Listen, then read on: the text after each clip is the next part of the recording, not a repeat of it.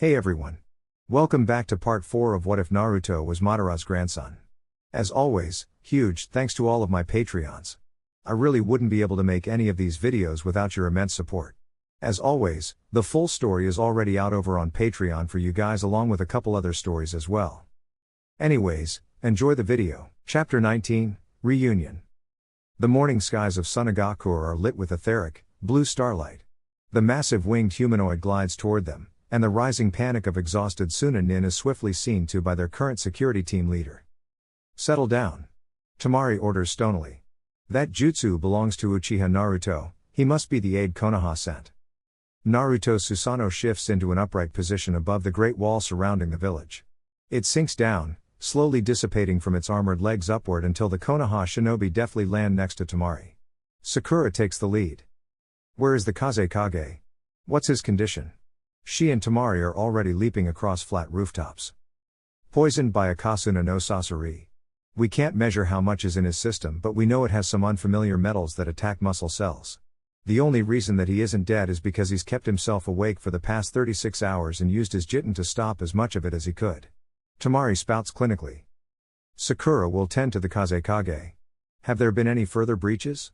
Naruto delegates the most experienced hand to the most delicate job. None. Tamari shakes her head, leaving the that we know of unspoken. We need a report on the combatants, names, abilities, who and how they fought, and where they went.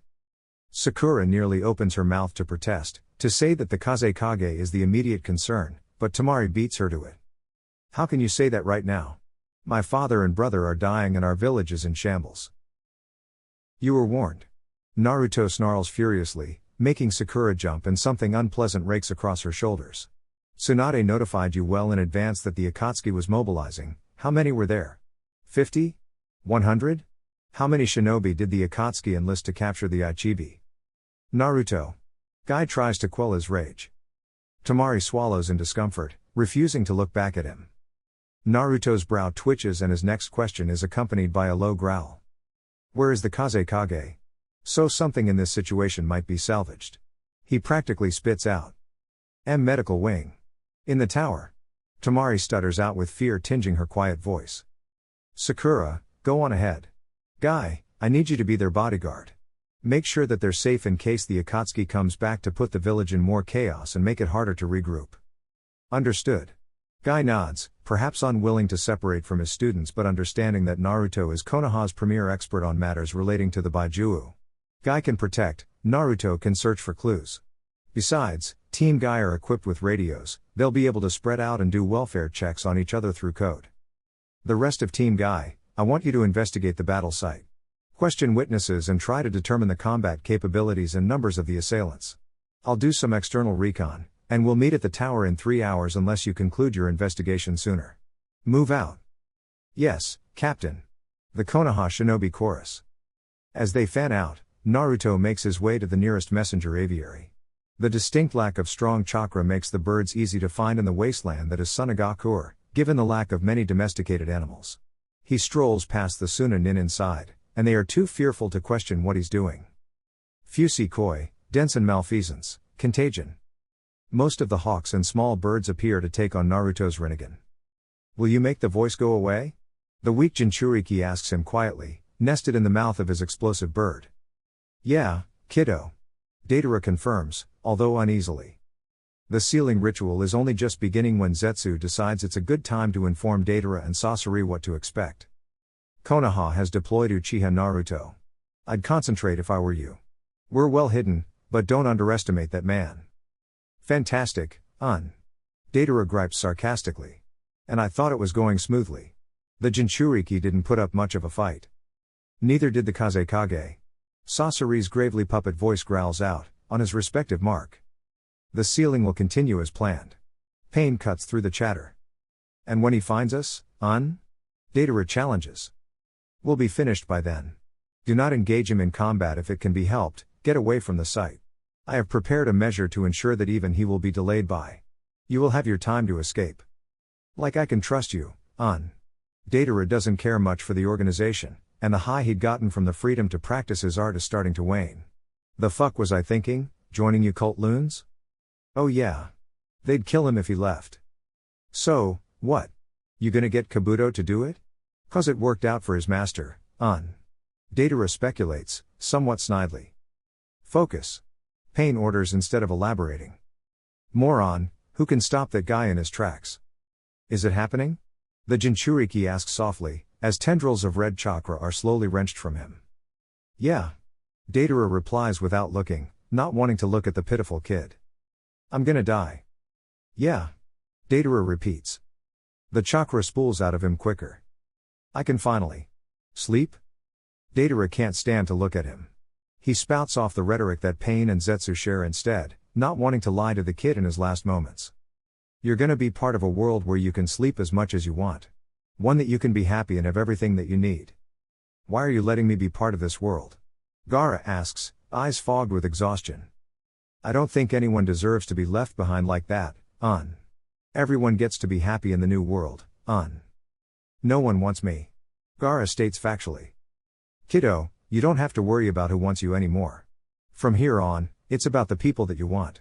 Save me a seat wherever you end up after this, I'm probably gonna get killed with these assholes anyway. Datara derides. Okay. Gaara surrenders his will entirely. In the next world. He puts his swirly orange mask down and wipes the moisture built up in the humid lab from his face. It lands next to Kabuto's glasses, now redundant and kept merely as a memento. Heading out so soon? Kabuto asks benignly, immersed in synchronizing the necessary Kekkei Genkai with the blood of his new subject. I have some business with a clanmate of mine. Do keep on your guard. Obito stretches his back out languidly after being hunched over microscopes and tests Zetsu all night. Of course. No mask?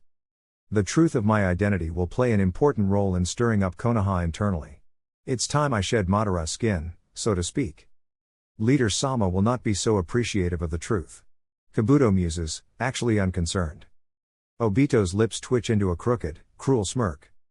There is only one thing that matters when it comes to controlling shinobi. Darkness. In darkness lies the truth that the lost souls of this world only care for power. He will fold before me as he always has, be my name Tobi, Madara, or Uchiha Obito. These structures grew organically with the advent of chakra in our race, and it has led to easily manipulable darkness in the hearts of man. A concept that butts heads with the logical part of the human mind. They revile their tools of war and their heroes when their use is not apparent, and yet, still tolerate them on a base instinct guided by fear of the strong.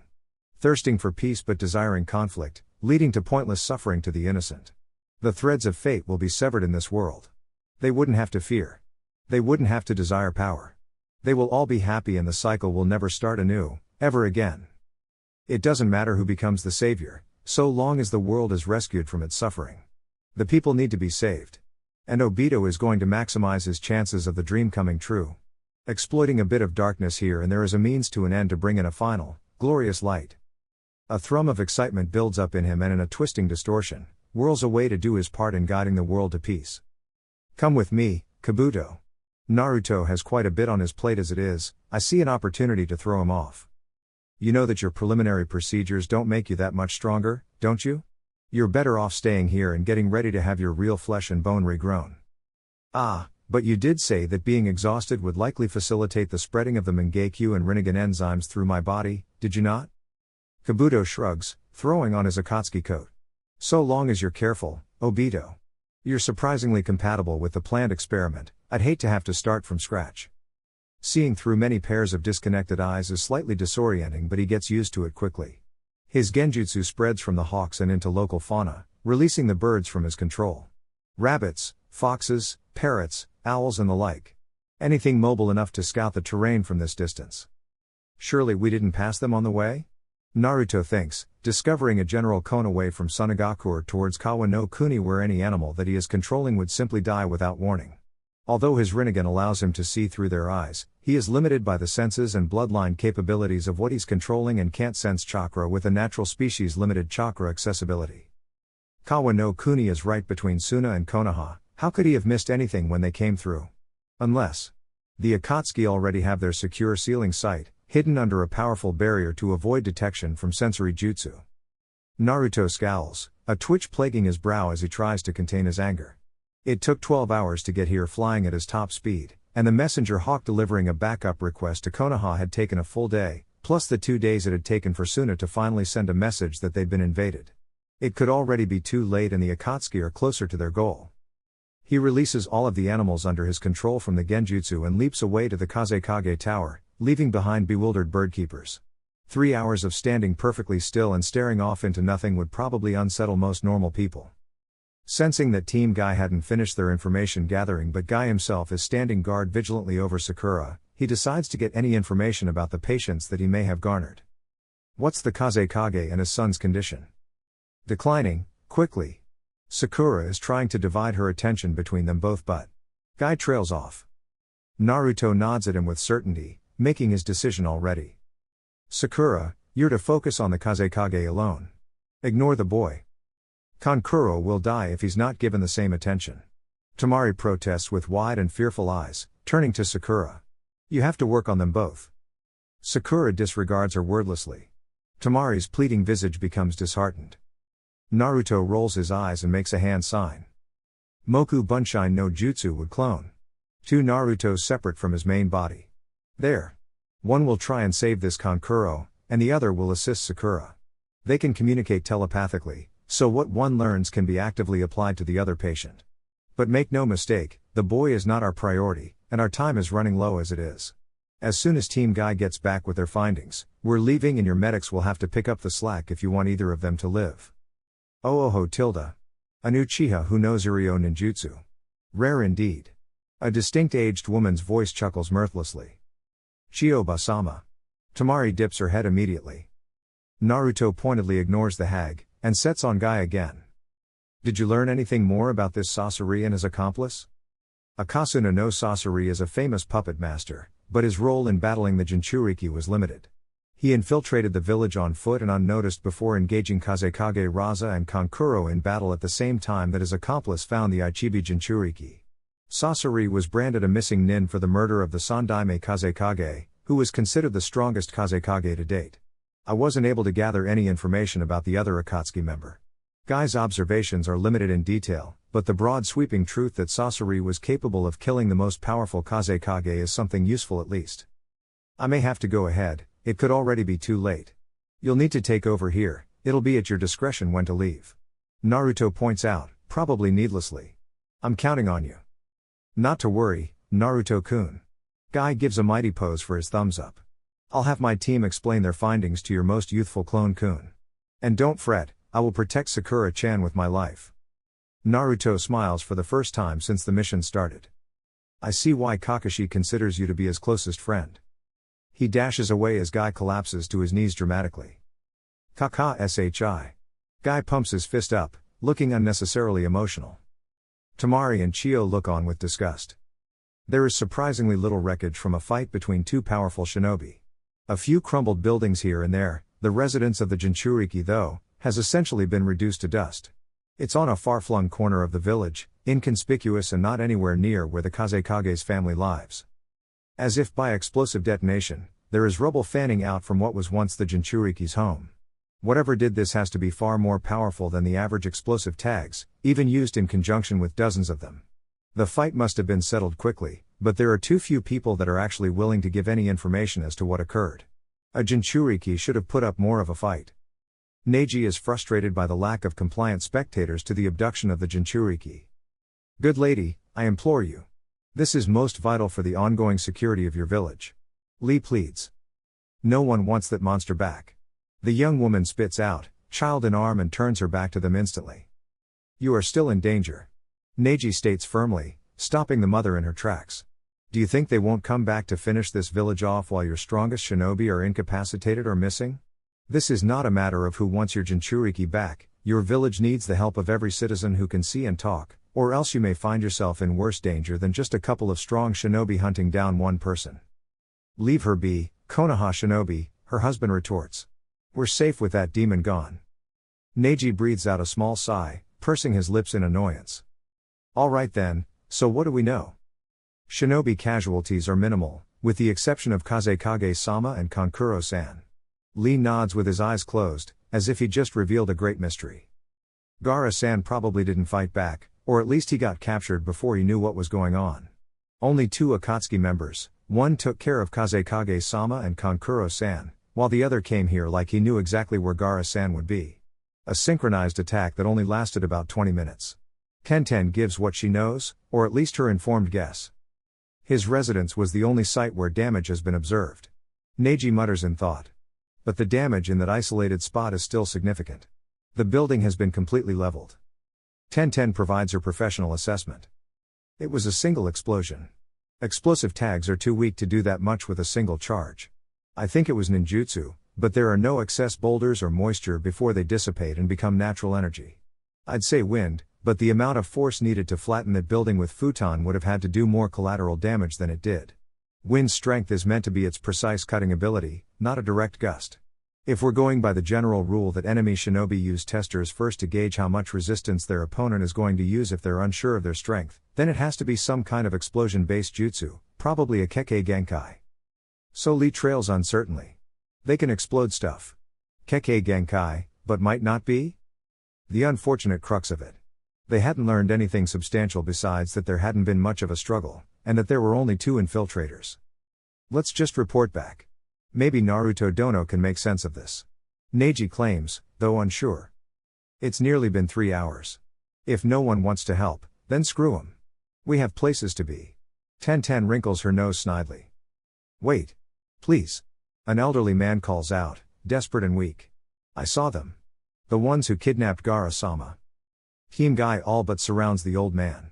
His squinty eyes are surrounded by the biggest eyebrows they'd ever seen. The other one that wasn't Sasori, he used the Bakuten Kekkei Genkai. It is unique, I only saw it once in my youth as a shinobi against Iwagakure. The old man coughs, almost ancient lungs not keeping up with what he wanted to say. Lee offers him the canteen in her pouch and gestures for him to sit on a knee-high wall. Oh, thank you dear boy. My name is Ebizo. Ebizo takes a tiny sip, and to the trained eye it is deliberate. A result of a desire to conserve water in the harsh desert. Ebizo-san, could you please continue? Yes. That man, he used this Bakuten with clay from pouches, he turns them into birds that explode. He flew around on a giant one and carried poor Gaara-sama away. I've never heard of such a power before. Neji frowns in thought. Bakuten is not a rare Kekkei Genkai in Tsuchi no Kuni, but that young man used it in a most strange way. Perhaps as a criminal, he could be listed in your bingo books? Ebizo suggests earnestly. We don't keep bingo books, but Naruto Dono might. Neji nods to Lee and Tenten, ready to speed off. Please Ebizo pleads. Gaara-sama has led a lonely and sad life. I beg of you, please do your best to rescue him. He deserves the chance to live as a human being, not a monster. We will do everything in our power to stop the Akatsuki. Neji's words are careful, uncertain that Gaara can be saved but understands that the Ichibi being taken is a huge risk in itself. Ebizo nods shakily, handing the water back to Lee. Please rest, Ebizo Jizen. Lee takes a liking to him and wraps frail old fingers back around the canteen. Your help is greatly appreciated. Good luck, young shinobi. Ebizo smiles, teeth missing and terribly ugly, but heartfelt. Naruto races through the sky using his gravitational power to sling himself, surveying for these clay birds. He stops for a moment, disconnecting his eyes from the Makuten Bunshine to help him focus. Something is off, not a chirp nor growl of an animal beneath him can be heard. The wind shifts behind him. Unnaturally. And he spins his leg in a high-speed kick that would shatter the bones of anyone dumb enough to attack Uchiha Naruto from behind. Only it doesn't connect, it sails through the body like it isn't even there. His sharp eyes catch a world that is fast and deadly silent, and a pair of smirking lips uttering but a few, praising words. The stories of your legendary senses are true after all. One might think you have eyes in the back of your head. Naruto's failed attack leaves him open, and a crushing punch is thrust into his side, knocking him out of the sky. The air is knocked out of him as he sails to the ground. The whirl of space does not stop as the assailant weaves a single tiger seal. Katen, Bakufu Rambu Blast Wave Wild Dance. The stream of dense flame is blended into a vortex. Naruto weaves a handful of signs that he copied from Jinpachi and Kiri. Suten, Suiryu Udan Water Dragon Bullet. Naruto exhales a torrent of water, manipulating it to match the firestorm point to point. Naruto keeps going, even as he nears the ground. The mist created by the battling jutsu is swept away by the gentle breeze, leaving naught but a sinking cloud. The attacker is nowhere to be seen. Naruto creates a pair of wooden stakes in his left hand, and charges a Rasen Shuriken in his right. He tosses the stakes into the sky, and slings the Rasen shuriken into the ground where he senses his enemy has moved to. Sunagakur. The twin Mukuten Bunshine start, alerting Sakura and Guy. Team Guy. Ready up. The Naruto assisting Kankuro orders. We have to leave this to you. The one with Sakura tells the medical staff. You've found the Akatsuki? Guy throws on his backpack, tuning his radio too. Naruto's eyes darken. I've found the man behind them. Guy's eyes widen. We've isolated the metals. Sakura begins with the medics ready to take over for her. They're not at risk of dying from it, but you need to draw it from them slowly. They're gonna be bedridden for a few weeks, but that's all I can do until I get back. Understood. Get ready. Naruto's voice is grave. You're about to be dropped into a war zone. Might I hitch a ride, so to speak? Chio asks. Sasori is my grandson, he is my responsibility. Another body to throw in the way wouldn't hurt. Naruto agrees. Chio smirks at his cheek. Dai Kawarimi no Jutsu greater substitution. The group vanishes, leaving behind 2 sticks. Kawa no Kuni, northwest. Limbo, Hukan consecration. The air itself seems to freeze around Guy and the assembled team. They're in a huge crater with even the dust suspended and timeless. Space-time ninjutsu. Chio identifies quickly. Guy notices half a body sticking out of the ground, clad in Akatsuki attire. He swings his nunchaku at the head immediately, only for it to sail through without harming the man. Genjutsu? An apparition? He can become intangible, but my jutsu is holding him still for a few seconds.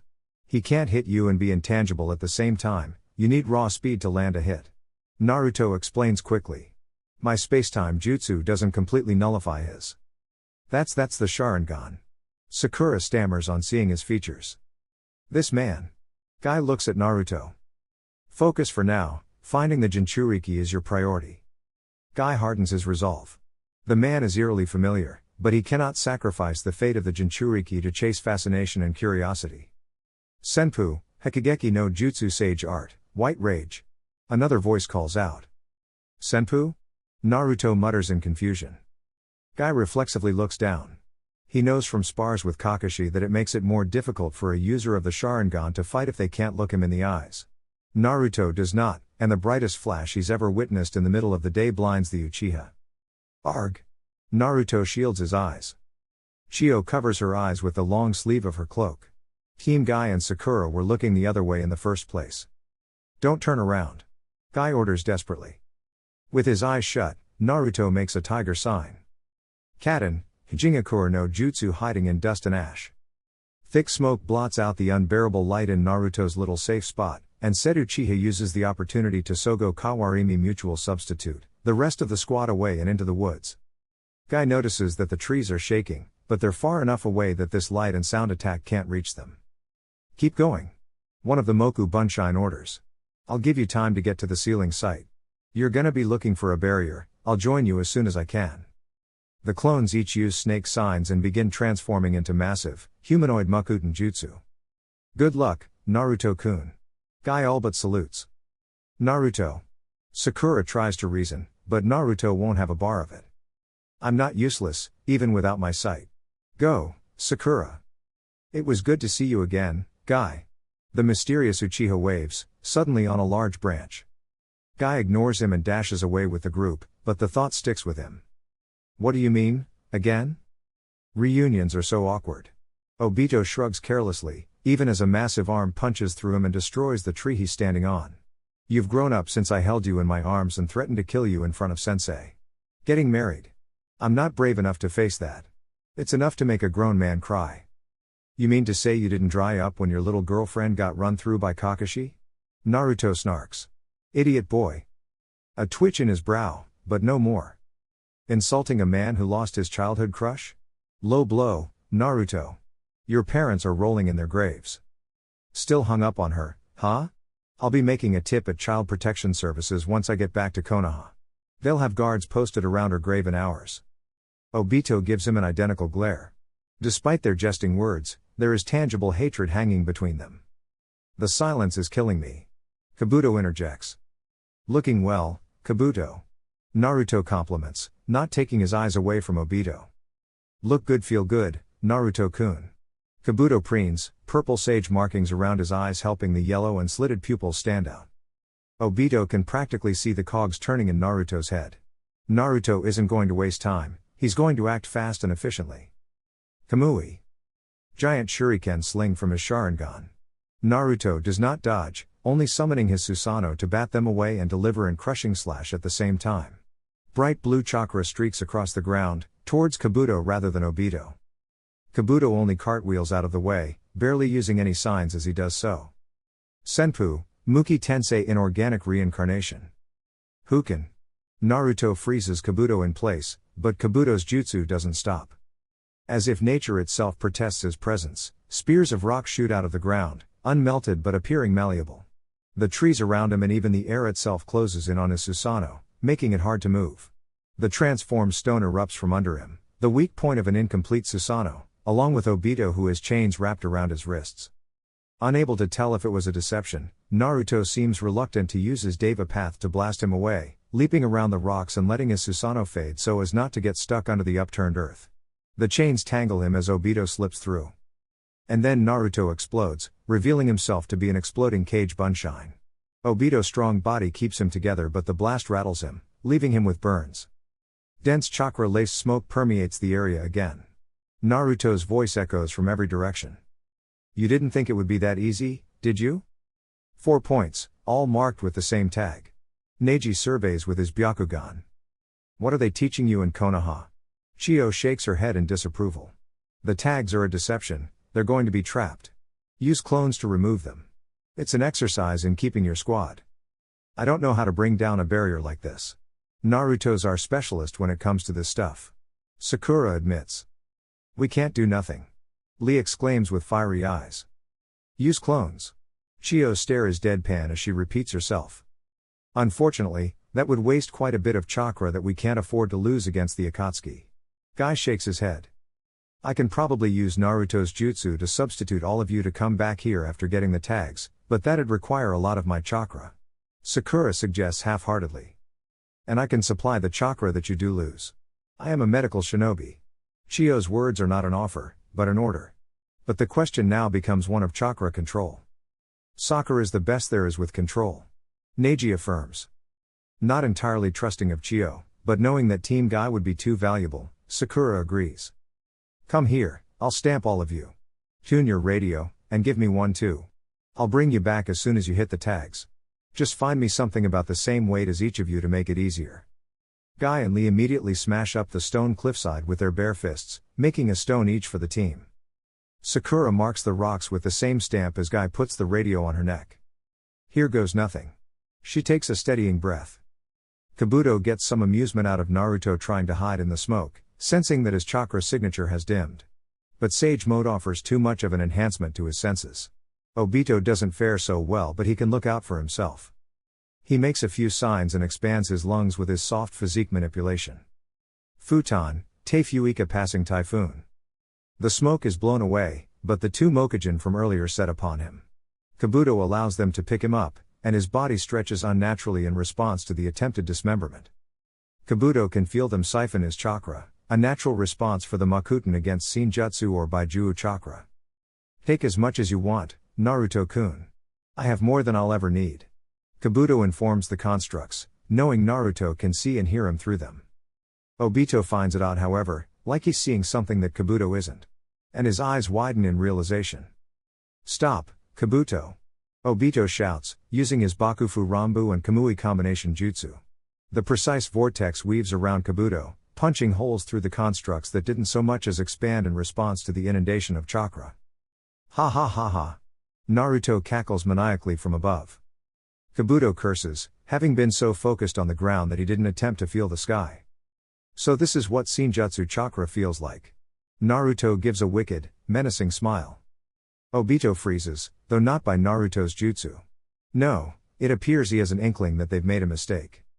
Kabuto feels Naruto's chakra, the tiniest portion of Senjutsu resides in his body and will dissipate shortly if he doesn't use it. Not enough to be engaged in Sage Mode but enough to enhance a single jutsu. I must, thank you, Kabuto. I've been struggling to figure it out on my own but now I've got the feeling for it. He's been trying to learn Senjutsu alone? Behold and despair. Naruto's voice is quiet, but Kabuto hears it all too well with his enhanced hearing. A great shadow encompasses them. Then a second. And a third. The clouds part in response. The sun is blotting out. I believe we've dawdled long enough. Obito drawls. Kabuto doesn't think that he can survive that. Obito, perhaps. But being squishy enough to survive impact will not help him shrug off 3 meteors off of his body to find sustenance. It was a pleasure to see you, Naruto. Obito lies and nearly grinds his teeth to do so. Do not think that I will wait patiently as you grow in power. You have your match in me, and I will sever the fate of this world. You will die trying in glorious battle. Naruto promises. Obito whirls them away. Sakura feels her knees quake, wondering if she's in a bizarre fever dream of stress. The shockwave from the drop causes all the dirt and sand and trees to flail around helplessly from the force. Her radio crackles. Are you seeing the same thing I am? Tenten screams. I thought it was genjutsu. Surely that isn't possible. Lee sounds panicked. They fled. That was a jutsu that Naruto used. Neji confirms, evidently with his Byakugan. We're out of range, don't fret my students. Guy calls out for reassurance. I have arrived at my tag. In all my years. Chio mutters, looking up at the crashing meteors in awe. Sakura turns to the rocks and prepares to use the Sogo Kawarimi. Anything to look away from whatever the hell Naruto just did. Ready when you are. She speaks into the radio, shakily. Lee in position. Tenten 2. Neji, ready. Chio is already scaling the boulder keeping the entrance sealed. Her hand is on the tag, and she stares at Sakura to await the call-out. She's quite nimble for an old woman. 3. Guy announces. Sakura weaves the sign slowly, each one on the count so that Chio knows her mark. 2. 1. Rip. Sogo Kawarimi no Jutsu Mutual Substitution. All 4 rocks glow with her pale chakra, and are suddenly replaced with each member of Team Guy.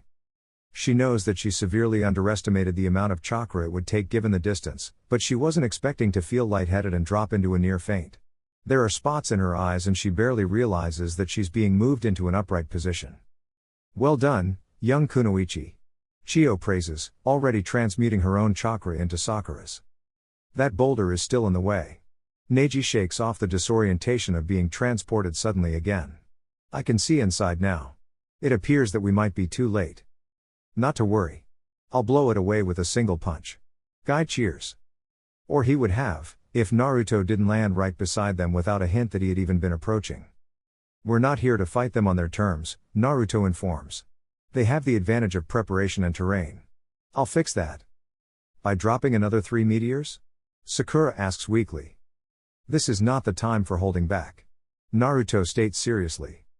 Maybe something that won't kill us? Tenten suggests rather awkwardly. Relax. Naruto says languidly, putting everyone on edge as he strides in front of them. He should not be in a good mood after fighting 2 members of the Akatsuki that he had to do that crazy shit to get rid of. Sorry for disturbing you. Naruto's smirk betrays his polite words. Shinra Tensei. Not unlike the shockwave from the meteor shower, Naruto's jutsu levels the hideout in its entirety. Including a good portion of land that used to be behind it, leaving nothing but a storm of dust in its wake. Feeling somewhat rejuvenated by Chio but still shaken by the sheer power that Naruto can control, Sakura observes the gaping tunnel under the hideout. They're going to have the advantage after all. Sakura feels herself get picked up by Naruto's Susanoo once more, even as he launches a tiny black orb into the sky. Just in case. Terrible idea, by the way.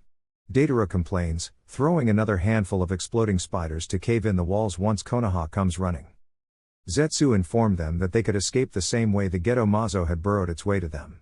Something about it being connected with nature and being able to move it at will and other nonsense that he didn't understand.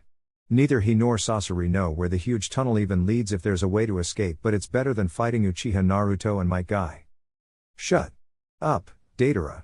Sasori growls. We have little choice. Just saying. Say less. They're nearing pitch darkness in their little halfway mark.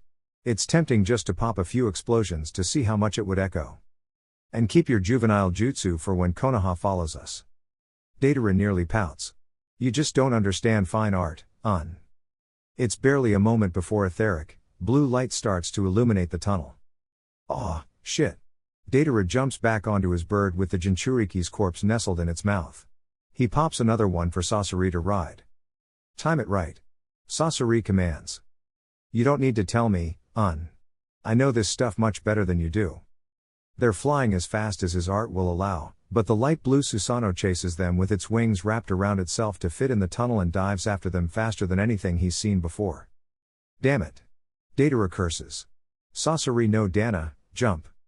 They both do and Datara sends the birds flying straight back up the tunnel with Gaara slung over his shoulder. Here goes nothing, he supposes. Art. Is an explosion. The tunnel is collapsing around his Susanoo. Ironic that they would try to crush him after he'd tried to do the same against Obito and Kabuto. Unfortunately, it seems that it might work to stop them in their tracks at least. Giant chains sprout from the wings of his Susanoo and dive further into the tunnel, lining the walls. Tsukio Torikago Red Yang Birdcage. A red barrier forms a perimeter along the chains, preventing them from being slowed down. How much chakra do you have, boy? Chio mutters, watching as they spool out and then rejoin the Susanoo like wheels on a cart. The end of the tunnel reveals a valley of rock and crystal. Smatters of light from other entries reflect off of the gems and get magnified into a gorgeous chasm with a small lake. They're on a platform that almost appears as though its purpose was to give them the option to wait and choose which route they wanted to exit from. Did we lose him? Datara gets out, stunned that such a beautiful place could exist underground and untampered. Somehow, I doubt it. A rush of wind from the tunnel is their answer, and they're forced to leap away. The giant blue monster smashes through their platform and leaves a huge backdraft of wind that disturbs their footing. The Susanoo spreads its wings and the 6 giant chains that followed it all smack into the chasm, the only way they head out. The huge red barrier is telling of its strength. There's little they can do now but fight. Nowhere left to run. Naruto taunts, and the fist of his Susanoo throws Team Guy, Sakura and Chio onto what remains of their plateau. It seems I may have to shed this puppet quicker than expected. Sasori does exactly that, leaving pieces of Hiruko scattered on the cold ground. Datara attempts to fly away on another bird, but is smacked back down by invisible force. It seems Naruto would be playing support, even as he maintained control of the arena. Guy, Lee and Tenten surround him, while Sakura, Neji and Chio declare Sasori as their opponent. Can't we just talk this out like civilized folk? Datara asks sheepishly. Might Guy's eyes harden. I'm afraid that is out of your possible options for as long as you keep Gaara Dono away from us. I thought as much. Datara sighs. Look, if you don't kill me, the Akatsuki will if I just hand him over. In that case, your efforts at defending yourself from them will be helping them from destroying the world with the power of the Baijuu. Hey! I don't exactly think this is great either. Datara snarls. Look at the kid, he wanted to die. That's kinda fucked up, right? Yeah. The Akatsuki is closer to whatever their goal is, but if it's gonna stop shit like this then you can be damn sure I'm gonna help them. I wasn't convinced until I saw how much the kid was suffering. Now I know, and you can be damn sure I'll blow your asses up if you try and stop us now. Stubborn and unyielding, Guy does not bat an eye at what he apparently sees as psychological warfare. Then you choose to fight. And I am certain that your hands are dirtier than ours. Kaden, Goka Meshitsu Great Fire Destruction. Sasori scales the walls and ducks behind a large stalactite to avoid Naruto's enormous supporting flamethrower. The iron sand of the 4th Kazekage puppet is not great against the Kaiden of the Hyuga, but it's enough to stall all 3 of them and give him a moment to prepare himself to fight. He'd never attempted to control his own puppet self and another at the same time, but if he's going to die here, may as well take a few of them down with him. So it was you who stole his corpse. Granny Chio has an epiphany.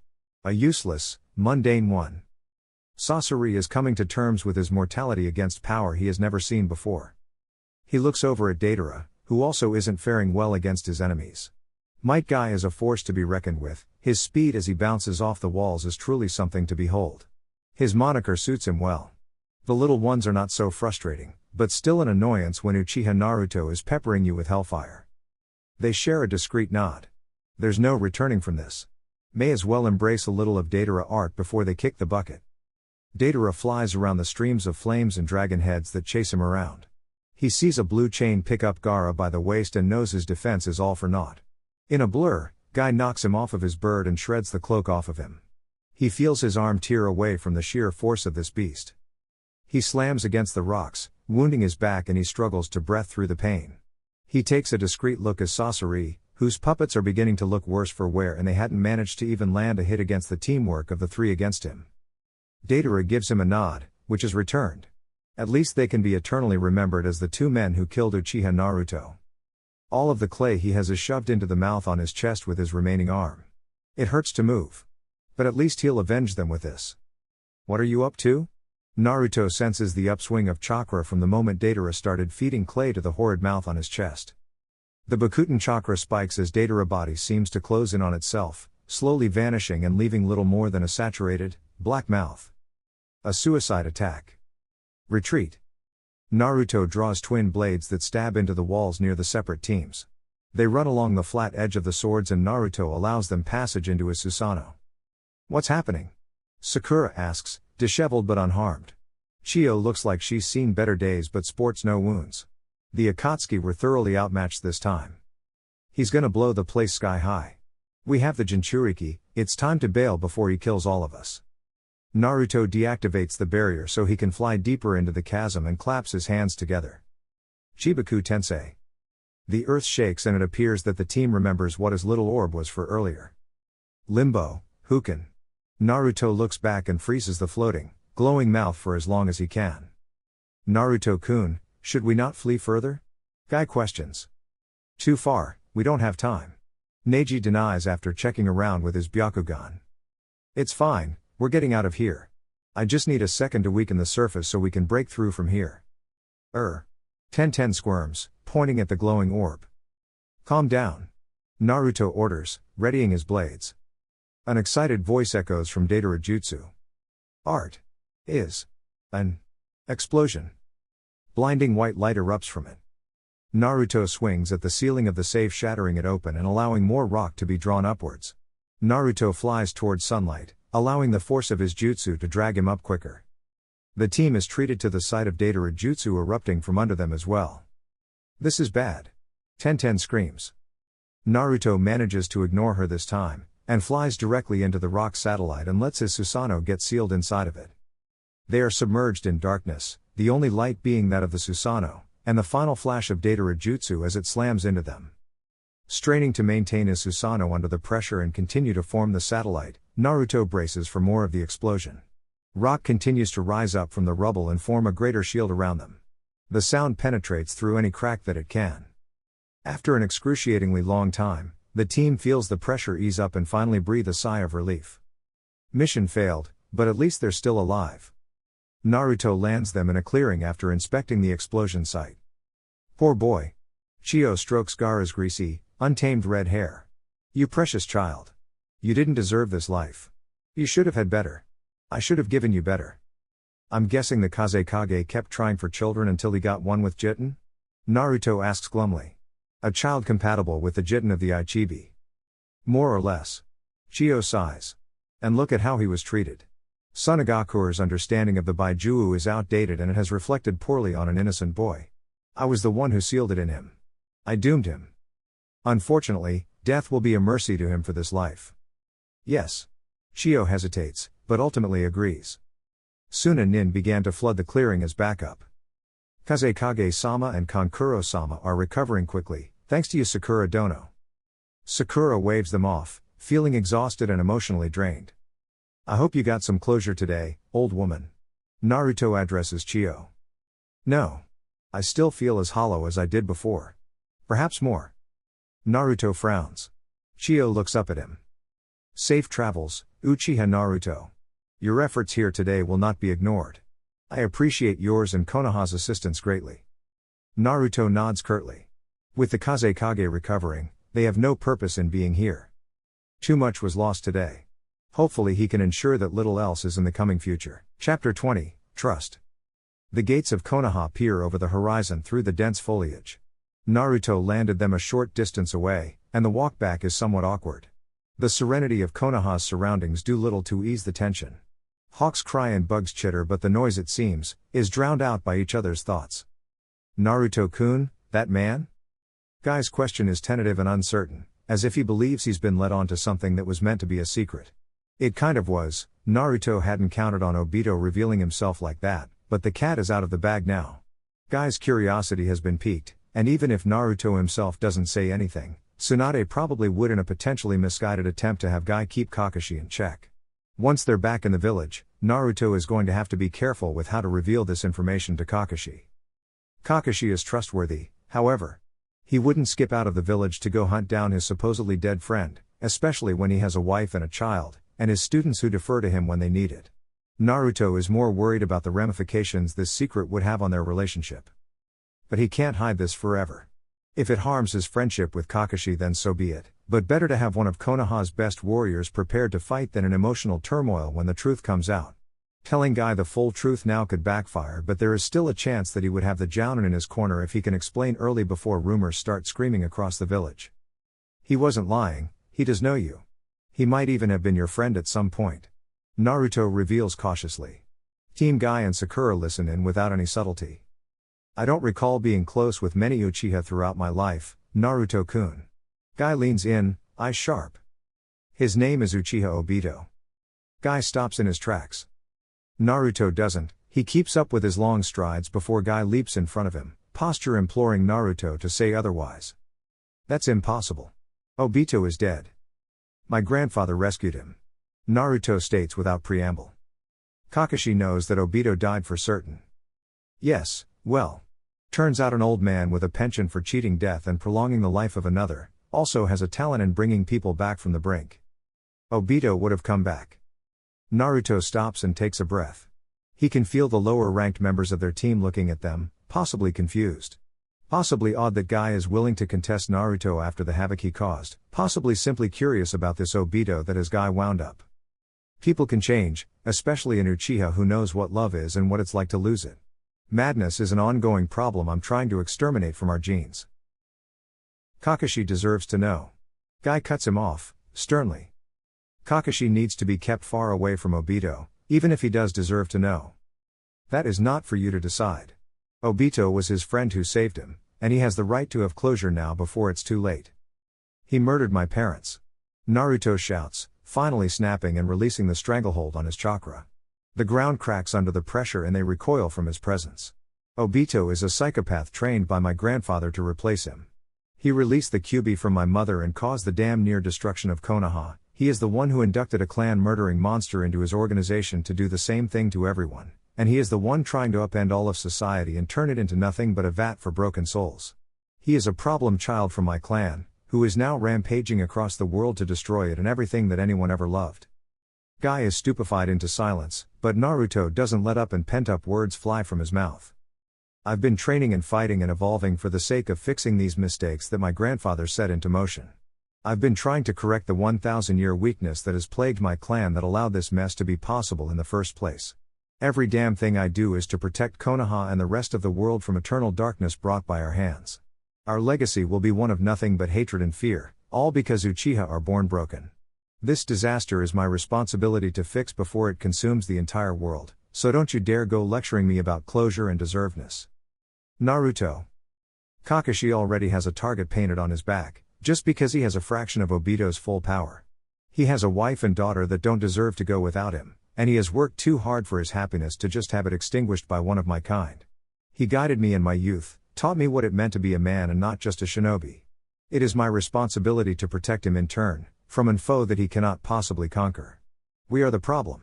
He's just a man getting caught in our chaos. I've underestimated you, Uchiha Naruto. Neji thinks, watching as Guy puts a hand on Naruto's shoulder. Honor.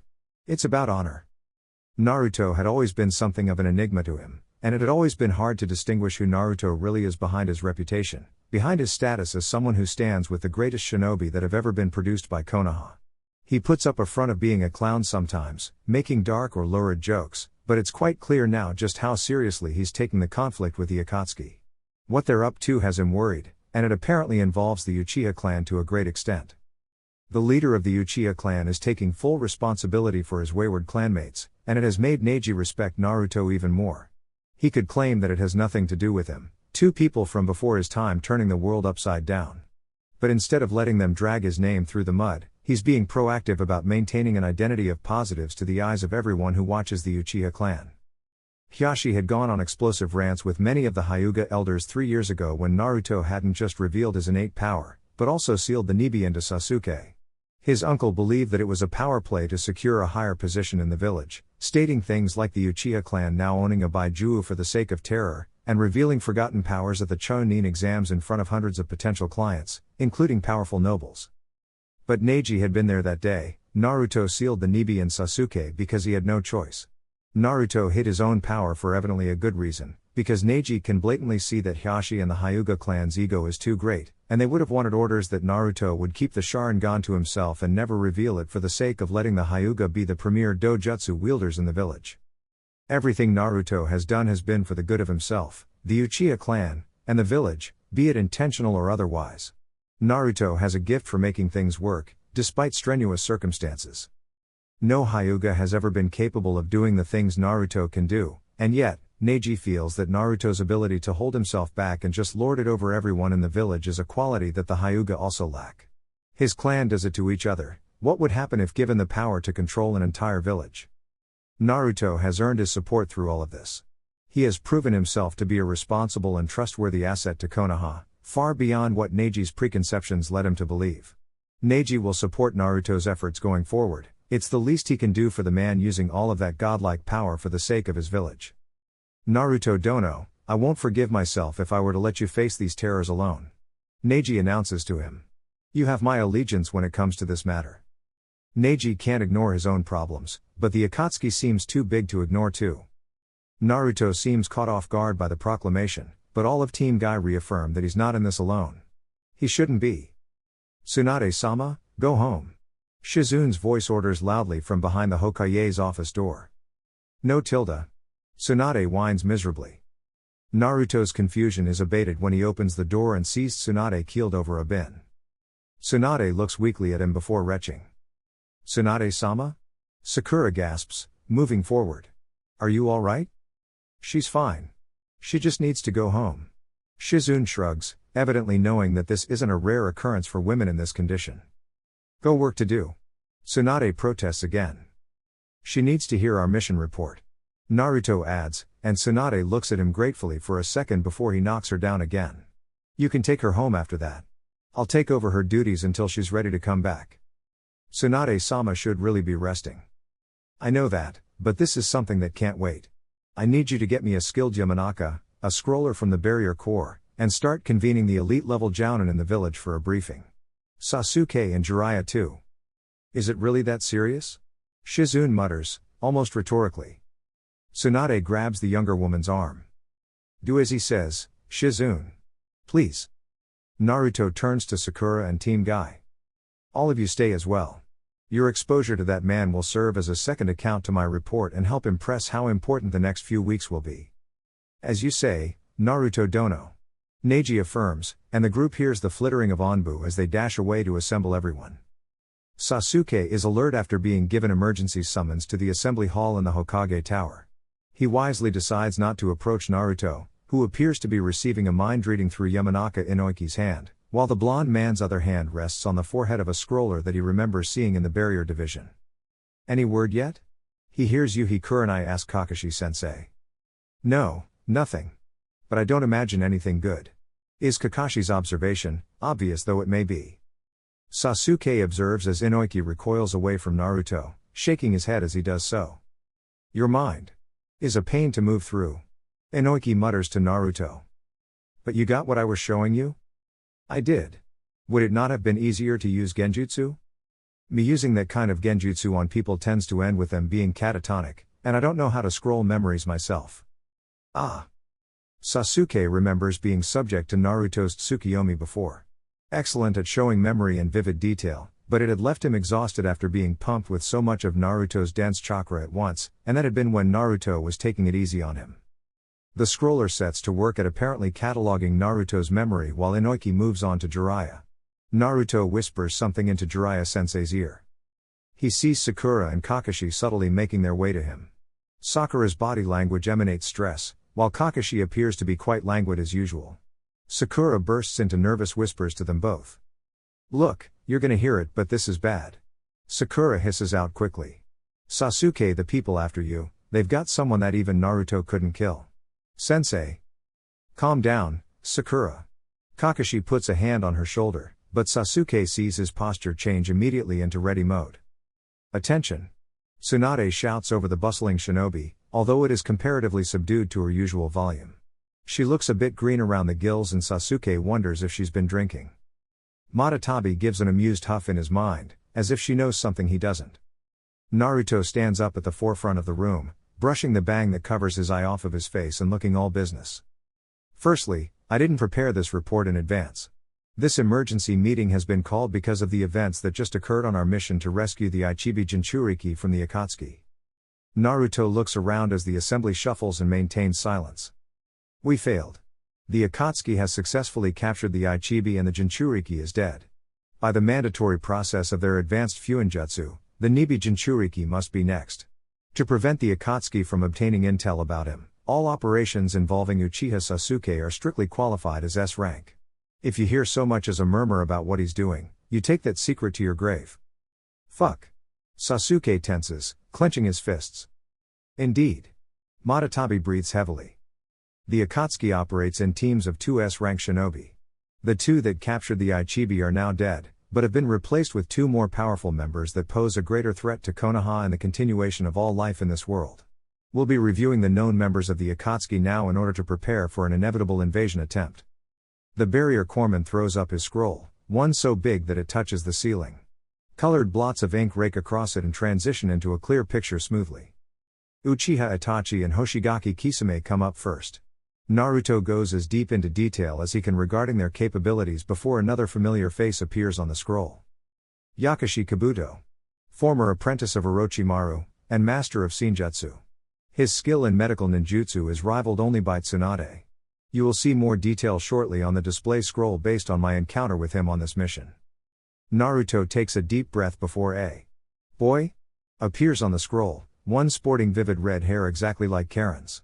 And his eyes. Uzumaki Nagato. Naruto announces, and the pause is filled with several intakes of air. Possessor of the pair of Rinnegan that once belonged to Uchiha Madara. Inheritor of the Uzumaki life force and chakra strength. We don't know what his current appearance is, but this is what he looked like during the Second Great Shinobi War. Wait just a minute. Jiraiya leaps to his feet. Nagato is dead, and he fought for peace when he was alive.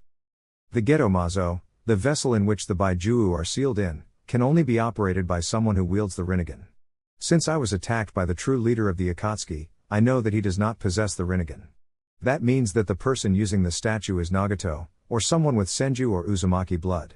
Since the statue is locked down and I can't summon it myself, it means that the person who possesses it now must be exceptionally gifted at Fuinjutsu, a kind of mastery that takes decades to accomplish. The Uzumaki clan was renowned across the world for this exact skill, and Nagato was a known survivor of this time and could have received tutelage from his parents or the person that took over training, manipulating him into this organization and protecting him until he became strong enough. He's alive? Jiraiya-sensei sounds shattered and horrified, and his pained whisper echoes. Jiraiya-sensei once told him a story of a boy that inspired his first book. A pupil that held the power of a god, and was lost to war before he could reach his potential. I have a bad feeling. Kakashi murmurs to him and Sakura, and the latter shrinks into herself. Sasuke gets the feeling that the worst is yet to come. Naruto looks at Kakashi from the front. He looks like he's about to regret what he's doing. Play the memory. Dim the lights. The scroll begins to slide, the picture shudders like one of the theater projections they're familiar with. Reunions are so awkward. Your parents are rolling in their graves. Kamui. Wooden constructs, flames and smoke, the ground moving as though it were clay. Stop, Kabuto. Behold and despair. Meteors fall from the sky. I will sever the fate of this world. Kakashi feels cold. His body refuses to obey him. The man is pale. The man wields the Sharingan. The man has deep scars on the right side of his face. The man is unbelievably skilled and powerful. Uchiha Obito. Kakashi is shaking. He falls to his knees. More words spill from Naruto's cold, clinical mouth. Kyuubi attack. Uchiha incident. Perpetration of civil war. Obstruction of the Ichibi rescue team. He can barely hear Sasuke's scream of denial, of anger, or Sakura's rush to keep him contained. This is a dream? Kakashi says aloud, not even noticing his wife panicking to get him to respond. Kakashi blacks out. Guy wants to leap to Kakashi, but right now. This is a cruel joke. Kurenai stomps up to Naruto. Obito is dead, and Kakashi watched him die. That boy, he was a complete dunce. Not some criminal mastermind. Kurenai. Guy warns sternly. The relevant memories are genuine. Inoki confirms the worst. Elite Jounin are critical thinkers, more often than not. Sometimes, emotions can serve as obstacles when confronted with uncomfortable truths. The split-second decision that Naruto has made to reveal this sensitive information is calculated, but there is always risk, and given that it pertains so heavily to his clan, knowing that it might put him in such a negative light. A stroke of genius.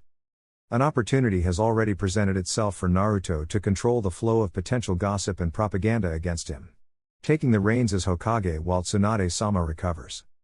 This harsh truth may affect his relationships with Kakashi and Sasuke, but by God, if Naruto isn't intelligent enough to abuse every possible avenue he could to ensure that Konoha would not only be prepared for the threats, but that the honor of the Uchiha clan could be redeemed by Naruto's proactive efforts against his own clanmates, both Uchiha and Uzumaki. This manipulation, the political maneuvering, his sheer power, all for Konoha and the world. Guy doesn't like lies or half-truths, but Naruto doesn't do anything of this scale without reason.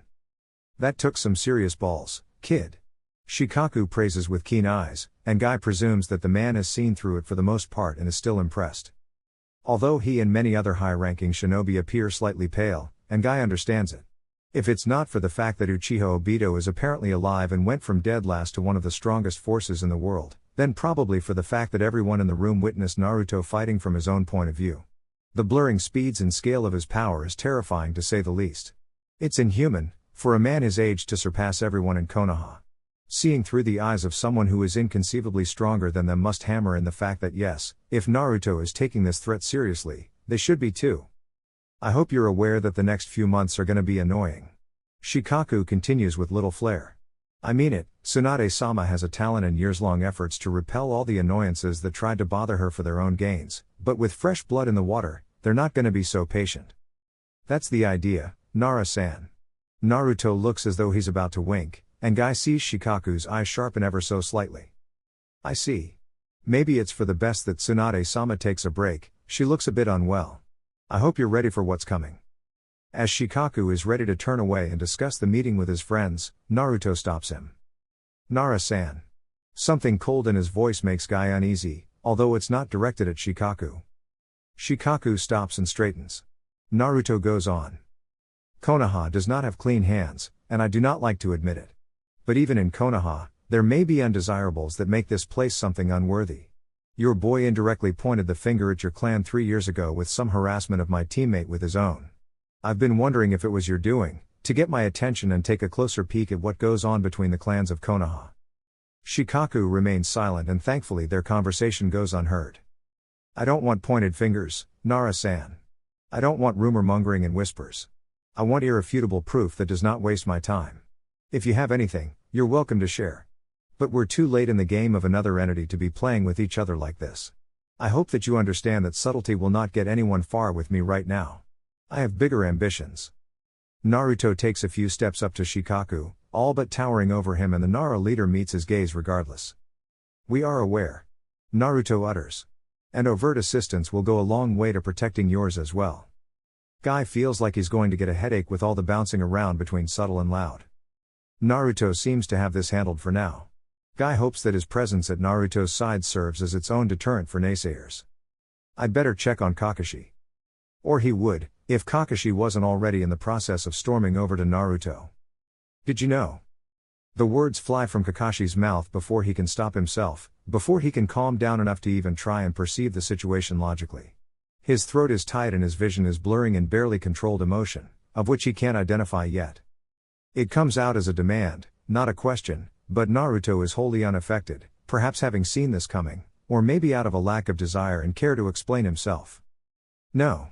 Naruto's Rinnegan observes him as he denies coolly, and the anger roaring to get out spikes up.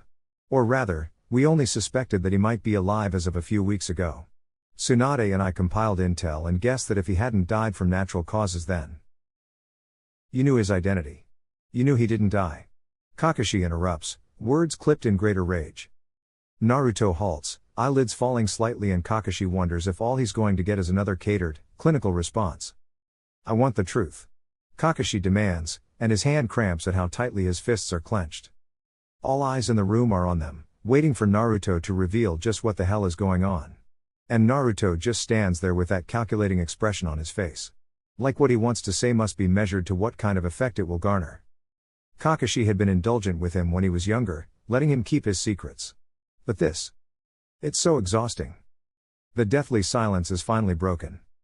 Uchiha Obito was rescued by my grandfather and nursed back to health, for the sake of using Obito's innate potential to achieve Madara's goal posthumously. But Obito was strong-willed, and in order to get him to do what Madara wanted, he had to be broken first. Nohara Rin had the Sanbi sealed in her by my grandfather and he framed Kirigakure for it. He gives Kiri a little tip that a young Jinchuriki will be easy pickings, and so the girl is forced to decide if she should pretend nothing has happened and that she isn't a walking time bomb that's ready to deploy in Konoha, or if she should sacrifice her life for the good of her village. No.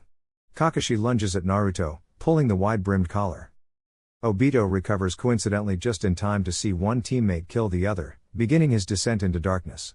He abandons everything he ever cared about for the sake of achieving Madara's goal. Kakashi throws a fast and strong punch, raw with emotion. Naruto catches it without so much as a flinch. Guy and Sasuke are holding him back, but there are weapons pointed at him as well. Kakashi-sensei, I know this is hard. But remember that Naruto is in the position of Hokage right now. You can't just fly off the handle at him. Sasuke's strength strains in the face of Kakashi's anger as he tries to deter him without lethal force. You knew this whole time. Kakashi spits out. I should have been told from the start. He was my friend. And what would you have done with that information? Naruto asks, cool as can be. At no point in your life have you been as powerful as Obito was when he released the Kyuubi. He was responsible for the death of the Yondaime. You would have gotten yourself killed, and I don't much feel like explaining to Shizune that you died in the field to someone so out of your league that you're as a Genin as to a cage. If I had it my way, you would have never known. I would have killed him already and you would continue living without losing a wink of sleep over it. This mess was founded by my clan, fostered by my clan, and it will continue to tear apart the world until I fix it. It's not about who's going to do anything about it. Kakashi makes an exerted noise of frustration. It's the secrets, Naruto.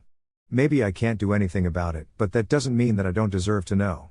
And even more so, is that it's you that's keeping everything from me. You've always been my little brother, despite everything, but now with something this big about my life? How can I trust you?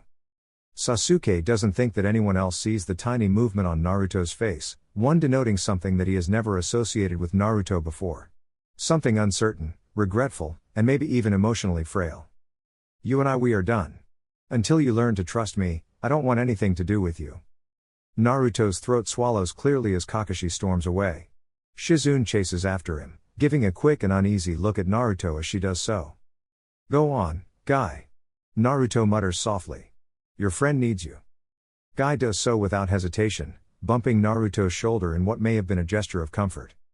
I suppose you want an explanation? Naruto asks rhetorically, expecting a yes. Yeah, but I think you made a hard decision today. Sasuke shoots back. So why don't we just get everything you need done sorted now and I can get my explanation later? Madatabi chuckles really in his mind. You certainly have changed, Sasuke-kun. You're right, the village won't serve itself. Naruto agrees, shaking off the clearly uncomfortable nature of Kakashi's words to him. Naruto closes the door of the apartment behind him and makes a beeline for the shower. It's very late by the time he gets home, and the smell of cooking is fresh in his nose. Karen is fast asleep on the table, and Naruto feels exceedingly guilty on seeing her in the food she'd likely started preparing once she sensed his arrival back in Konoha. He pulls up the chair next to her, and the proximity probably sets off her senses enough to rouse her from her light sleep. Naru? Hey. Naruto wraps his arm around her when she immediately snuggles up to him. I'm sorry. Wu for? For being late. I should have let you know before I tended to everything. Karen raises her head off of him, looking slightly perturbed. Naru, we both know that shinobi crap can get crazy. I'm not mad or anything. Did something happen? Is it the Akatsuki? I failed. I couldn't stop the Akatsuki from taking the Ichibi. Now, they're going to be after Sasuke. Karen takes hold of his hands. You're just one man. You can't determine everything on your own. The world isn't going to stand still and wait for you to solve problems that shouldn't be yours alone in the first place. Chill, let your friends in Konoha help you out a bit. Hell, I'll even take your place on missions if you have stuff to do. And if they can't help you? So what? Get stronger. That's what your Ji-chan did, it's what your Ka-chan and To-chan did. If it worked for them, then it'll work for you. This woman is a blessing. She knows him in and out. Getting stir-crazy? Naruto asks Riley. I miss traveling around with you, but I want you to know that you're not alone more. I'll see if I can get you a mission, You? What exactly are you going to be able to do? The Senju Hag does it. Karen asks tiredly, but still inquisitive. I'm kind of Hokage until Tsunade overcomes morning sickness. Cool. Don't worry, I sprayed and wiped the desk to get rid of any old people germs. Oh good. Shizune gently closes the door behind Guy as the three of them step foot in their home. Kakashi is visibly agitated, but he needs them, and does appreciate that Naruto let Guy go to help her out a bit. It's a very sad situation, and honestly, she doesn't blame Naruto one bit. Being raised by such a man as Madara is bound to have long-term, foundational skews to the way one looks at the world and personal matters. At the end of the day, Naruto made a tough call and risked hurting his friendship with Kakashi for the sake of the village.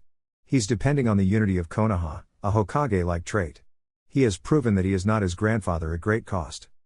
She knows that Kakashi will see things differently sooner or later, but he needs space from Naruto to figure out his feelings about the situation and, more importantly, he's alive. Kakashi whispers brokenly. A long-dead friend is apparently not so dead, and is acting as a mastermind behind a plan to change the world.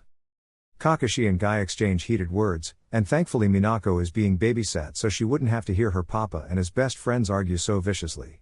Guy, as boisterous as he is, does have a talent for not making things worse than they already are.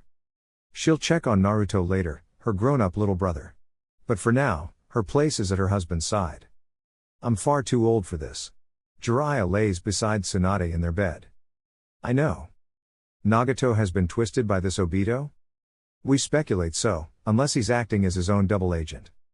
Jiraiya rolls over and places a hand on Tsunade's belly. He closes his eyes. This is where my priorities are. But still. I know. She says nothing to the tiny tear drops that escape him. Over the next 2 weeks, Tsunade takes time to explain some of his duties that he hadn't figured out himself yet. He'd been more focused on the delegation of Onbu and internal security. It's gonna be nice having a break. Tsunade exaggerates a stretch, making a perhaps unintentional show of her breasts nearly popping out of her clothing. A hag like you shouldn't be so indecent. Naruto comments idly. Where do I put the mission reports? Your assistants will collect them every 4 hours and place them in one of the storage units. Tsunade gives a dirty look but obliges his question. Unless you tag them with a tassel, that means that the report involves an incident. Green tassels for minor occurrences like client complaints, blue for major incidents, red for total mission failure or any information that might be useful for an ongoing investigation. How long are these mission records kept? 10 years minimum, or indefinitely if it contains anything pertaining to an open investigation. Their conversation is cut short by a knock at the door. A head of red hair pokes in and Naruto smiles. Some brats are here for a mission. She announces boredly. Hey! Screw you, lady. A boisterous voice protests being called brat. Tsunade smirks. You get some annoying ones right off the bat. Let's see your patience, Naruto. Naruto takes a deep breath as the grating voice of one particular Genin permeates the office. Yo! One Sarutobi Konohamaru gives a jaunty wave, his Shire teammates dogging his footsteps along with their sensei, Ebisu. Hokage-sama, Naruto-sama. Ebisu bows politely with his other students. Hey, why are you sitting in her chair? Konohamaru asks noisily. Naruto will be taking over my duties for a little while. I'm a bit ill and I need to be in good condition for an international conference that I'll be attending soon. Tsunade answers instead. I see, very well. Naruto-sama, we would like to pick up a mission. Ebisu accepts the temporary change easily. Good that you're here this early in the morning. We have some good D ranks that need to be taken up. Naruto pulls the rack with fresh missions over on the desk. Boo tilde. Konohamaru announces his displeasure and gives a thumbs down. Naruto ignores him and begins reading from a few scrolls. The communal gardens in the marketplace area need to have their ponds cleaned, along with the fountain pumps. Tora the cat is on the loose again. An elderly woman needs some home maintenance done in residential area B. No and no. Give us a cooler mission. Konohamaru-kun. Ebisu chides. Your mission record isn't substantial enough that I can justify giving you a C rank. You have your pick of missions from these ones. Come on. How are we going to get a good mission record if you don't put us on good missions? Your mission record includes your statistics as reported by your sensei. Your team works well together, but well enough for a potential life-risking mission if it goes wrong. Keep doing your D ranks and working hard, and you'll have your C rank in no time. Naruto explains boredly. We're not gonna get better if we don't do better missions. Konohamaru pouts. D rank missions are an essential part of Konoha's shinobi training system. D ranks not only teach young Genin to work together as a cohesive unit, but affords them time to catch up with their peers if they have been found lacking. In addition, shinobi that can stay on active duty past the age of 30 are a rare commodity. These missions teach Genin how to be normal and functional people when their ability to do missions weakens, so that they can still contribute to the village and look after themselves. To disrespect the D rank is a disrespect to those who need you to do them and yourself, to appear so weak that you can't even do something as simple as clean the gutters to an elderly shinobi's home that has earned their rest. Another knock on the door. Karen pokes her head in again.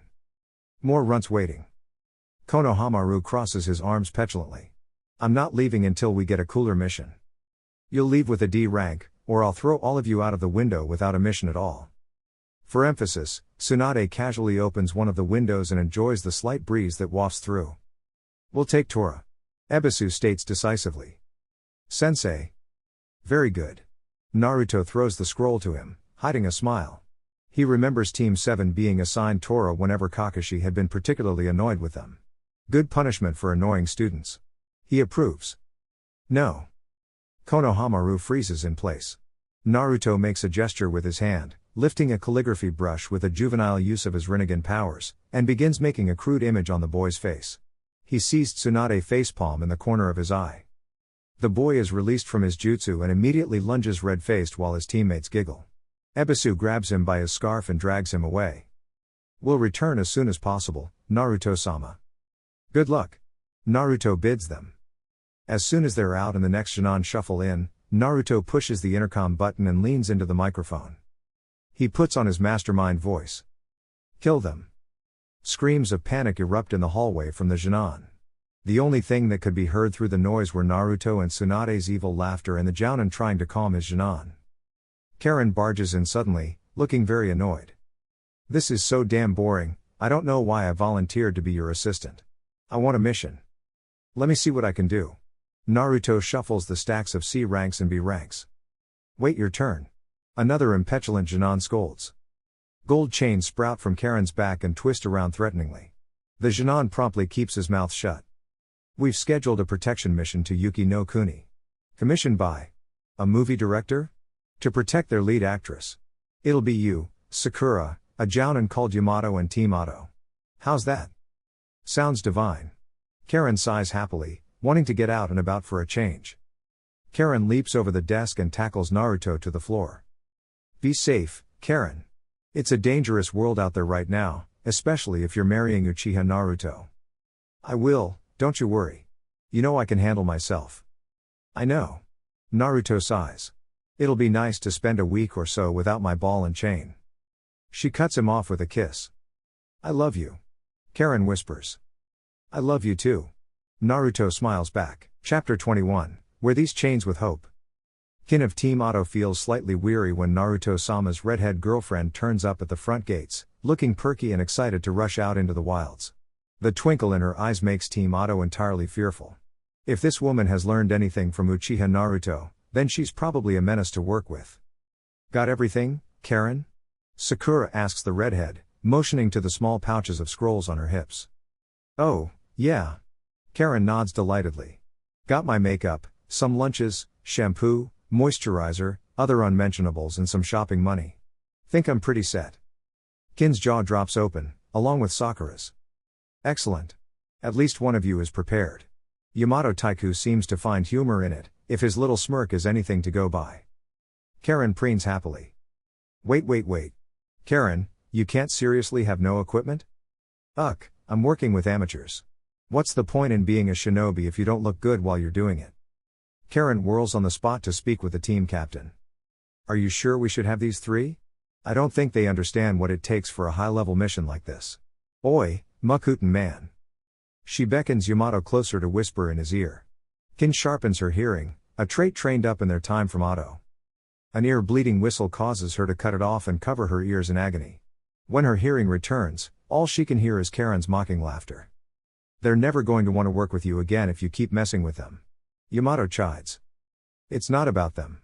Karen flicks her hair dramatically. It's about me, and I say I want to have a fun mission. Save me now. Zaku mutters to her. Karen's face does go from mischievous to serious though, and there's a small puff of smoke from her wrist. A sword sits in her right hand. Team Otto all swallow deeply on seeing it. Don't think that just because I want to enjoy my time away from the village that I'm not taking this seriously. You know what this blade is, don't you, Otto Shinobi? You don't train with Uchiha Naruto for 3 years and not pick up any tricks of your own. Karen-san. Yamato addresses. I'm sure you're a capable shinobi, but I am the captain and I'll expect you to follow orders to work with us efficiently. I know. But you also know that there's another reason I'm going out and about, right? Karen reseals Kusanagi. Yes. We'll be deferring to you on all matters related to Jinchuriki and Baijuo should the matter arise, however unlikely. Great. Karen clasps her hand together. So, where's the client? Today is the day everything changes. Neji thinks to himself. He hasn't told anyone about what he's bringing to Naruto, not even his father. Or Sakura, although he believes she may very well be aware that his own patience has grown thin. Something has to change in the Hyuga clan and he can't count on the people in it to be proactive about changing. He wants it though, so he'll make it happen. Sakura has a good heart and he admires her for it, but he doesn't want her getting caught in this if it all goes wrong. She has been a ray of light in his life ever since he approached her regarding the curse mark on his forehead, offering endless support and asking for nothing in return. The least he can do is keep her out of the mess that follows. The medical evidence he has collected is more than enough to point the finger at the Hyuga clan for their wrongdoings to their own branch house. Naruto has made it quite clear that Maiden maybe is not good enough, so he's had Sakura's research verified by several medics and doctors, and even Iyashi-sensei, who was once Naruto's personal eye specialist, has concluded that the curse mark does have the potential to damage a dojutsu wielder's eyes on use. Bringing this forward could end badly, internally for the clan. But so be it, if he does nothing then they will continue to suffer. But unlike Tsunade, who is content in letting clans police their own problems, Naruto appears to be the kind of person who wants Konoha to be as prepared as conceivably possible for the ongoing threat of the Akatsuki. He won't snub them for being an inferior clan, he would want every able-bodied person to be doing their utmost for their continued existence. And Neji knows how hard someone will fight to have freedom from fear. Naruto gets out of the Hokage's chair, given a slight moment of reprieve from the constant waves of mission delegation and intel reports. Blue eyes look up at him expectantly. Show me that you can do the academy jutsu. Fujita makes 2 clones, substitutes with a chair, and transforms into Naruto himself. I'm impressed. You've come a long way since I started training you. Naruto praises. The silver-haired boy beams up at him. Alright, I think you're about ready to learn how to discover your own talents. Everyone's chakra has unique traits that allow them to perform some feats easier than what might be considered average. Take Tsunade for example, she has a very strong affinity for medical ninjutsu, and she also has the ability to use lightning chakra. So there's something I'll be good at too? Fujita asks hopefully. That's right, but sometimes it's not always obvious what that might be. Some talents can only be realized once you try them a few times, but we'll get to that. Naruto pulls out a thick, square piece of paper. You've learned the absolute basics of ninjutsu, which means you now have a foundation to expand upon.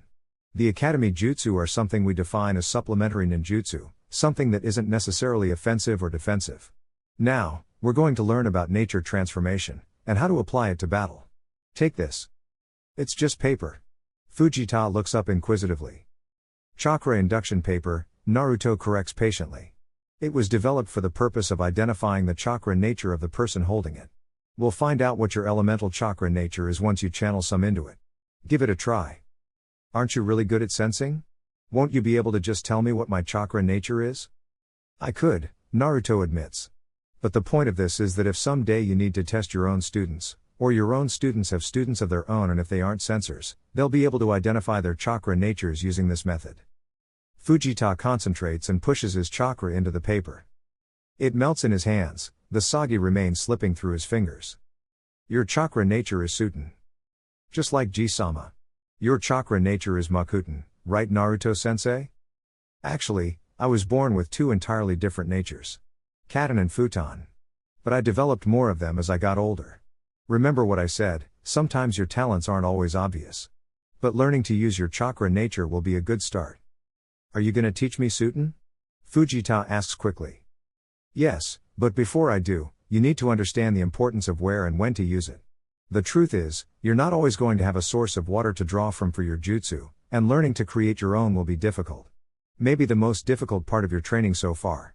The terrain won't always be in your favor, so what should you do to prepare for that? Naruto words the question differently, but functionally the same as his grandfather did while training him. Don't rely on it all the time? Fujita responds, unsurely and questioning. That's right, but how? Fujita stops to think while Naruto picks up the soggy pieces of paper and disposes of them.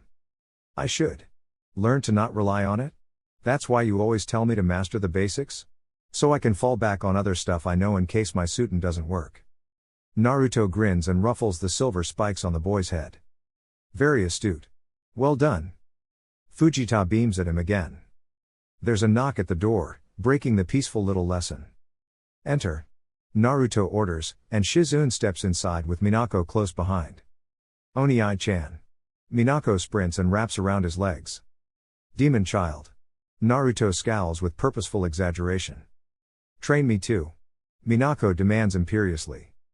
Naruto looks back to Shizune, who shrugs as if to say your call. Well, I was about to have a clone train Fujita, but if he doesn't mind then I suppose you can tag along too. Minako can train with us? Fujita seems quite eager for it in fact. From what the boy has said, Minako is quite kind-hearted to him despite her devilish nature that she'd seemingly got from Naruto himself. Of course. I may have a neat little trick that might be good for training the pair of you at the same time. Naruto makes a snake seal. Moku Bunshin no Jutsu would clone. A small mass begins to emerge from Naruto's leg, taking the shape of a small human. The coloration does too. Fair skin, neck-length spiky black hair, and a pair of 3 Tomoe Sharingan glinting on a cocky visage. Ooh! Shizune coos almost hysterically. I forgot how cute you were at Minako's age. She pinches the cheeks of the child clone, making it pout. Nei-chan. Chibi Naruto protests loudly. Shizune bundles him up in a hug instantly. I made this Moku Bunshin to the exact strength and traits I had at your age. Naruto reveals to Fujita and Minako. It might be a good sparring partner for you. Minako hugs the clone. Let's go play. Train. Chibi Naruto corrects. Big Naruto wonders if he really sounded that petulant as a child. Go on, Fujita. My clone will teach you a Suton Jutsu. Okay, bye-bye sensei. Bye Minako's ka-chan. Have fun, Fujita-kun. Shizune waves him goodbye. Behave, Minako. The two children plus Moku Bunshin leave in a rush, and Shizune remains with Naruto. How's Kakashi? Are you okay? They ask each other at the same time, leading to a shared chuckle at their own expense. Kakashi. He'll bounce back, eventually. I'm sure he'll come back around, so don't worry Naruto. I don't blame you for your choices either. It was a lot simpler when I was just a kid following his Gigi's teachings. Naruto sighs tiredly. And it all made sense to you, and it still does.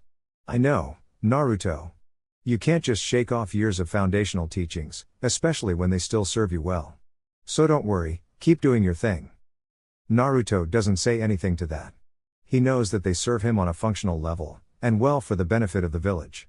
But he really doesn't know what to do with this whole Kakashi situation. He can't ignore this forever, but he does have more important things to worry about right now. Namely, Akatsuki. What have you got for me, Shizune? You'll be glad to hear that you're done for the day. Shizune chirps pleasantly. You're not due to receive any word from other nations about the summit for a few weeks at least, and the Chunin are happy to do lower level mission delegation. Unless something really important pops up, then it'd be good if you got some rest. Rest is the last thing on my mind right now. Naruto sits back in the chair. The intercom on the desk beeps. Naruto-sama, Hyuga Neji is here requesting a confidential meeting. Confidential? Naruto mutters. At least I have time for whatever it is. Sounds important. I'll see you soon, Naruto. Shizune waves him goodbye. See you, Shizune. Send Neji in on your way out for me. Neji enters holding a cardboard folder, packed so full that paper is practically spilling out of it. Naruto dono. Neji bows politely. Take a seat, Neji. Naruto gestures loosely to a chair. I hope I'm not intruding into your busy schedule. You came at a good time. My business is mostly done for the day.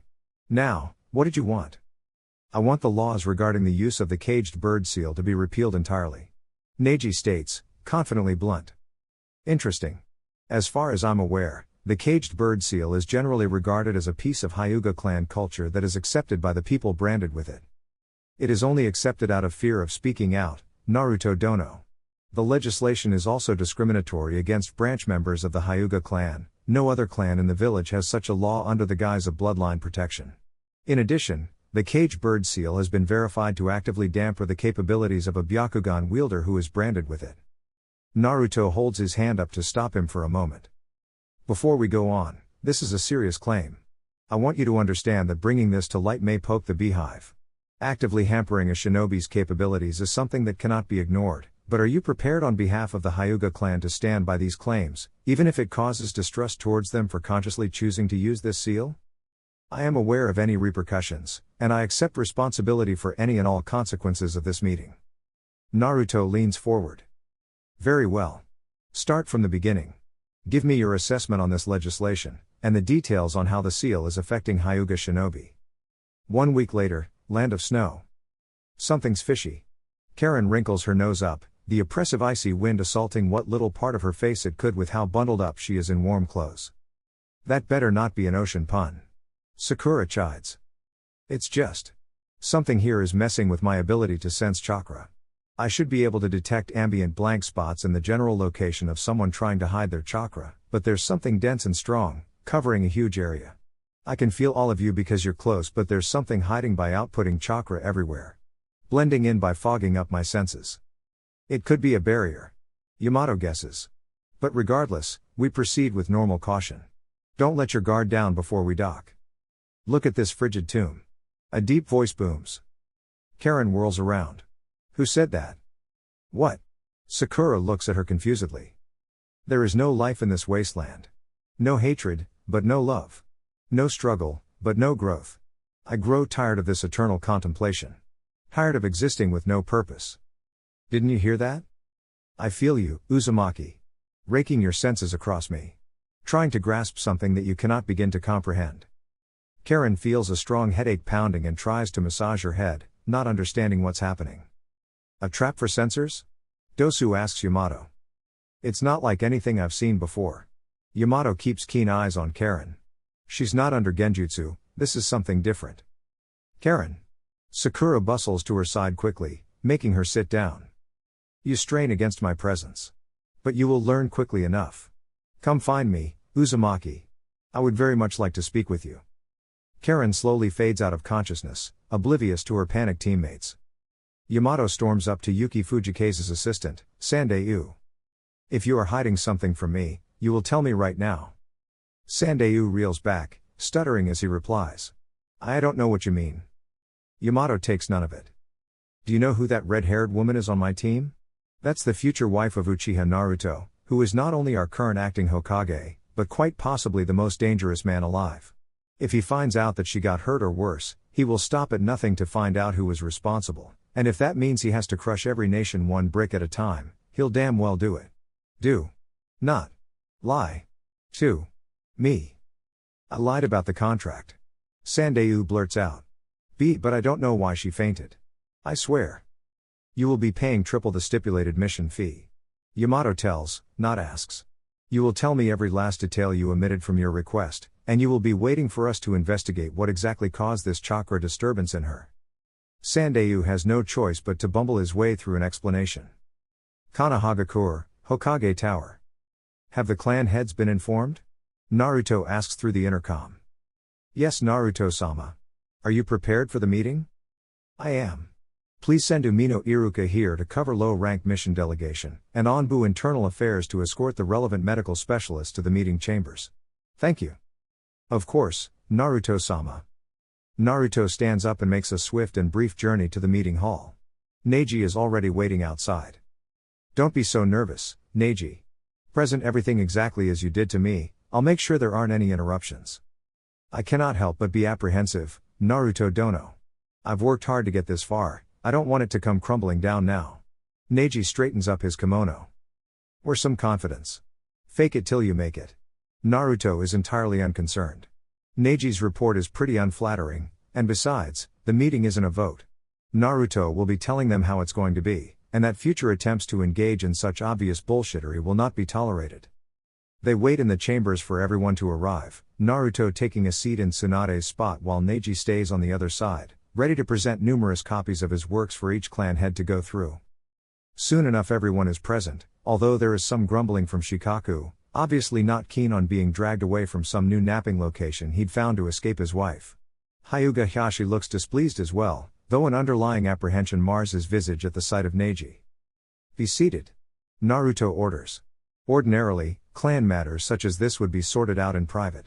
However, since I will be repealing a law that affects all of Konoha and replacing it today, your attendance is required so that if your clans have such proclivities, you'll be changing as well. That is among the list of things we'll be speaking about, and then afterwards I expect all of you to bring up the concerns you have too. Understood. The clan heads chorus. Firstly, we'll be discussing the legislation that brings discrimination to a sect of the Hyuga clan. It was institutionalized by the Sandaime Hokage and has only served to hinder some of the finest shinobi Konoha has to offer. The use of the caged bird seal was approved under the guise of bloodline protection but only serves to be detrimental to Konoha's forces.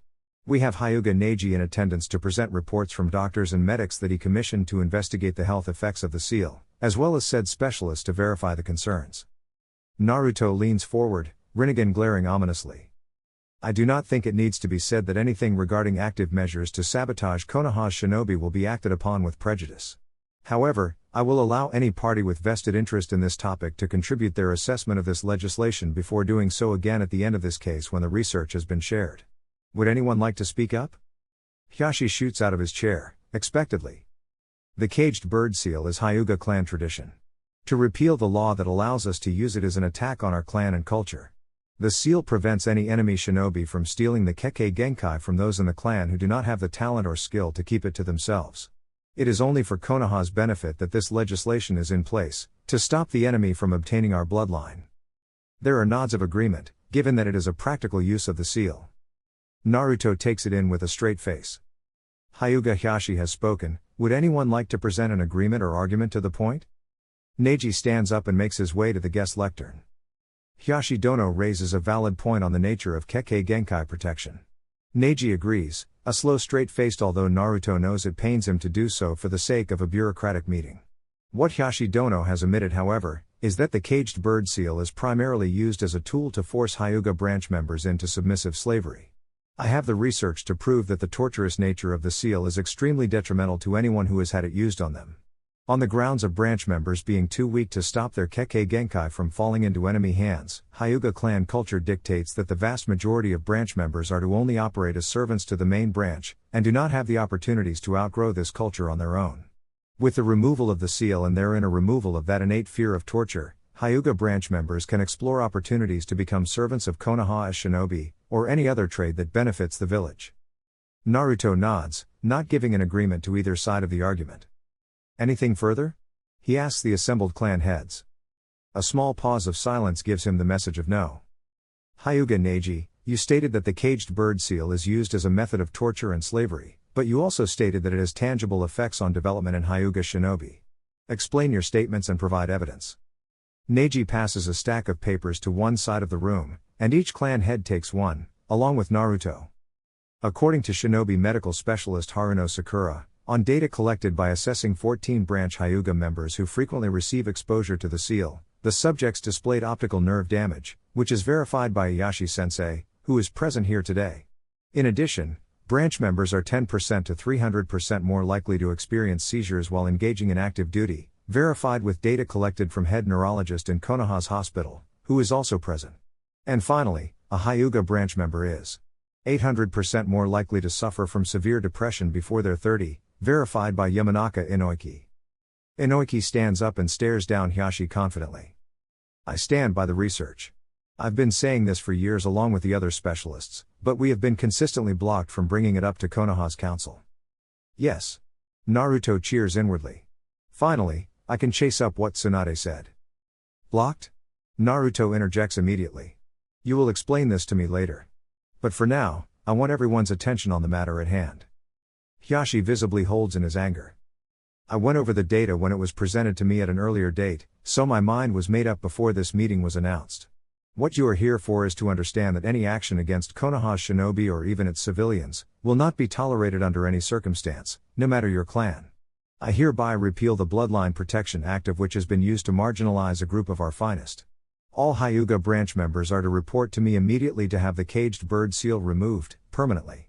If any Hyuga finds destitution as a result of my decision, the Uchiha clan will provide sponsorship for them until a time in which they can become independent members of our village. This matter is concluded. A writer for Konoha's newspaper rubs her hands together gleefully as Neji wails with joyous tears. Anbu Taka is responsible for overseeing the former branch members move into the Uchiha compound as their temporary habitat until they can find their footing with this new freedom they've been given. Perhaps unsurprisingly, there wasn't a single one who wanted to stay with the main branch. His Sharingan assesses everyone that goes in from a rooftop he's perched on. They seem happy. Naruto says at his side, the soft breeze flicking his hair about. Of course, I don't want them here. But it's a hard situation and we need everyone working for the benefit of the village right now. Taka watches as Hinata and Neji spar in the training grounds.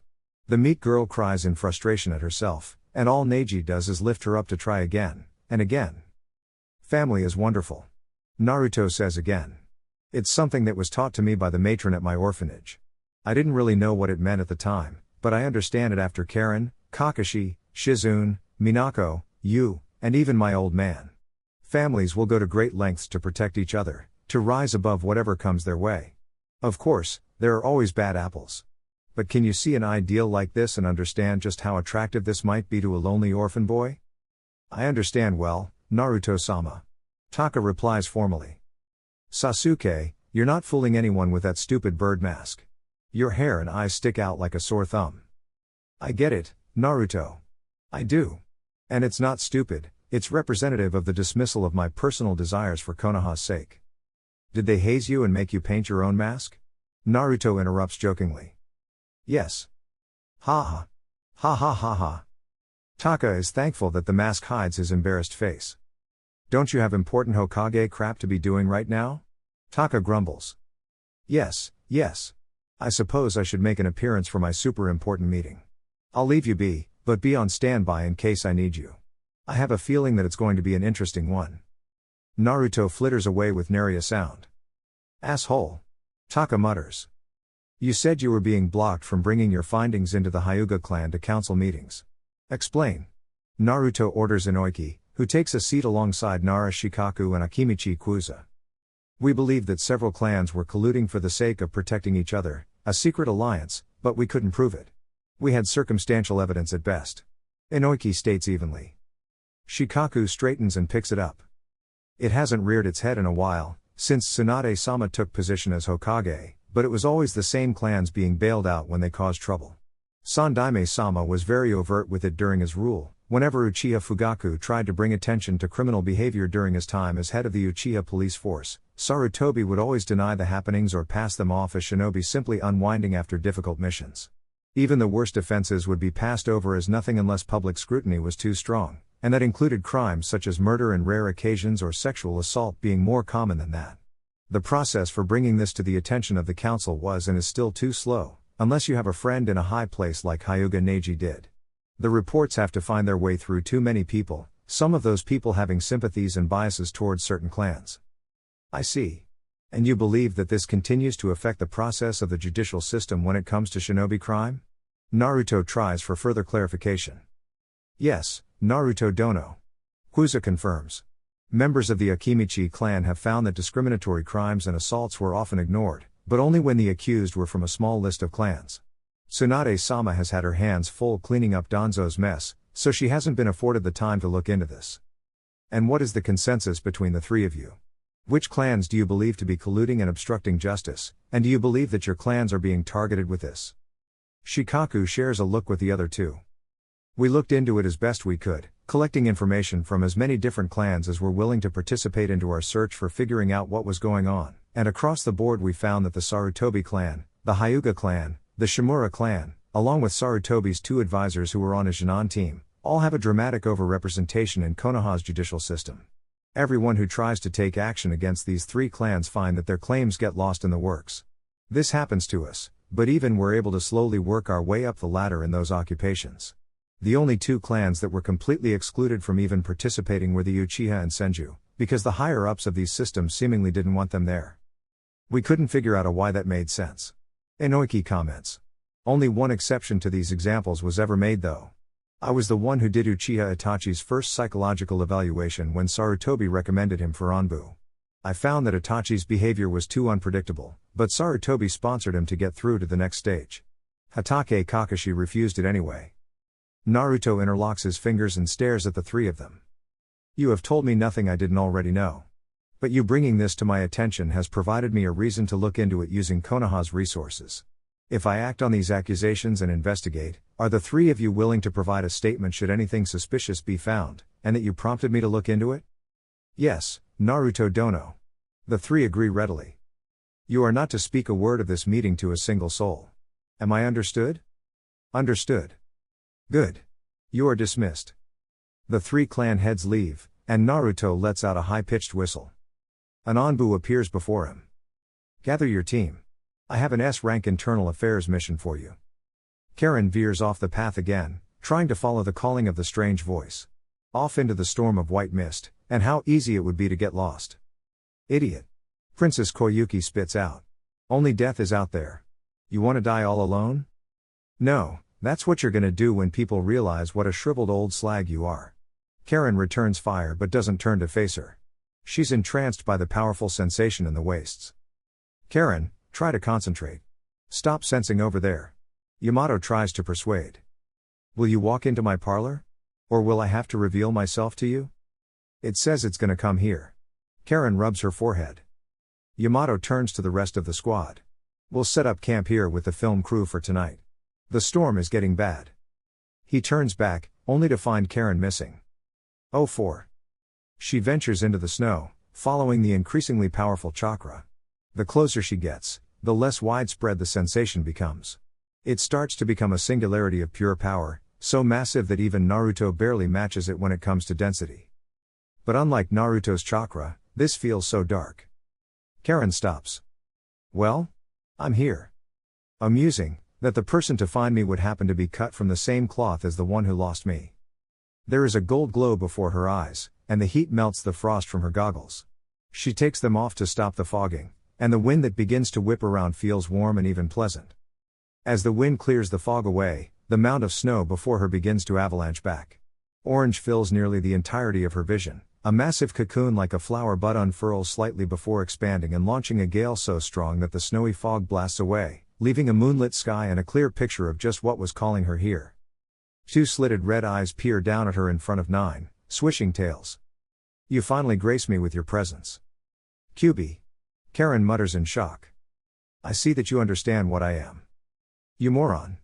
Karen screams at him. Why reveal yourself now? There are psychos scattered across the world trying to capture you and all of the other Baijuu, and when they do, that Juubi monster will return to destroy everything. The Kyuubi outright laughs at her, a harrowing echo that rattles her bones. You're just like Kushina. Either too stupid or too brave to stay her tongue. I mean it. Now everyone is gonna know. And pray tell, what makes you think I didn't want this? Karen stops her berating of the Kyuubi. I felt it when Shukaku vanished. My connection to the natural chakra of the world helped me understand what happened. The pieces are in motion. There is a wielder of the Rinnegan trying to become the Juubi Jinchuriki, and the only thing I can do now is to fight that fate. You could have fought it by just staying hidden. Karen tries to reason. The Geto Mazo does not discriminate with how much of us it needs. It grows ever more powerful with our entire essence, but natural energy will replace what it needs so long as it has but a mere piece of our power. It may be slow, but it still works. You will find that our power can be found everywhere in this world, and your human practice of turning yourselves into our hosts has only made it easier for them to take the less expedient route. It will not matter if I choose to hide, there will still be a way. But it is time that I return so that the vision of this world my father had, that dream, will not be extinguished. And if I have to stand by the sides of those who fear and abuse my power, then so be it. Your father? The Rikudo Sennin? The Kyuubi growls affirmatively. He was naive about the nature of man. He could not truly understand humans as he understood us, not even his own sons. But he was right about one thing, if nothing else. Only cooperation can overcome the greatest of strife. So, what? You're gonna join the fight? Karen asks, maybe feeling slightly hopeful that they would have another ally that isn't just one superpowered man. I will, but with one condition. The QB confirms. I want to follow in the path of my father. A true union between humans and Baijuwu brings out the vast potential of both.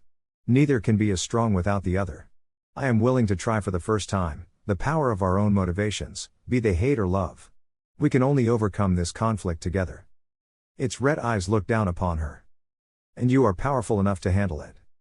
You say that now, but my fiancé is Uchiha Naruto, Kushina's son and grandson of Uchiha Madara. Does Uchiha Naruto fight with all his power against the destruction of the world?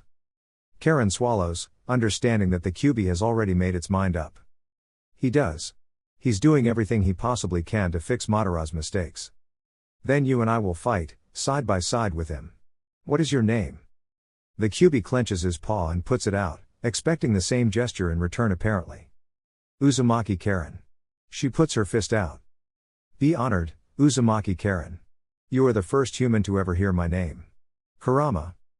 Golden chains sprout from her back and wrap around Kurama. Haki no Funshiki. Fun. Kurama begins to dissolve into chakra, wafting through the air into crimson stars that spiral into a single point, a whirlpool crashing into Karen's stomach. What is that? Sakura looks at the pretty fountain of red lights in the distance. I can't see from here, but that's the direction Karen went. Yamato discerns. Yamato, stay with the client. Got it. Yamato and Sakura approach cautiously as the last of the lights enter Karen's stomach. Karen collapses backward into the snow. Sakura sprints to make sure she's alright. Oh my. She looks at the seal on Karen's exposed stomach. What have you done, woman? Yamato touches the Haki no Funshiki. Karen's eyes open, revealing blood-red crimson slits. Don't touch that. Her body is getting used to my chakra. She'll be back as soon as she's ready. Yamato reels back and creates wooden pillars to surround Karen. Your use of this jutsu is juvenile compared to Hashirama. Karen/stranger flicks her hand and blasts Yamato and the pillars away. Who are you? Sakura asks fearfully. I am the QB. Do not worry for your friend, her mind is resting while I have the reins. Tsunade thinks Naruto has quite the talent for delegation. Feeling good, she decides to pay him a visit to make sure things are running as smooth as they seem. It seems likely that Naruto would be giving assignments left and right if it only meant he would have a bit of time to himself for training. All in all, besides grumbling from the Hyuga clan she'd yet to investigate, it's been a nice holiday. Naruto seems to be doing very well. She approaches the office door when Naruto's voice booms through the building. What the hell have you done, Karen? Oh dear. Entering without a knock, she spots Naruto pacing around the room. What's happened? What's the panic about? Tsunade questions, seeing no one else in the room. He turns to face her, but there's something different about his visage. His Rinnegan glint brilliantly, but there are markings under his eyes. Resting under them are two halves of a split, black leaf. She understands what the pigment signifies, and she knows that it has magnified his already insane sensing power, and he has obviously felt something that has left him disturbed with his beloved. She just turned herself into the Jinchuriki of the QB. Tsunade turns on her heel and goes back home. Nope. This is Naruto's mess to deal with. Chapter 22, Communion. Jiraiya visits Naruto in the Hokage office out of boredom. With other hands on his spy network, he has been left with much free time to do with as he pleases. Putting up with Tsunade's mood swings is not something he'd been keen on today, and with his apprentice out and about doing super secret stuff, he thought he'd stop in and pay his godson a visit. It's always interesting when Naruto brings up something that he doesn't often think about. Sure, he does give a lot of thought to the ideal of peace, but the nature of chakra itself and folklore of their shared power is something that is usually just accepted as much as the sky is blue. Do you ever wonder why exactly Jinchuriki are so feared? Naruto asks, expression pensive as he languidly rests his feet on the desk. Jiraiya blinks. I thought you of all people would already know. The strength of chakra magnifies the existing abilities of a talented shinobi. Just imagine what you could do if you had a Baijuwu sealed inside of you. Ah, but that's just it. Enhanced abilities can still be defeated with sound tactics and strategy, and I have yet to see Sasuke prove that he can use the Nibi's power to do anything that can defeat me. And believe me, I know that Sasuke is no joke as far as elite shinobi go. No, what has my attention now is that it's either multiplying the threat level of this person a few times, or just an outright transformation into a Baijuu. Granted, both are powerful traits to have in combat, but not undefeatable. Shinobi skills have advanced so much in the past few hundred years. Fuinjutsu, large-scale elemental ninjutsu, specially tailored jutsu that are designed for use against summons or in the worst-case scenario, a Baijuu. What good does fearing a Jinchuriki do in the modern age when we have tools to keep them in line? Fear isn't easy to ignore for the people who don't have those tools. And they won't always be available anyway. It takes time and effort to prepare for fighting a Jinchuriki. When one pops up in the middle of a battlefield or a mission, then of course anyone on their bad side is going to be scared shitless. Not everyone can approach combat like you do. I suppose. Naruto utters, seemingly dissatisfied. What's on your mind, kiddo? Naruto leans back in the chair further, looking up at the ceiling. The Baijuu have a terrifying mythology built around them by humans. But there are still exceptional humans every now and then that can very easily defeat one or rend one under their control externally, without being a Jinchuriki. Just look at Madara and Hashirama. The first Kazekage. The Sannin. Uchiha Naori, Uzumaki Ashina, Uchiha Obito, Uzumaki Nagato. Me. And there are still people who can overcome their power. But they are fragments of something divine and primal. A Baijuu should be far, far more powerful. It has me thinking about the nature of chakra and the Rikudo Senin again. Jiraiya relaxes as well, but still listens intently. He does so like a good story about the folklore of shinobi. I had a discussion with Sasuke about a relic that used to be in the possession of the Uchiha clan. I had interpreted the message as an explanation behind the curse of hatred in the Uchiha, an inborn weakness that was easily exploited. I believe that the Rikudo Senin had deliberately split his power into two halves so that the one who inherited his eyes would be forced to cooperate with the other if they wanted to change the world. Instead, it set off a 1,000-year blood feud that nearly annihilated two clans as they struggled for power, and as they lost love, they grew to hate even more. It became their defining trait that people could recognize them by. The sage believed so much in the power of cooperation that he had been willing to bet his children's lives on it, that he would divide his power completely instead of diluting it. Flawed humans with a power out of reach for normal people. Jiraiya is patient, feeling that he might be missing some context but is willing to hear Naruto out. The Rikudo Senin's religion of Ninshu, in which he was God, was spread across the world by the man himself in the advent of humans gaining the ability to use chakra. He taught people how to cooperate, and his religion became a contagious culture that still persists 1,000 years later. Every person understands that without the help of others, they can't get far. Sure, people understand and respect individual merit where it's due, but functionally, chakra in a single person can only get so strong and can only be so effective against a cohesive unit of powerful people working together. Teamwork, a founding principle of Konoha's shinobi system. Strategy, and self-preservation tactics to overcome conflicts and tribulations. Chakra natures blend, people share it where they can, help each other where they can, but it's most often used as a tool for war. A grim nod from Jiraiya is his agreement. Chakra is a tool far greater than any blade, shield, and wall. But people don't get along so well as their chakra does. All chakra comes from the same source, and is fermented and expanded by nature's own gifts. This is why it is possible to affect another person's chakra with your own, as in the case of medical ninjutsu and genjutsu. We perceive it as different, but it all comes from the same place, and given to us by a design that was beyond evolutionary. It was shared to become a device to bring people together, not pit them against each other. All chakra is compatible, there's no fitting a round peg into a square hole. It's all the same. It is through a base instinct that we understand that even if we do not like who we work with, we are significantly more powerful when working alongside them. And is that so bad? Yeah, we all have people and things we don't like, but as long as that instinct is there, then surely there's a hope for peace? Jiraiya reasons, but is waved off dismissively by Naruto. The discussion of peace is something that doesn't interest me. No, what I'm curious about is how the Baijuu fit into this system that we believe grew organically. With the exceptions of incompatible people, Baijuu chakra can significantly magnify a shinobi's power. That seems quite simple, given that the Baijuu are entities created by the Rikudo Senin, someone as fanatical about peace through cooperation as he was. I believe that the unification of chakra between humans and Baijuu has a depth that is yet to be tapped, and what we have seen so far is merely the tip of the iceberg.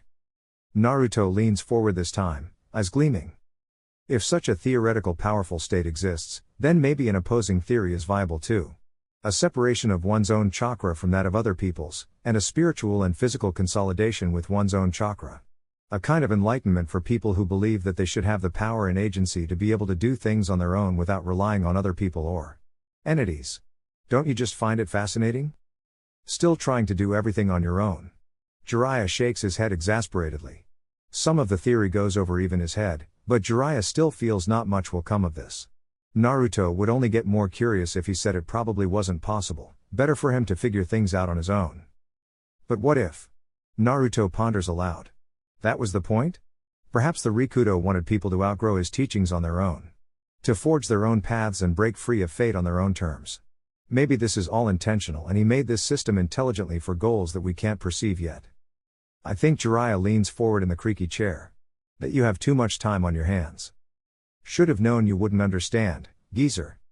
I'm not being disparaging, kiddo, it just reminds me of your dad that you're so into your chakra theory and research. But you've been cooped up in here for a while. How about we escape for a bit? Get some lunch, maybe spar a bit? Doesn't look like you've got anything else to satiate your boredom. Is a man your age really up to the task? Naruto asks with a mockingly contemplative expression. Jiraiya grins. Tsunade told me you have a new trick. A senjutsu battle. Let's see if you have the natural intuition to get the best of me. Naruto rises, looking eager. Let's see if you're all talk, old man. I'm looking forward to wiping that smug smile off your face, brat. Either without much thought or much care, neither paid attention to the secretary rubbing her hands together. Two heroes of Konoha stand opposite each other. Jiraiya with his hands in an unusual looping seal in front of his belly, and Naruto with his hands simply clapped together. They're just standing still. Minako pouts. Maybe it's some unspoken rule between sages. Paying respect? Some kind of honor tradition? Shizune guesses uncertainly. They aren't the only ones gathered. After word got out that Naruto and Jiraiya were going to have a senjutsu battle, dozens of shinobi rushed to find them.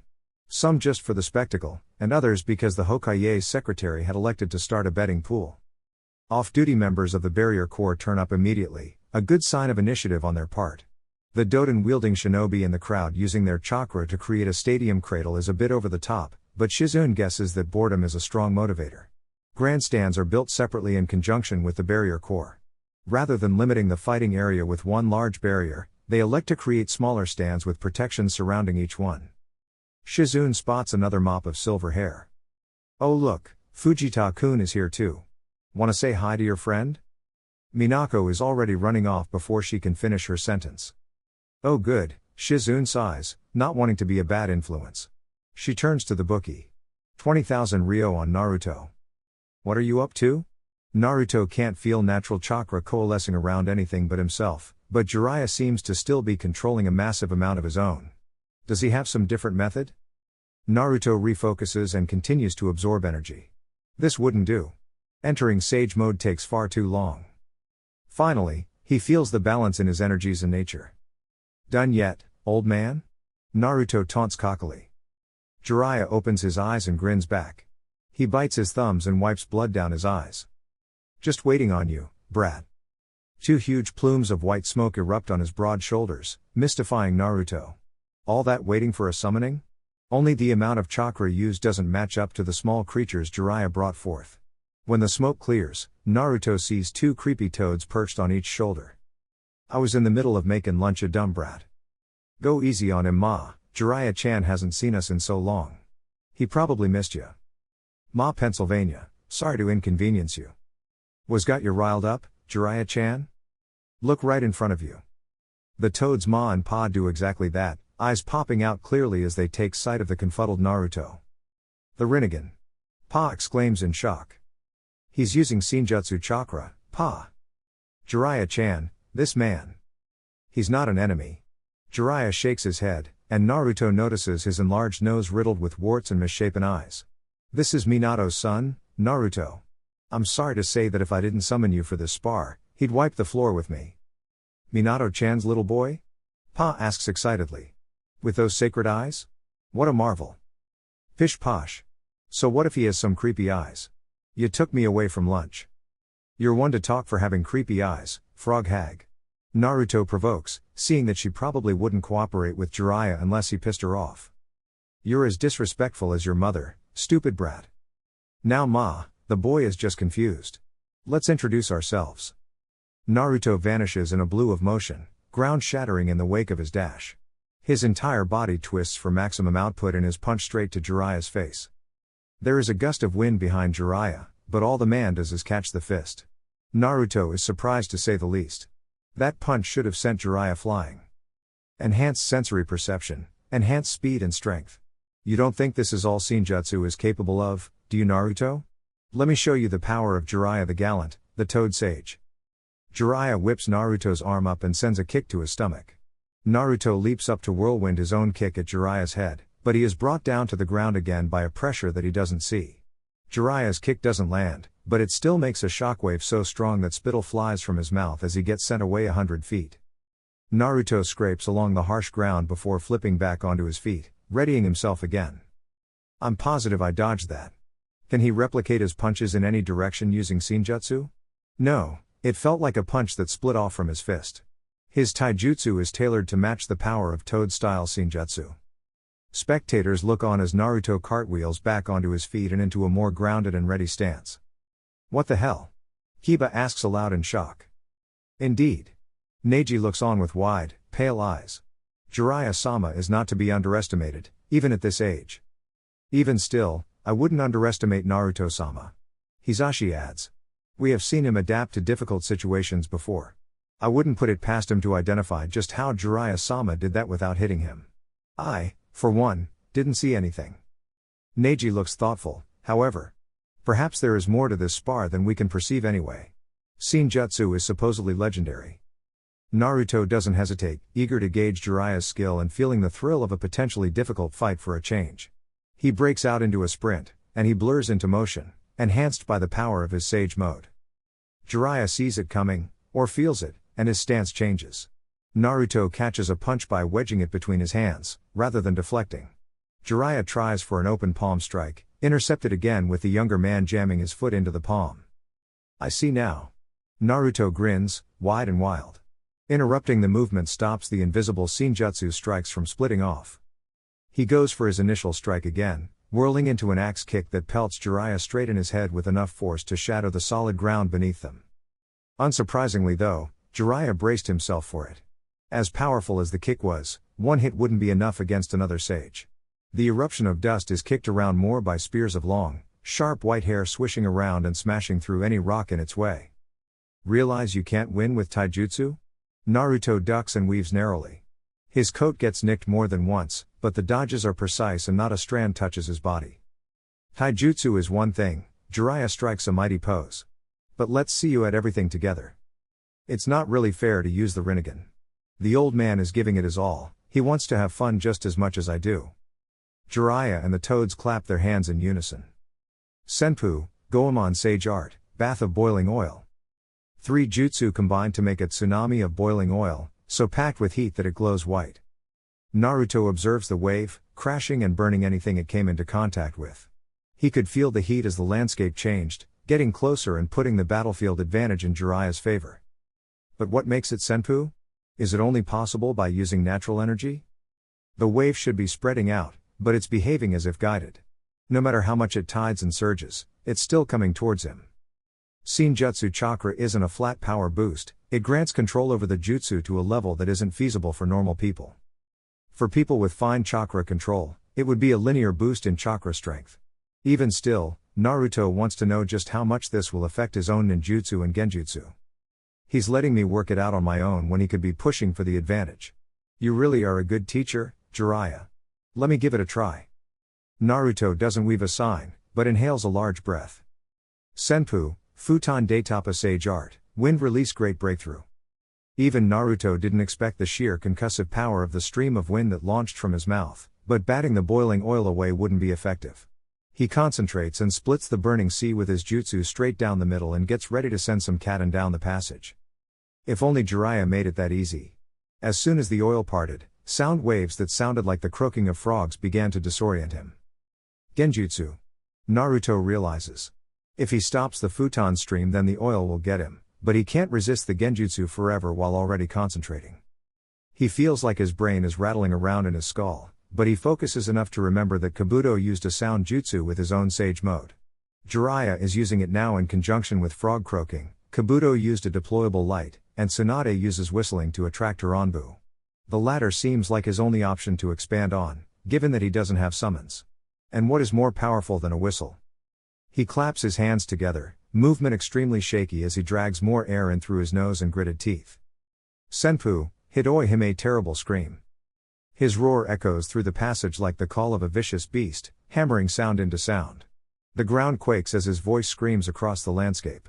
Sacrificing the potential of genjutsu for the power of sound waves, Jiraiya and the Toad's jutsu has little effect in the face of pure force.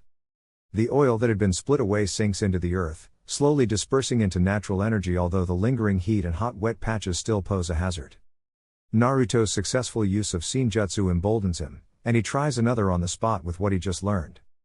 Senpu, Katen Yokina Uta Sage Art, Fire Release Jolly Song.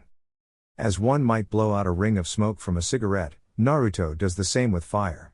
The large halo of flame emits a pleasant note, unchanging while it soars through the air towards Jiraiya. Naruto feels his remaining Senjutsu chakra slip out of his body. The lad is out of Sage Mode. Pa comments.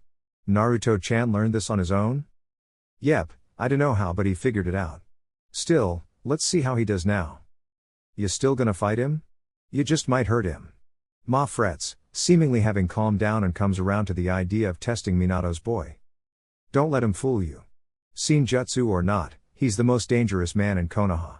We can't go easy on him for a second now, not while he's plotting to find an easy way back into Sage Mode. I'll let him get a feel for it, but it's time to turn it up a bit. The ring of fire is moving too quickly at them to give it much thought. Jiraiya waves his palms out, causing the ground shake and an earthen wall to form between them.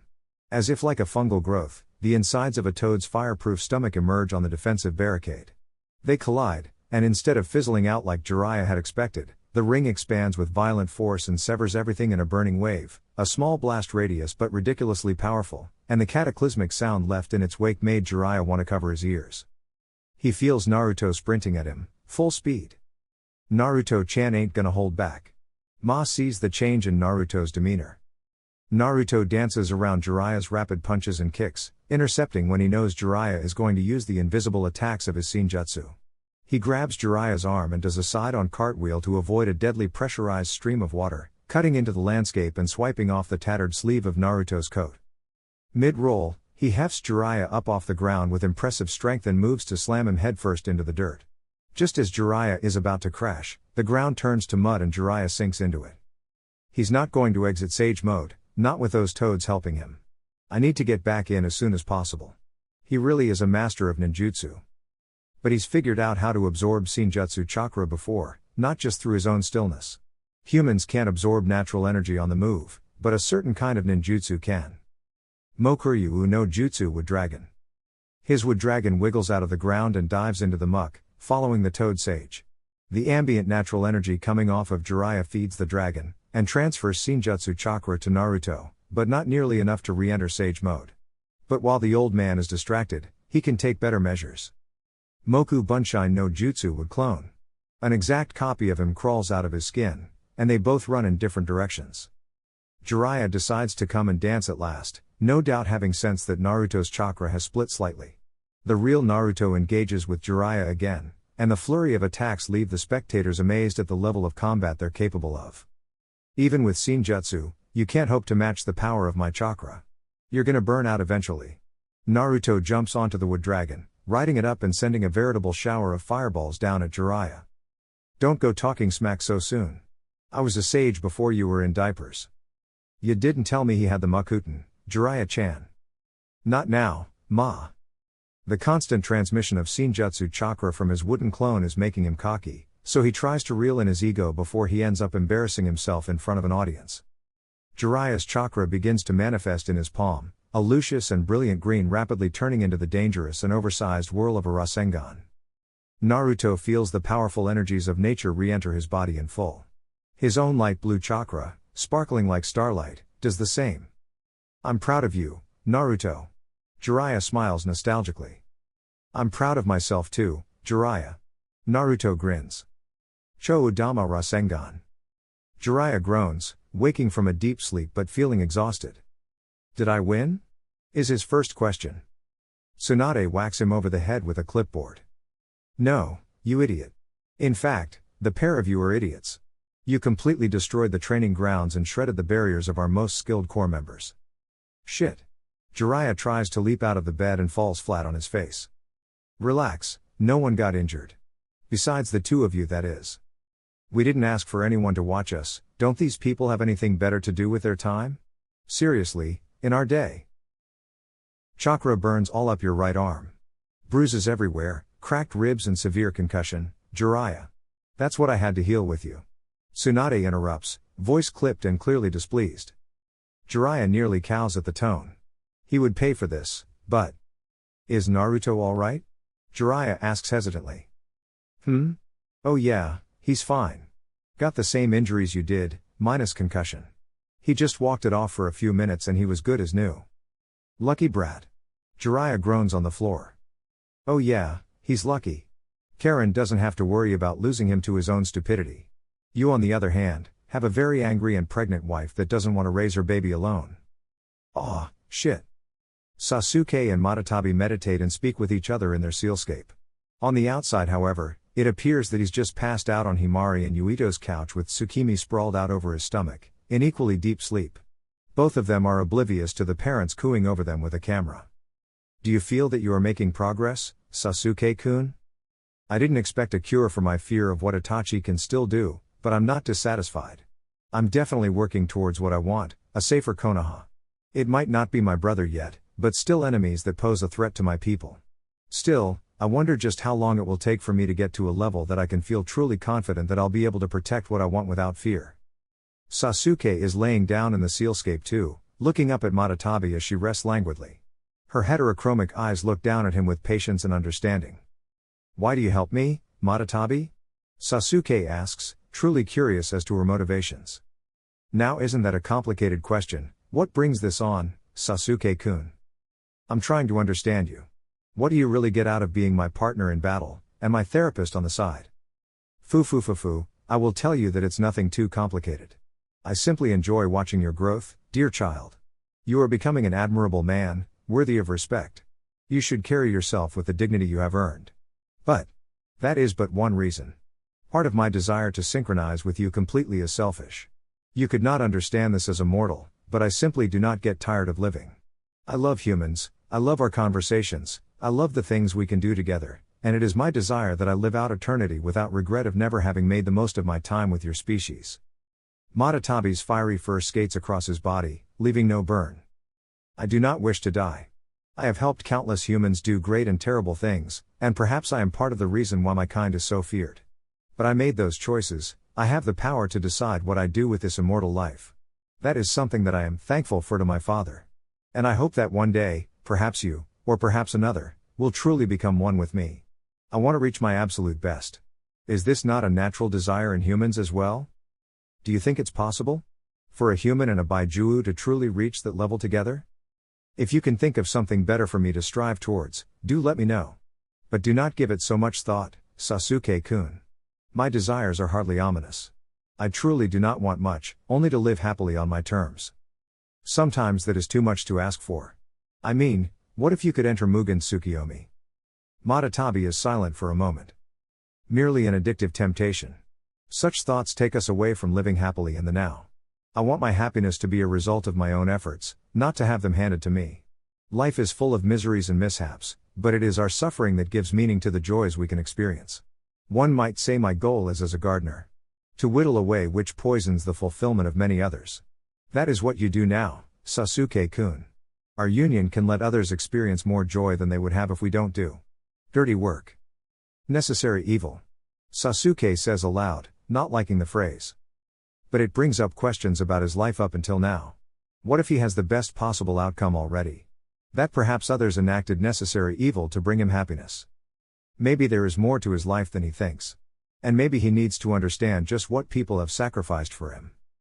Karen is asleep in the ship taking their team home, still adjusting the heavy chakra now cradled in her body. Can you stop thinking about how your Uchiha is going to molest you when you return home? I'm going to be sick. Stop reading my thoughts then, you overgrown furball. You're trying to suppress me too much. Let my chakra merge with yours, it'll be less painful for the both of us. Wait, it hurts you?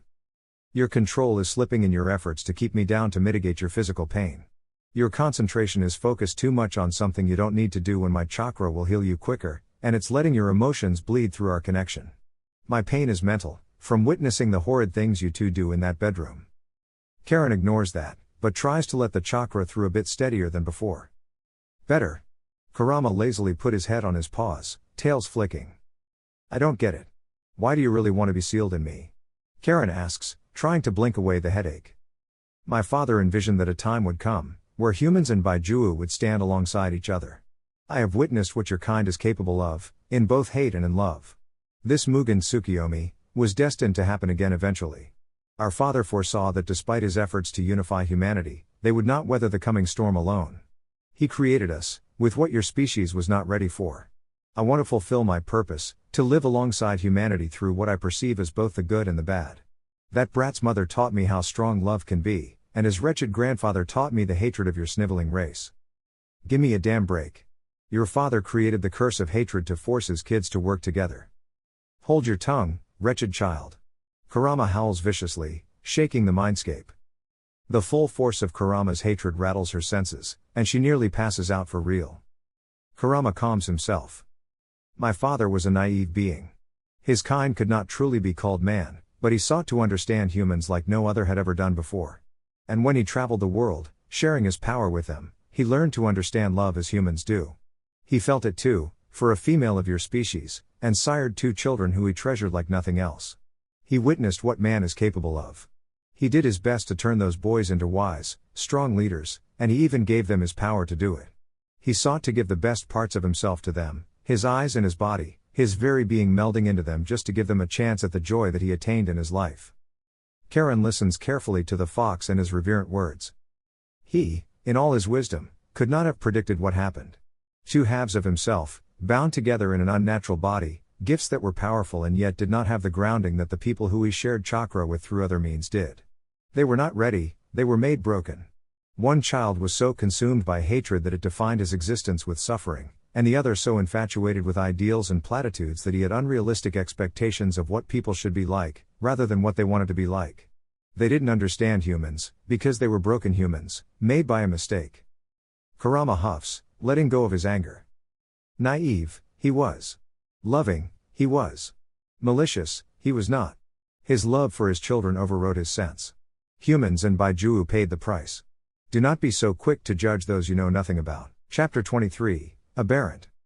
The Gokage summit is but 1 week away, just the amount of time Tsunade would need to arrive in her current state. I can still go instead of you. Naruto insists.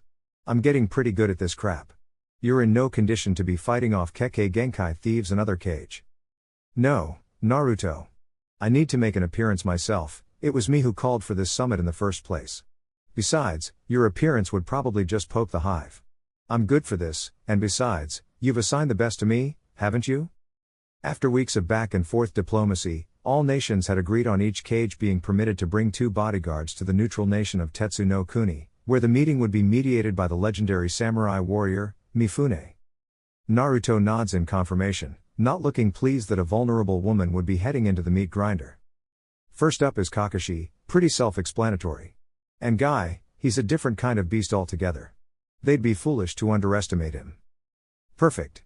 And will you relax? Raza will be fine, and from what I understand, the new Mizukage won't be keen on invoking your wrath. I'll take care of things while you're gone. Don't get distracted by gambling dens, Senju hag.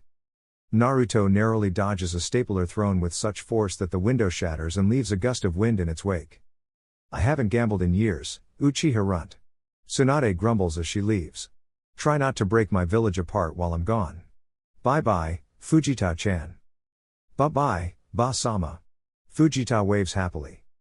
Kabuto plugs in one final tube to the body modification vat. I'd say we're ready to undergo your procedure. Have you scrounged up as much of your original flesh as you could? I found the shattered bones of my right arm and leg, along with some ribs. There's still one piece missing that I'd like to acquire before we go through with this. Obito looks up at Kabuto from his chair, the tubes burrowed into his shoulder trickling in a steroid that would make his body more receptive to the procedure. I'll grind them up and add them to the body compound. Kabuto looks more than a little excited at the prospect of creating a body that could potentially overcome Uchiha Naruto. Run me through it quickly. I need to know what else I have to get. Obito dislodges himself from the pumps. Kabuto motions to a huge tank, filled with auspicious fluid and a giant of a man with orange hair floating inside of it. Hugo here will be our body mass conduit. By using your flesh and bone as a template, we can transmute other test subjects' bodies to your body's genetic template. Using his Kekkei Genkai, we'll replace your organic material that was lost. That's stage 1, getting you back to your original condition. Kabuto moves over to several smaller glass vats. Stage 2 is modifying your original body. Using Hashirama's cells cultivated from the artificial clone that Madara developed, we'll replace cells everywhere that Orochimaru's experiments have concluded are safe. Those will include all of your bones and some of your organs, like your heart. And as part of this step, we'll cycle Nagato's blood with yours, in and out of your body in a loop as a binding agent. The healing properties of the Uzumaki clan blood will speed up the process significantly. Will I still be able to wield the Makuten? Obito questions, looking at the various multicolored fluids in each tank. Of course, but I suspect that you'll want those cells for the use of your Mangekyo Sharingan. Which brings us to stage 3, tertiary implants. Once your body is stable, I'll inject the enzymes collected from Madara's Rinnegan.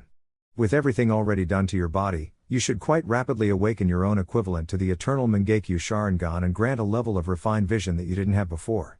I'll also throw in 2 mild growth hormones, one to bring your muscles back up to speed to recover faster and one that'll help your chakra network adjust and heal from this, shall we say, traumatic procedure.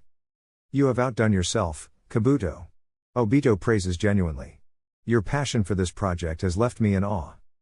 Don't underestimate your value as a test subject. Kabuto gives his own backhanded compliment. But what will you do now? These materials will only last so long in the vats. We should be getting this done as soon as possible. The ground shimmers slightly, and a green plant opens up to reveal Zetsu. The Gokage summit will be beginning shortly. Black Zetsu informs. And this is relevant how? Obito interrogates, uncaring as to what the world thinks of their plan. They wouldn't be able to stop him. Baka Kashi will be there as the Hokage's bodyguard. White Zetsu reveals with a jolly inflection. Obito's head turned slowly back to Zetsu, and Kabuto could feel an invisible tension. It is taking place in Tetsu no Kuni. Black Zetsu provides without being asked. Obito nods. Zetsu makes itself scarce. My eye has been nurtured by Kakashi's Raten chakra. I'll be recovering it now. Then, we do the procedure. Don't take too long. Kabuto says, although Obito is already whirling away. The entirety of the Yuki no Kuni team shuffles in awkward silence. Naruto taps his finger on the desk in a slow rhythm. Fujita leaves the room without a word, evidently seeing Naruto's agitation. He speaks methodically. What made you think this would be a good idea? Karen looks sheepish instead of terrified like the others. He made a convincing argument? Yamato tries to explain that Karen couldn't really help her reaction to the Baijuu. Naruto-sama, Karen had been suffering from visions from the moment we got close. Get out. The rest of the team scrambles out of the door. Naru? Naruto looks Karen in the eyes, and suddenly they're in her sealscape. He stares down the QB. How easy it would be to rent you asunder, beast. Madara spawn, your little Uzumaki wouldn't fare so well. Kurama goads. Willing to give her up to just teach me a lesson? Don't make me laugh, boy. Then be grateful, it is only her life that's stopping me from using you as Madara did. Look at you, submitting to this little pen. Haven't had enough of being a slave? If you're tired of free will, I can take it from you just the same. Look at me, boy. I'm quaking in fear. Kurama mocks. Your petty Sharingan will not work on me, none will anymore. I have ascended on my own. If you do not use your power to protect her, then I'll stuff you back into the ghetto mazo myself. We'll see how much smack you're willing to talk then, vile animal. That was the plan from the start. Karen notes with some amusement that their interaction didn't actually seem malicious. The words are barbed, but it seems to be more of a formality than real hatred. Get it desexed, Karen. Do Baijuu even have a gender? Karen asks intuitively, with some laughter in her voice. Good question. Given the complete lack of balls it takes to have not revealed itself by now, I'm guessing not. Kurama flips Naruto off with his claws. I have questions of my own. Naruto turns somewhat serious. You don't seem to be protesting the idea of being sealed. Why? I don't want to die. Kurama answers bluntly, languidly resting his head over his paw. As naive as it makes me seem, I still cling to father's pale dream. I want to see the world at peace, however briefly. So Baijuwu do have self-preservation instincts and desires. Or at least a cleverly designed imitation of sentience. Naruto nods thoughtfully. Is the brat always like this? He's as untrusting as his crazy father was. You get used to it. Karen mumbles, displeased that Kurama is taking up more of Naruto's attention right now than she is. How can I ensure that Mugen Tsukiyomi is impossible? Kurama's slitted crimson eyes peer down at Naruto with interest at the question. That is the very same thing that father thought he had solved. He sealed the Ghetto Mazo in the moon, a place said to be unreachable. He divided his power between his sons who he entrusted with the safety of humanity, so that the Rinnegan may never resurface. That led to some bloody tales in hindsight. He didn't know the effects that would have on human culture, but as far as he was concerned, a greater threat had been permanently mitigated, the return of the Rinnegan and thus the potential to summon the Ghetto Mazo and see Mugen Tsukiyomi cast its light upon the world once more. An interesting tale, but it goes against what we understand may have happened. Naruto cross-examines Kyuubi's response. The Uchiha were left a relic, and it boiled down to an instruction manual on how to cast Mugen Tsukiyomi. That involved the reunification of bloodlines to generate the Rinnegan in a host. I am aware of the stone tablet, but as I understood, it was left behind as a warning of what Mugen Tsukiyomi would bring upon the world. If that is your interpretation, then you have reading issues or the contents of the relic were forged. That is to say, if it is even the original in the first place. But you could also be lying. Naruto's eerie eyes look at the kitsune. Whatever. Kurama yawns loudly. But logically, I can't see any way of halting the potential of Mugen Tsukiyomi forever. The statue is indestructible. You'd have better luck removing the Rinnegan from the equation entirely. By destroying the Uchiha and Senju. Naruto mutters with a disgusted tilt of his lip. You say indestructible though.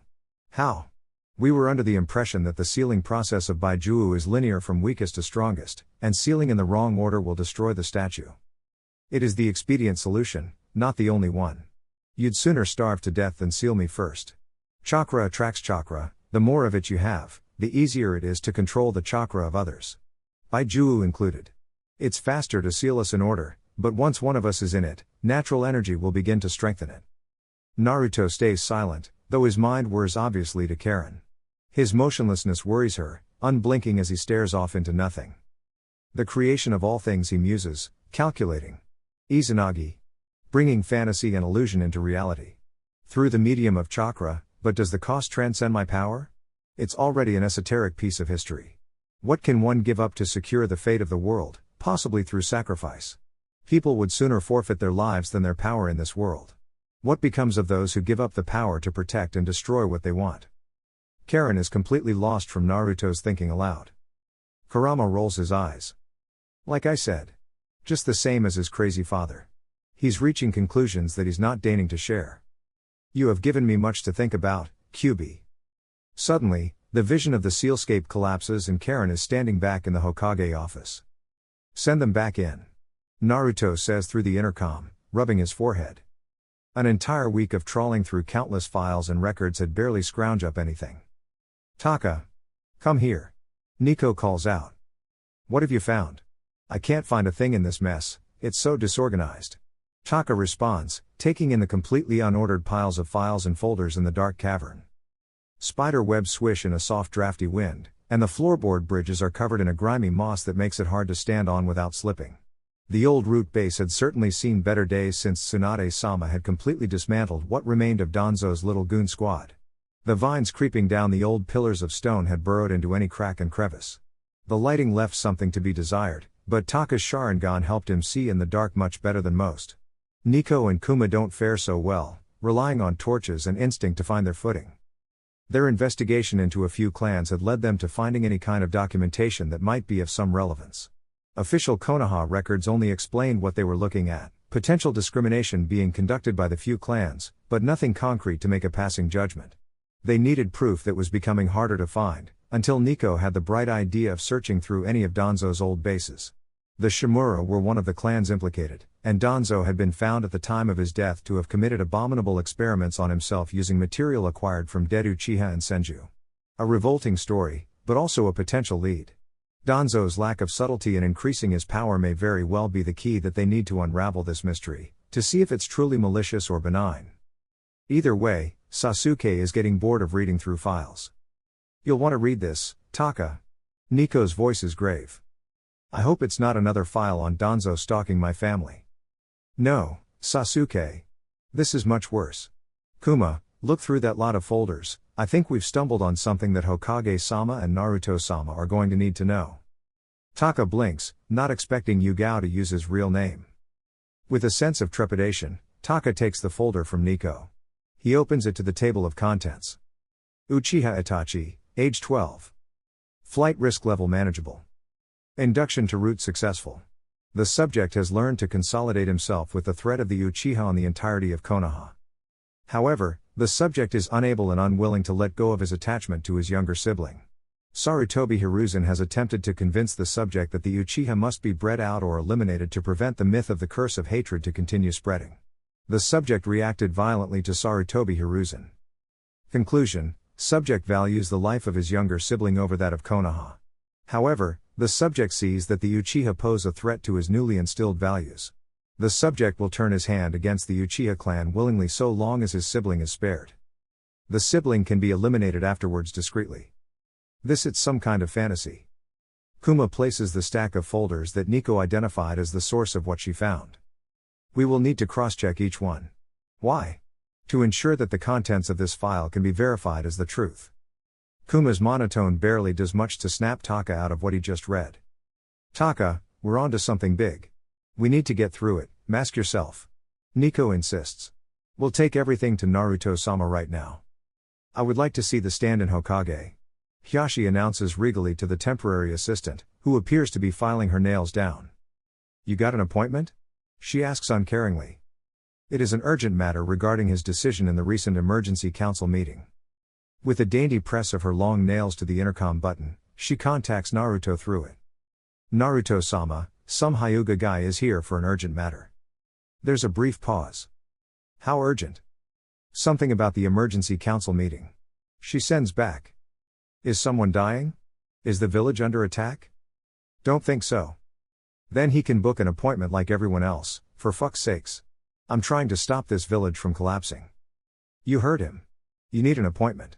I can book you in for later this week? Hyashi goes to answer, only for the intercom to buzz again. Seriously. Part of me thinks that Senju bitch is some kind of genius for keeping this village running when she's got sniveling morons coming in every 5 minutes to complain that they're not getting some government-mandated discount at the fruit shop. Wah. I'm so fed up that these peons don't roll out the red carpet for me after coming out of the toilet. I know there are homeless people starving to death and freezing in the cold, but my problems are so much worse. The receptionist puts the intercom on mute. He gets like this when he's stressed. She smiles unapologetically. So, I can book you in for Thurs. Hyashi spins on his heel and leaves gracefully, though the way his heels slap the floor gives the impression of anger. Day? She finishes awkwardly to thin air. She unmutes the intercom. Guess not. And don't get me started on those civilian council members. Not much you can do to say your kid is useless besides saying lower the academy exam requirements. He's already gone, Naruto-sama. Good. Make sure I'm not disturbed, I have something actually urgent to attend to. Will do. Naruto makes a few hand seals, and a shimmering purple barrier skates across every surface to envelop the interior of the office. Alright, I take it you found something important then? Naruto asks Taka, Nico, and Kuma. Our investigation took us into one of Danzo's old root bases, Nico starts stoically. The Shimura clan was one of the implicated parties, so we felt that instead of being too overt and investigating their clan home, we'd try to find something discreetly in the base of the actually confirmed criminal. We found records of root members with some psychological analysis on those inducted past early childhood. We found the induction record of Uchiha Itachi. Taka confirmed with his Sharingan that the document wasn't forged or a copy. The record implied that Itachi had been groomed by the Sandaime Hokage to eliminate the Uchiha clan based on a fear of a mythological curse, and had done so willingly on the terms that Uchiha Sasuke would be spared. Kuma explains. Danzo and Sarutobi Hiruzen had not intended to keep their word, but according to the record, Itachi appeared in Konoha again shortly after the Uchiha incident and threatened to hand out Konoha's secrets to enemy nations, as well as replicate what he'd done to their respective clans.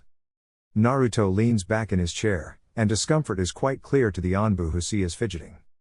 You found this? In an investigation into favoritism in Konoha's hierarchy? He holds his forehead between his fingers. Tell me that this is an isolated incident? That several more of these operations haven't been conducted? Kuma shakes his head and gestures to another folder. Unfortunately, Naruto-sama. This incident and many others have been in the making for a long time. The Uchiha had been pushed to breaking point with subtle propaganda and hearsay, to invoke an attempted coup in which the goal of exterminating the Uchiha could be fulfilled. The members planted in Konoha's mission chain ensured that the Senju suffered a similar fate. Why? Naruto stands up and slams his hand down on the desk, shattering it into pieces as his oppressive chakra heats the room. Why were these plans in place? What did they hope to gain by weakening Konoha in its entirety and genociding innocent people? Children. Give me a motive. Ambition fueled by fear. Kuma states with strain, but confident and unwaveringly truthful. The records put together paint an image of hatred and fear of the potential of the Uchiha and Senju. Sarutobi Hiruzen and Shimura Danzo saw the power and potential of these clans and feared them in every way. Instead of challenging them and changing to become stronger themselves, they sought to use deception and bureaucracy to breed them out of existence. The manipulation of a child to exterminate his own family. The morals were never in question. They had a goal they were willing to achieve just so they might have a chance to stand as the strongest in history. The Hyuga were invited into the fold later after Sarutobi tested the waters with his bloodline protection law proposition. Nico, despite being in mask, sounds revolted by the decades-long schemes. Explain the Uchiha to me again. Quickly. As we stated, the Uchiha were steadily pushed to the position of outcasts. Rumors began to fly around Konoha about the Kyuubi attack, callbacks to the era where Madara was able to use them at his whims. The speculation isolated the Uchiha clan further, and those tales were only exacerbated by a few members of the aforementioned clans. Kuma expands. As predicted, the Uchiha grew dissatisfied with the state of affairs and began to plan a coup to take their place back as important members of the village. They understood that Tsunade-sama would listen to reason eventually, but the leader of the Uchiha clan was being manipulated by another root plant with the Mangekyo Sharingan, Uchiha Shisui, to continue with the plan. Shisui apparently served as Itachi's older brother figure and mentor while the Uchiha clan were in tumultuous times, untrusting of each other. Sarutobi and Shimura exploited their desires to break free from clan expectations and offered them purpose, but they couldn't train Itachi to outgrow his natural brotherly instincts. Nico goes on. Taka, who'd been silent, speaks up at last. Danzo made a grab for Shisui's Sharingan so he could further his power even more. Itachi found out, which is when he realized he couldn't trust Konoha's hierarchy or anyone at all. He was completely alone, separating himself from his clan and his village for a greater good that he was too young to understand had been fake from the start. He was slated to join the Akatsuki as roots plant to gather intel, but with nothing received from him, it's clear that Itachi's purpose now lies with the Akatsuki. You will still have him, in the great dream. Obito whispers. No more manipulations. No more lies. He will be safe from Konoha, the Uchiha, even safe from you. Itachi stays silent, not one muscle budging on his impassive face. Everything in this reality is a lie. That's how you ended up here. No matter how hard you or anyone else tries, this world is built on lies. Look at the horrid things you've done to seek a certainty. And where has that brought you? Closer to peace? Do you think you can die happy like this, murderer? He'd attacked Obito. Just to erase one more threat to Sasuke. He'd been foolish. Even as he lay on the ground puking blood, he maintained his stony face. Obito grabs the back of Itachi's head and slams it into the dirt. This feeling of pain? It is as real as the lies you tell yourself. This air, this dirt, the feeling of your clothes on your skin. All lies.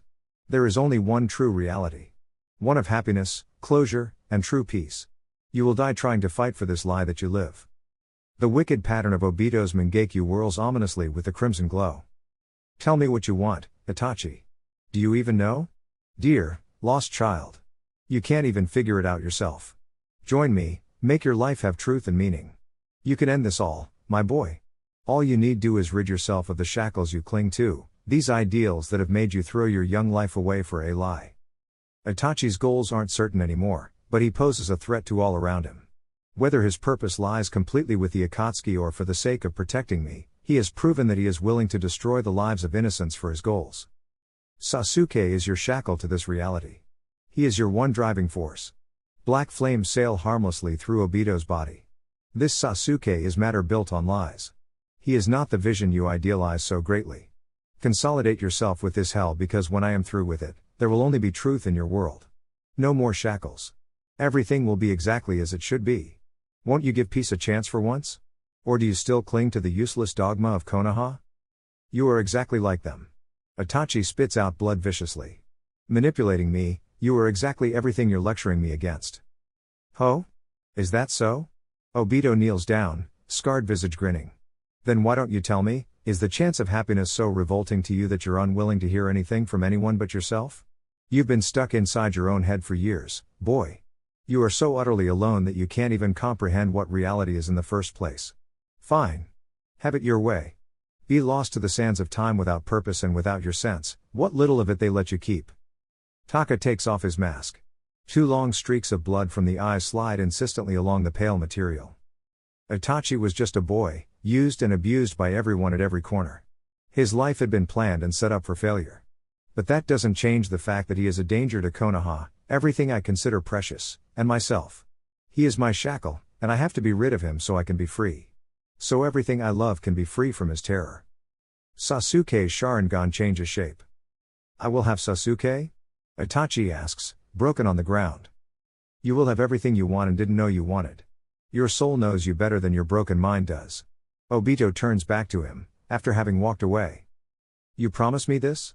Itachi's face is pelted by rain, and the blood on his chin slowly washes away. I wouldn't take my world after I went through the trouble of lying to everything to keep my identity a secret. Obito states wryly. But what else do you have to live for? Itachi's Sharingan changes. Please, Naruto. You are my brother as much as he is, you have to know. I know. Naruto interrupts solemnly. But I won't let you do this alone. I will be with him. Nico stands up. As will I. Bear does the same. Come now, he has me too. The Nibi speaks with Sasuke's tongue. This is my resolve, my ambition. I will protect Konoha. This is my vow. Itachi utters superiorly. I will break the shackles of this world. About time that you found your calling. Obito smirks. I'll handle things on the home front. Naruto remarks. Get some rest, you three. Tomorrow, you hunt the legendary Uchiha Itachi. A spray of blood in Tsunade's face alerts her to the attempted assassination in the summit meeting. Although it seems she hadn't been the intended target. Obito rips the Sharingan from Kakashi's skull, and the silver-haired man reels in pain. Long time no see, Kakashi. I'd hate to cut this short, but I have a date with destiny. Obito vanishes in a whirl before they could even react. Oh, Obito? Kakashi looks more destroyed by the confirmation that he's alive than he does having his eye plucked from his head. Chapter 24, Consequences. Kakashi collapses, holding his eye socket and trying to focus through the pain. A scarred, grinning face looks down at him with triumph. Long time no see, Kakashi. The man greets jovially. I'd hate to cut this short, but I have a date with destiny. Space itself seems to warp and twist around his eye, but Kakashi manages to see the pattern. The same as the strange Sharingan form he saw in the mirror. Oh, Obito? Kakashi reaches out, almost desperately. The same hair, the same face. That same, stupid grin. Tsunade's delicate hand wraps around the now empty socket. Cover us, Guy. Understood. Obito vanishes without a trace, narrowly avoiding swarming gold dust and globs of lava. All of you keep back. Guy orders everyone in the conference room. Typical Konoha runts. Aniki gloats smugly. One of your best crippled and your Hokage pregnant. You didn't come prepared for this problem that came from your village. Guy's chakra explodes from his body. His skin turns red and his irides vanish. Aniki quickly shuts his mouth, feeling the magnitude of Guy's power. I am more than enough to protect both my Hokage and my best friend. Guy states boldly. And if someone like that man can swoop into a meeting full of cage and take but one thing, I expect you all to take the power of the Akatsuki more seriously. This is indeed troubling. Mifune comments idly. Tsunade Dono's proposition of a ceasefire between the nations is given credit. If that's what he is capable of on his own, imagine that magnified with the power of all of the Baijuo. Mei wipes lava from her lip, looking disconcerted. It took only 2 members to invade Sunagakure and capture the Ichibi. One to disable me and the other to steal the Jinchuriki. Raza reveals unpleasantly. Uchiha Naruto made that one flee when he interfered in the recovery mission, but it was still too late. Now it appears he has another valuable tool in the form of the copy Nin Sharingan. Kakashi stays silent through the deliberation. Naruto was right. He hadn't stood a ghost of a chance. He isn't stupid. Kakashi knows that Obito may very well be beyond redemption, but still. Kakashi had hesitated to strike back, just to see if Obito could be spoken to, for just one piece of closure that might settle his heart. But he let his heart get in the way of his head and paid the price. Yes, well. I can't ignore merit where it's due. Aniki comments begrudgingly. Perhaps the Akatsuki isn't just some motley crew of mercenaries. You hired them without knowing what they're capable of? A slams his fist on the table. Don't you lecture me on wisdom, idiot boy. You're the one who lost the Nibi to Konoha when you attacked them? And why did you do that? Perhaps wanted to slingshot your pathetic village into the spotlight again. Look how that turned out. Calm yourselves, Cage. It is evident that the threat of the Akatsuki is truly significant. As the representative of the smaller nations and Tetsu no Kuni, I propose moving forward with the ceasefire and sharing what intelligence we can to ensure the safety of our peoples. This doesn't appear to be outright war, but a combined effort would do well to mitigate damages to our nations. My find suggests calmly. The Cage reluctantly take their seats, save for Tsunade who is tending to Kakashi's injury, and Guy who insists on staying guarded for them. Tsunade Dono, please explain what you know of the Akatsuki's plans when you have tended to Kakashi Dono's injury. Mifune continues respectfully. Kakashi, still kneeling, looks up at Tsunade painfully with his working eye. Will they listen to the truth? He asks with a tight throat. It doesn't matter if they believe it, because what the Akatsuki's doing still affects everyone. Tsunade keeps Kakashi's head cradled in her arms, green chakra working overtime to heal as best as she can. The blood flow is slowing down but her hands and Kakashi's mask are drenched. As absurd as your claims may sound, I assure you on behalf of the smaller nations that I will take them seriously. Mifune assures wisely. Tsunade sighs. What a mess. Uchiha Madara created a theoretical plan to capture the entire world in a genjutsu called Mugen Tsukiyomi. The plan is based on the legend of the Juubi, from which all Baijuu were divided from. The legend says that a wielder of the Rinnegan can summon the husk of the Juubi from its prison and seal the Baijuu inside of it. Capturing all of them leads to the rebirth of this demonic god, at which point the Rinnegan wielder can seal it inside of themselves for unfathomable power. Mugen Tsukiyomi is supposedly a genjutsu that will reflect off of the moon and capture all living things in it, trapping them in an eternal dream where everyone has a catered world of happiness. And he died before he could bring this plan to fruition? Mifune asks stoically, not passing judgment on the claims. Madara did figure out how to awaken the Rinnegan, but ran out of time. He gave his eyes to an Uzumaki child, and groomed another young Uchiha to guide the child to completing the plan. That Uchiha was Obito. Madara lived a short while after entrusting Obito with the plan, just long enough to teach Uchiha Naruto how to use his powers.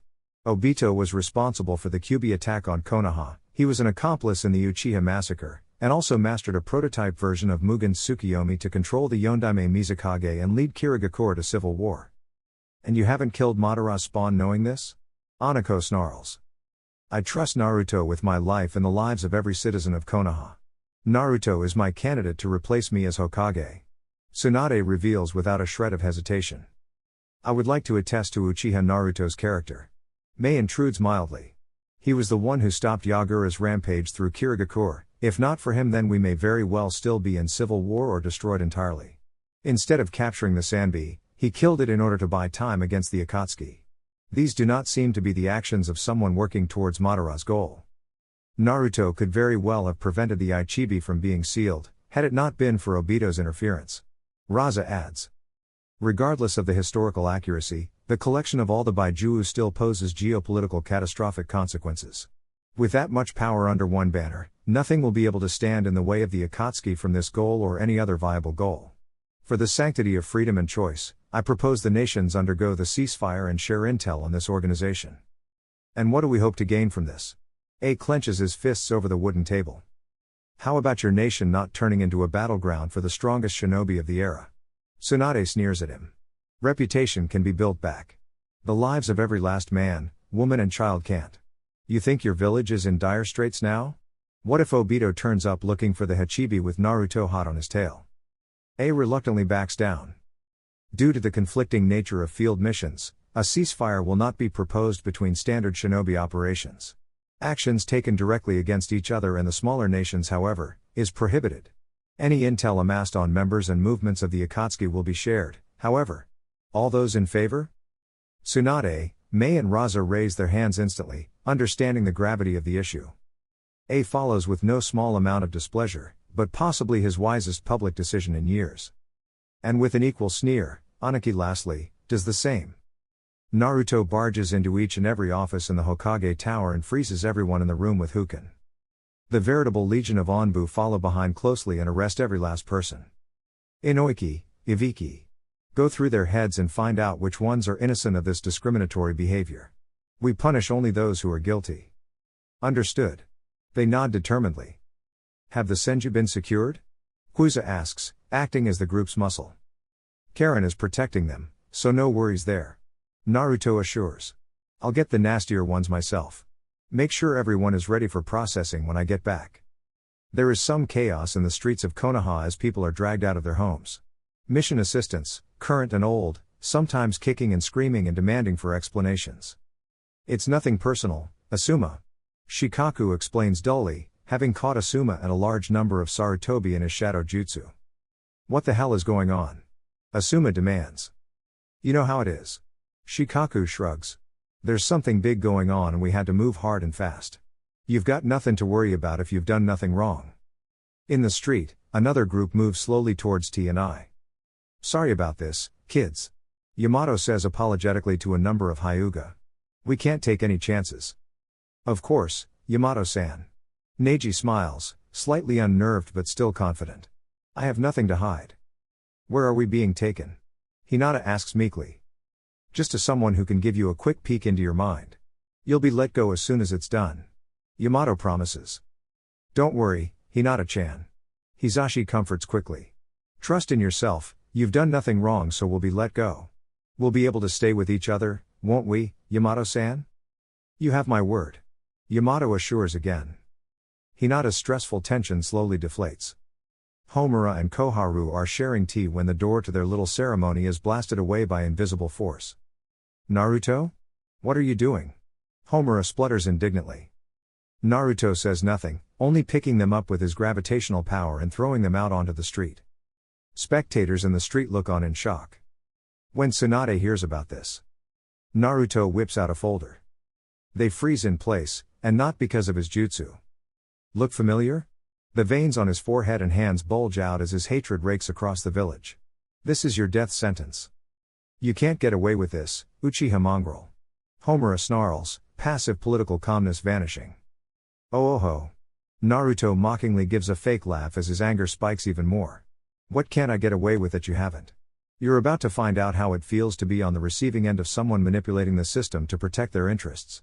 Konoha, the Uchiha and the Senju are going to be safe from you vile animals. And what will you do? Koharu spits venomously. Kill all of us?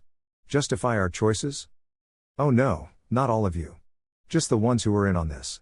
Unlike you, I'm not so much of a monster to kill Konoha's innocent. Did you ever think about the pain those children went through, just so you might sleep a little better at night? So that your weakling spawn might rise to the top of a pile of innocent bodies? Then you're a fool. If you can't find the will to kill all of us, then more will rise to fight the inhuman creatures you are. Then you will stand as an example to those who turn their blades against Konoha and the Uchiha. 1 week has passed since Naruto had thrown Konoha into chaos.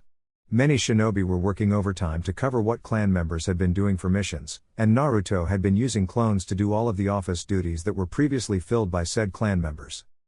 Questions are being thrown around. Has Naruto gone mad with power? The more sensible ones declared in defense of him that he could want for nothing when he takes whatever he wants anyway, given how powerful he is. Nobody could realistically stop him if he went rampant, so he had to have a reason for the abrupt abduction of so many people. Friends and families were notified that the people in quarantine are being treated fairly and well. Tsunade arrives at the gates with a slumped Kakashi and a concerned guy. A squad of Onbu appear before her. What's wrong? Naruto hasn't done anything crazy, has he? Naruto-sama requests your presence immediately. This is something that cannot wait. Tsunade is surprised by the tone of the Onbu. He has waited until you arrive to pass judgment on the traitors. Traitors? Tsunade is mystified. What the hell has happened since I've been gone? Kakashi, Guy. I'm sorry, but come with me. Understood. They chorus with unease. The streets are eerily empty. They walk as briskly as they could to the tower, with Tsunade not feeling comfortable running just yet with her steadily increasing stomach size. The quiet is more than a little unsettling, the usual bustle replaced by the natural sounds of tree leaves being blown around by the wind. Once they arrive at the tower, Karen is waiting at the front with the 3 other remaining Senju. Before Tsunade can open her mouth, Karen is already speaking frantically. You know that thing Naruto looked into about the Uchiha and Senju? Karen bites her lips momentarily. Her blood runs cold. It wasn't just a conspiracy, it was true. All of it. They groomed Itachi from the start to destroy the Uchiha clan, and they whittled away the Senju until it was just you guys left. Tsunade feels ill and woozy. Nawaki. All along? My parents Naori Basama?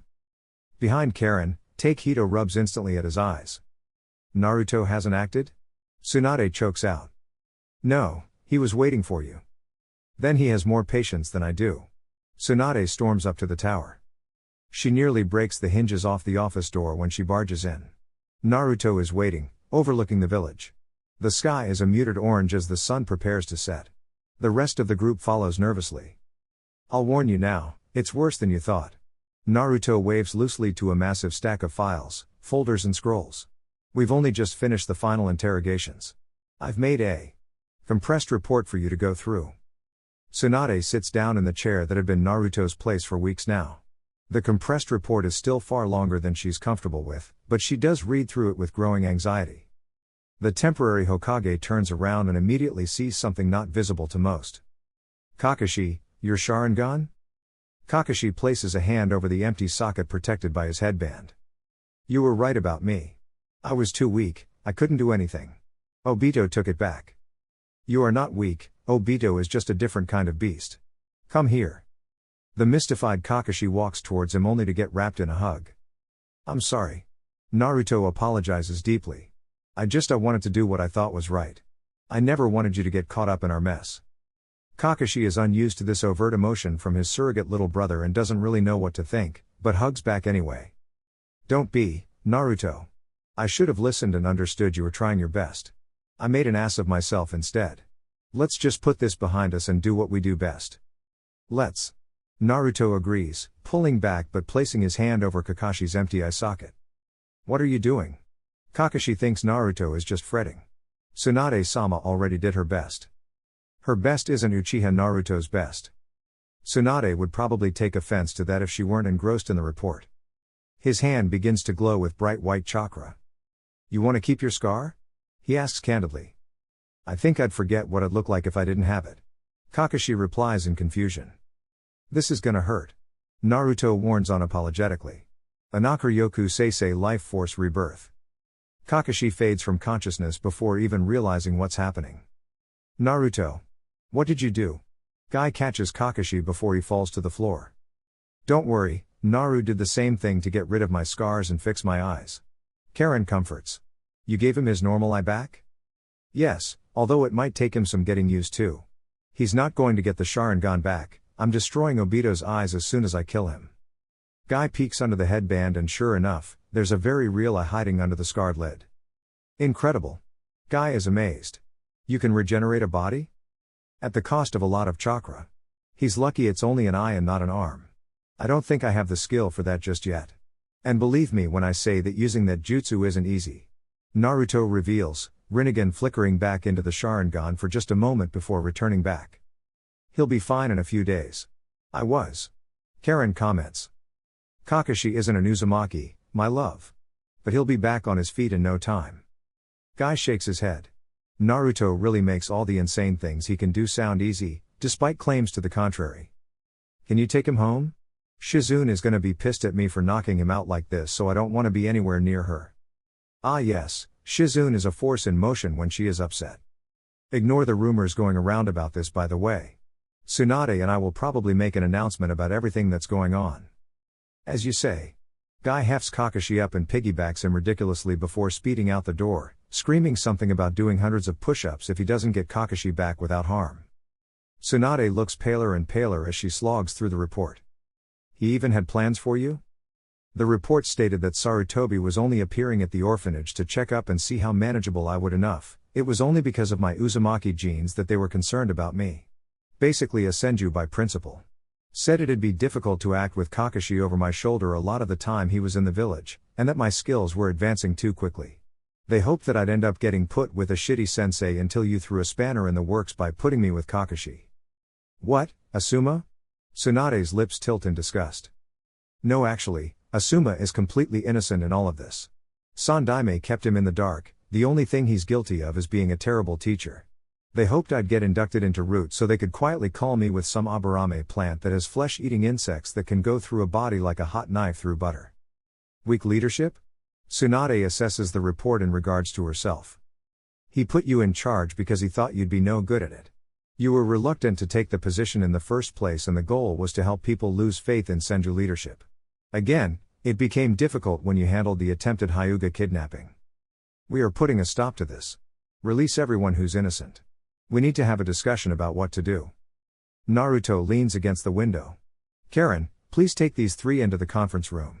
This isn't something young ears should hear. Karen takes Fujita and his parents away without missing a beat. The Uchiha goes through his own thoughts on the mess.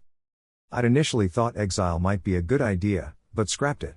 The vast majority of them, while loyal to Konoha, still know too much about Konoha's inner processes and contingencies. If those secrets fell into enemy hands, we'd be in for a bad time. Loyal to Konoha? If they were loyal, none of this shit would be happening. Tsunade screams viciously. Despite their plans, they did serve Konoha effectively when we disregard what they've done to the Uchiha and Senju. Mild nepotism isn't exactly uncommon. It's what else they've done to secure power in our control system that's the real crime. Very deliberate discrimination against more than just us, and then adding on the Uchiha and Senju being bureaucratically genocided. You can see in my report that they were forming contingencies, even against the Hyuga, just in case they ended up with their own Madara or Hashirama. And what's stopping us from just outright executing them? Tsunade doesn't see any possible way they could let this go with a slap on the wrist at most. Public perception. Naruto identifies the potential problem. But it swings both ways. On one hand, summary execution of traitors would send a ripple across the village that we're not to be fucked with, especially not from the inside. But on the other hand, we don't really want people thinking that this is mutual nepotism to protect each other exclusively and that genocide is always an option for us to keep them in check and constantly in fear. It could lead to a mass exodus from Konoha if the clans start thinking that they're at risk for being a little ambitious and wanting to move up the chain from their own merit. And what do you suggest? A consultation with the clans to gauge what their thoughts are first, and then telling the press everything. It'll spread across the village like wildfire. We'll have people banging on the doors to give us their thoughts on what they think we should do. Even if we choose to appear merciful, the court of public opinion may not be so kind to them. What do you want, Naruto? Not as Hokage, but for the Uchiha clan? I want to slaughter every last one of those pigs myself. Naruto admits darkly. I want them to run in fear like the Uchiha did from Itachi. I want to scorch them until they are nothing but dust and ashes. But I can't put what I want in front of what the village needs, and Konoha needs to be united for a greater threat than what's happening in its walls. We may lose manpower if we get what I want. I will admit to you, Naruto. If I didn't have you here right now, I would have done exactly what you wanted to do. You've stayed my hand for now, but if it comes to what you want, you'll have my express permission to cut loose. Naruto nods unblinkingly. We're organizing this meeting, right now. Emergency powers. 3 days later. The underground containment prison used in interrogations had to be extended to accommodate the influx of captives, and Neji is quite tired of having been down here for over a week. Everyone is getting testy, and some were moved to different cell blocks after their interrogations were complete. The entirety of the former branch of the Hyuga were in one, along with some Sarutobi. Their saving grace comes by as a fight is nearly ready to break out. You're all free to go. Yamato calls out to everyone in the block. Finally, Asuma spits, with his nephew Konohamaru sitting meekly beside him. What the hell are we even here for, anyway? Neji feels that Asuma might have something against this Yamato, but passes it off as being moody from the difficult week. He's not exactly pleased himself. It was hardly a nice holiday. Tsunade-sama and Naruto-sama will be making an announcement shortly. I'll keep it brief, you're gonna want to listen to the broadcast yourself. We found a massive amount of conspiring traitors linked to your clans in Konoha's hierarchy. We're keeping them down here until Tsunade-sama decides what to do with them. People like you who've been proven innocent are free to go. Traitors in the Sarutobi? That's ridiculous. We've served this village loyally for nearly a century. Yamato looks him dead in the eyes, and Neji can feel the warning there. Then hope it stays that way, because you're going to have to save a lot of face after what your father did. I have no idea what you're talking about. Come on, Konohamaru. Let's go home. Neji has a sense of dark foreboding. As they're escorted out, the bright lights of the entrance are nearly overwhelming. But Hinata sighs with relief, so he supposes he can put up with being a little disoriented. Fresh air, at last. His father stretches out happily. Can we go back to the compound? Hinata asks Neji quietly. Of course, but I want to look around and find out why we were locked up in the first place. Asuma is storming out after them with Konohamaru in tow. Neji observes closely, feeling things aren't quite right. There are too many people around, especially if they haven't been told the captives were getting released today. And he is proven right when as soon as Asuma and Konohamaru step outside, they're pelted with rocks from every angle possible. Get out of here, Sarutobi scum. Jeers and screams howl loudly at any Sarutobi coming out of the facility. The Hyuga delta away quickly, seeing that they're not the targets. What in the world? Neji runs up to whack some of the rocks away to protect Konohamaru. Asuma. Kurenai-sensei lands in front of him. You need to get out of here, quickly. I'll explain everything. I'm gonna beat them to a pulp. Asuma threatens madly. No. Not now, I mean it. You need to do everything you can to prove that you're not like your father. Take Konohamaru and go home. Neji speeds through the streets, generally being ignored with a few weary looks. His first finding is a series of newspapers. Shocking discovery. Sarutobi, Shimura and Hyuga. Friends or foes? Uchiha and Senju slaughtered. On Sandaime's orders? Traitors sentenced to execution. Oh my god. Neji breathes. Uchiha Naruto's bloodthirst is felt by all around him. He stands atop the gate to Konoha with an hourglass. The traitors are assembled beneath him at the gate, forced out by Anbu and Jounin with nothing but the clothes on their backs. You have 1 hour to flee as fast as you can. Naruto calls out superiorly. One former Jounin spits out a rock jutsu at him. It is squashed to the ground with invisible force, along with said Jounin. His eyes burst open in a bloody shower and his body shreds under the weight of increased gravity. Run! Naruto orders malevolently. They run. And after 1 hour, they don't last long. Oto no Kuni, hidden base. Obito stumbles out of the vat with shaky legs. His Sharingan glint with vicious success. His newly regenerated flesh is red and raw for now, and the scars on his face have vanished. You're alive. Kabuto comments dully. Oh good. Obito grins wildly, eyes whirling. Border of Hai no Kuni and Yu no Kuni. Sasuke looks up at the fortress that is the Uchiha hideout. Can't believe that this has been here this whole time. Yugao looks enraptured by the castle. It is certainly well hidden. Shino adds. Sasuke only has his mind on one thing right now. Kept you waiting, have I, Itachi? Chapter 25, Nothing left to say. The Uchiha hideout is a grand spectacle against a midday sky, bright light shining down on an ostentatious fortress surrounded by encroaching nature. The tiered skirts on the perimeter of the massive structure hold bountiful game, waters full of fish and untended flora that spreads and weaves in the places rarely occupied by humans. It was once a home for their kind. The Uchiha needed just one place to retreat when all was lost. When alliances fell and when numbers dwindled, they would return here to rejuvenate and regain strength. It's sacred to the Uchiha, more than even their little shrine in Konoha. The one place that only they could set foot on. Naruto will not be pleased. Sasuke comments softly to himself, knowing that it would likely see irreparable damages in the coming battle. Yugao isn't as relaxed.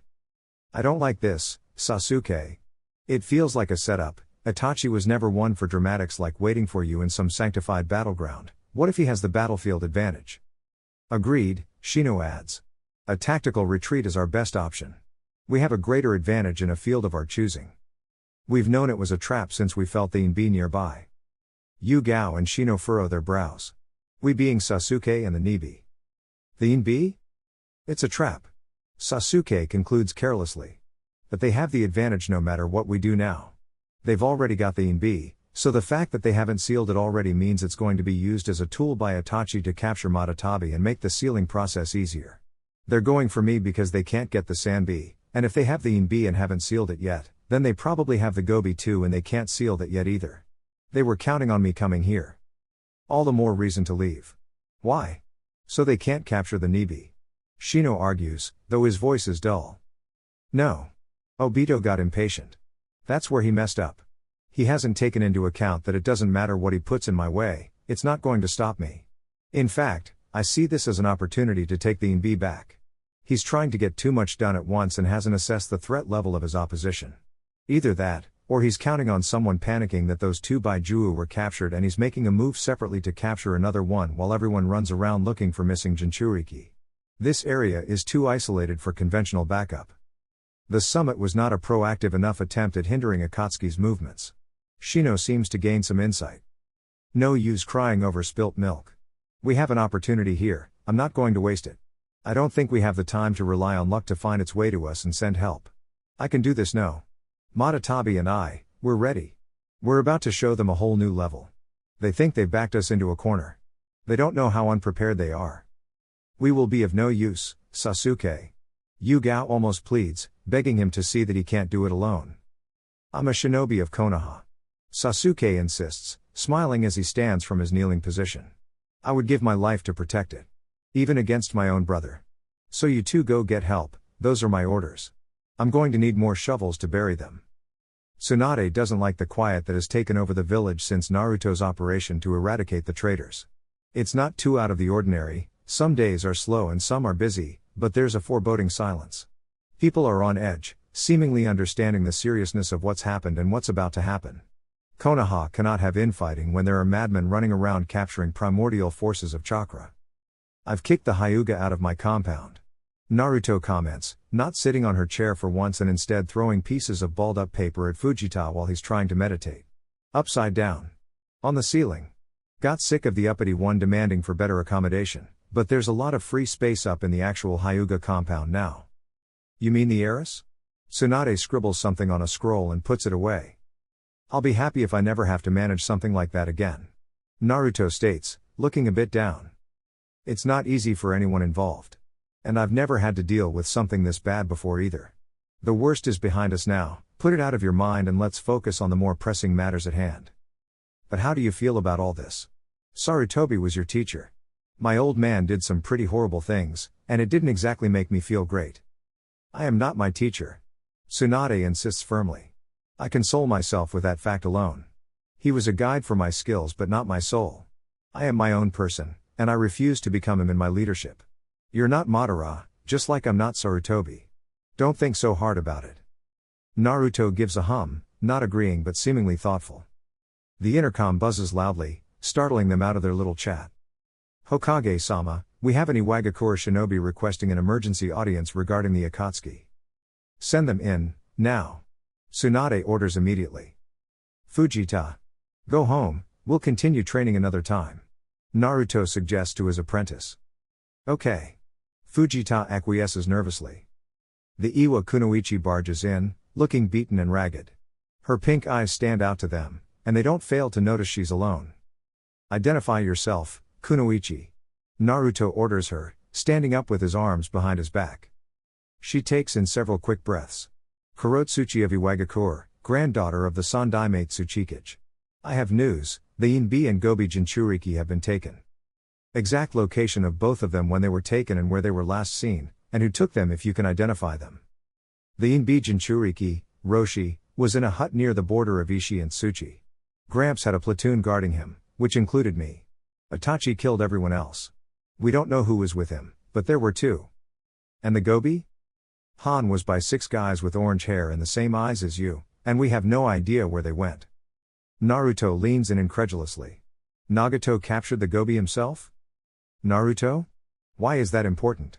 Tsunade feels his slight panic. Nagato is the one with the Rinnegan, only he can initiate the sealing ritual. The fact that they're letting Itachi keep the Inbi means that they're not planning to seal it, and they're leaving other capable Akatsuki members out of it for other duties means they're being delegated to another capture. Guess who's chasing Itachi around right now? Sasuke's walking into a trap. Tsunade realizes in horror. They're using Itachi as bait to capture the Nibi. Naruto gets ready to leap out the window. I'm gonna gear up. Keep the village on high alert, and protect Karen. As he vanishes in a blur of movement, Tsunade turns to the girl. How'd you get out alive? It's not like Itachi to be so sloppy. I don't think he knew I was still alive, but the big blue guy who was with him definitely knew. He just kinda spared me. Kisame spared you. Tsunade murmurs thoughtfully. Perhaps the Akatsuki isn't as united as we thought. Disgruntled dark eyes look up at him. The small face winces into a pout when he pokes the boy on his forehead. Sorry, Sasuke. Maybe next time. He is startled from his memories by the crashing noise of furniture being forcibly tipped over. Hidan punts a small wooden coffee table out of sheer, aggressive boredom. Fucking hell. What the fuck are we doing in this dump? Shut up. Kakuzu growls back. Now, children. Kabuto smiles amiably at them over the collar of his Akatsuki coat. His hands are alight with glowing green chakra, restoring Itachi's own after he'd captured the Inbi. Your guests in Itachi-san's holiday property. Show some respect. Go fuck yourself, you creepy snake fucking cunt. Hidan. Itachi interrupts stoically. Make yourself useful. Sasuke-kun approaches. I think it wise to prepare. Kabuto recommends, still smiling. As if one little teenage runt can take all of us at once. He'd be pushing it just to beat the best mass-murdering Onii-chan up there.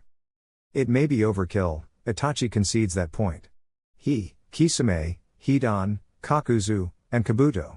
5 S-rank shinobi to take one Jinchuriki, but they need to prepared. The capturing of Jinchuriki is becoming increasingly difficult with Naruto running around hindering their efforts. His appearance in Kiri had been testament to that. He's willing to just outright kill a Baijuu to buy some time. There'd be no telling if Naruto would see through the deception, though Itachi is quite certain he'd left no one alive. Kisame has been unusually quiet since Obito outed himself to the world, but he's been doing his job just fine. Normally Kisame would be the one talking away, his unusual appearance catching someone's eye just long enough for him to smooth talk some intel out of them. For someone so brutish and bestial in appearance and in battle, he has a strange charisma about his person. Little of that is showing now, he's letting Itachi do the talking. It's a red flag. The dark chamber they reside in is the assembly, and perched in the stone throne in front of a decorative shrine depicting the Kyuubi, Itachi observes his allies with little regard for them as people, but for what they offer him now to get closer to the eternal dream. He can almost feel the warmth, imagining in his own thoughts how blissful life will be with everything he ever wanted. His eager and springy Atoto bugging him to play, his proud brother figure keeping a watchful eye over him. His parents are nowhere to be seen, unable to poison his world with Uchiha values. He will be Hokage, and live a long and fulfilling life, free of the dirtiness and hatred of reality. All he needs to do is be rid of his bond with the current Sasuke. And now, he hears the slapping of sandals against the cold stone floor. You come alone. Itachi states his observation monotonously. Unwise. As Sasuke steps into the window-lit hall, Itachi feels as though his imagination may have been playing tricks on him. Faint traces of heterochromic coloring fade from his brother's eyes. Sasuke is much bigger than he remembers. Calm, not as hot-headed or petulant. And his eyes are pitying, as if he sees something worthy of pity in Itachi. You've been through a lot, Ni-san. Sasuke's Sharingan whirls into life. But I can't let you have your way with the innocent anymore. Is that all? Itachi is bored of this justice approach. You don't seem to understand. You've walked into enemy territory with no backup. You're facing down someone who has outclassed you in every way from beginning, and all you can do is spout platitudes. Ideals will not win you this fight, nothing will. Are you surrendering yourself this easily? Then you are weaker than I imagined. I had hoped that you would have greater sense, or perhaps at least honorable death to see the world's new future come to light with triumph. I expected more. Sasuke does not take the bait. It is unsettling to him that Sasuke has risen above such things, despite Itachi's meddling. He is as cool as can be, still looking at him with those damn pitying eyes.